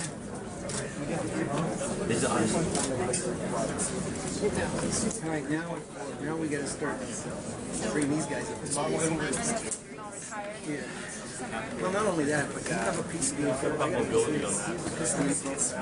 all of us have to come together, and then who wants to be on the rail?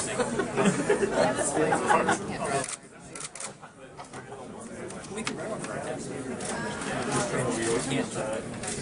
Then you feared. I'm going to show off. You're looking at the actual and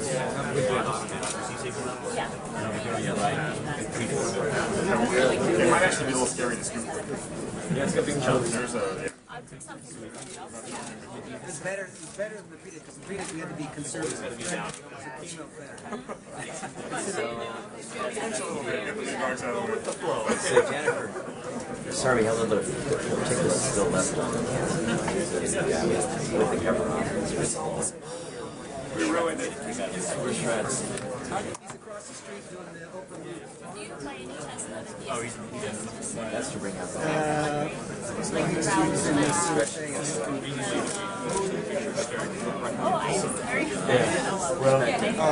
like he knows. Knowing our tactic. We can sit through.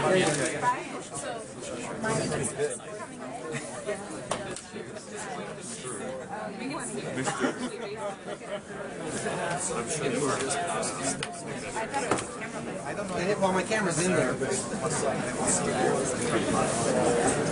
Very exciting.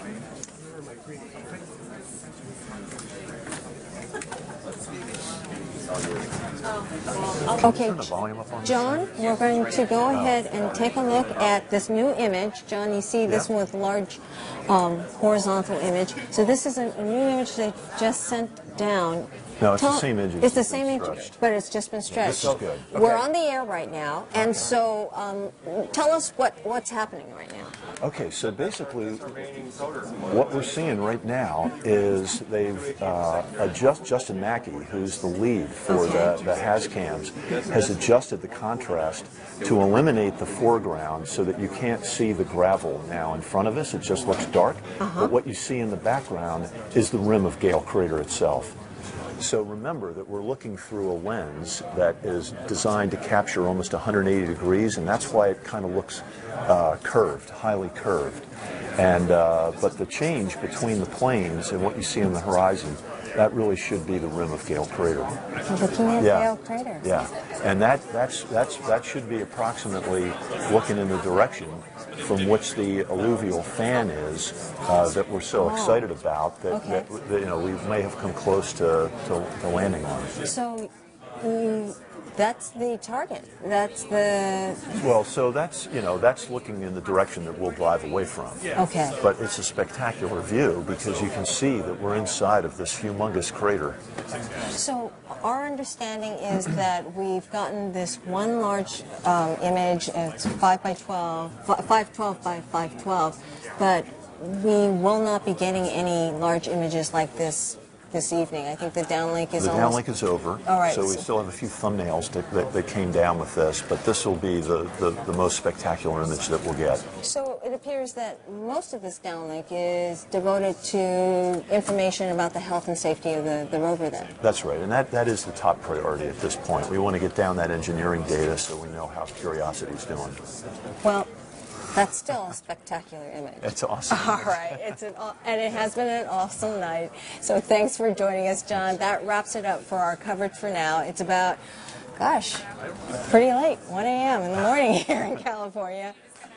And 3:05 on the East Coast, so a lot of tired folks here. We will be back on the air on NASA TV tomorrow morning with a news conference at 9 a.m. Pacific time. This has been one heck of a night for all of us here, and we can't wait to follow our curiosity on Mars. Have a great evening. Good. I'm sorry. You were talking, and I just like...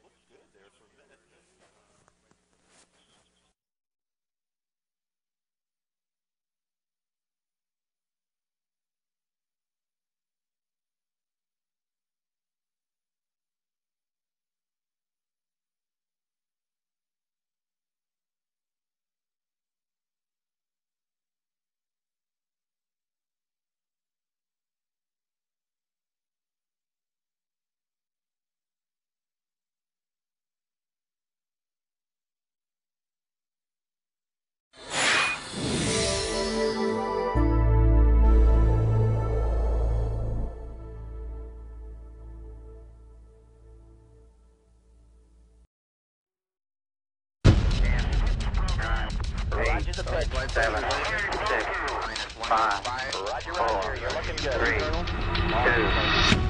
We are the explorers. We have a need to find what is out there. It is a drive inside each and every one of us. The drive to wonder, to push the boundaries, and to explore. We expanded across our lands, settling new frontiers. We took to the oceans and learned that we could cross treacherous expanses in the pursuit of discovery. And then we took to the skies and flew. But that wasn't enough. We left the planet and redefined what was possible. We flew in space. We walked in space. What once was a melodramatic flight of fantasy became reality. Then, a new generation of spaceships captured hearts and minds for 3 decades and helped build a castle in the sky that is our lasting home in space. We have always looked up. For centuries, we wondered what was on the other side of the sky, and we have begun to answer that question. We have learned that all the exploration humankind has achieved is only a beginning. Right now, men and women are working on the next steps to go farther than we have ever gone before. New vessels will carry us, and new destinations await us. Everything we have ever accomplished leads to this moment in time, where exploration will now take us to the planets and the stars. Our nearest neighbors in the night sky have beckoned us, invited us, dared us to reach for them. We are the explorers. Throughout our history, we have taken both small steps and giant leaps in that pursuit. Our next destination awaits. We don't know what new discoveries lie ahead, but this is the very reason we must go.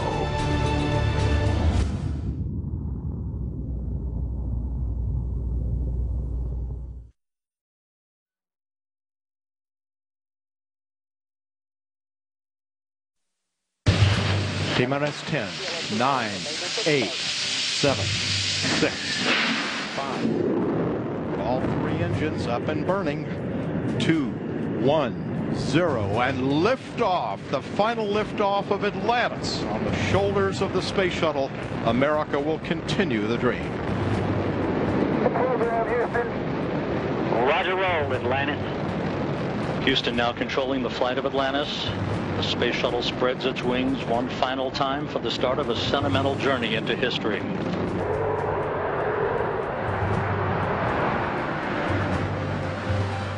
Main gear touchdown. Mission complete, Houston. After serving the world for over 30 years, the space shuttle's earned its place in history and it's come to a final stop. We copy your will stop, and we'll take this opportunity to congratulate you, Atlantis, as well as the thousands of passionate individuals across this great spacefaring nation who truly empowered this incredible spacecraft, which for 3 decades has inspired millions around the globe. A year after the retirement of NASA's space shuttles and their shipment to museums across the nation, the workforce at NASA's Kennedy Space Center in Florida is remaking America's gateway to space. A dynamic infrastructure is taking shape, one designed to host many kinds of rockets and spacecraft, sending people on humanity's great adventures. Orbiter Processing Facility 3, no longer needed to service shuttles, has been revamped and turned over to Space Florida. They will partner with the Boeing Company to manufacture, assemble, and test the company's Crew Space Transportation CST-100 spacecraft. OPFs 1 and 2 also are expected to be used in the future for spacecraft processing, as Kennedy's unique capabilities are adapted to new users. Negotiations are also underway at Launch Complex 39 for the use of its twin pads, A and B. We still have many challenges in front of us, but I believe our future is bright. And as great as our last 50 years have been, I believe our next 50 years are going to be even better. Some of the work has already paid off, offering the NASA community hints of what the future holds. SpaceX, for instance, launched a demonstration cargo delivery flight to the International Space Station in May.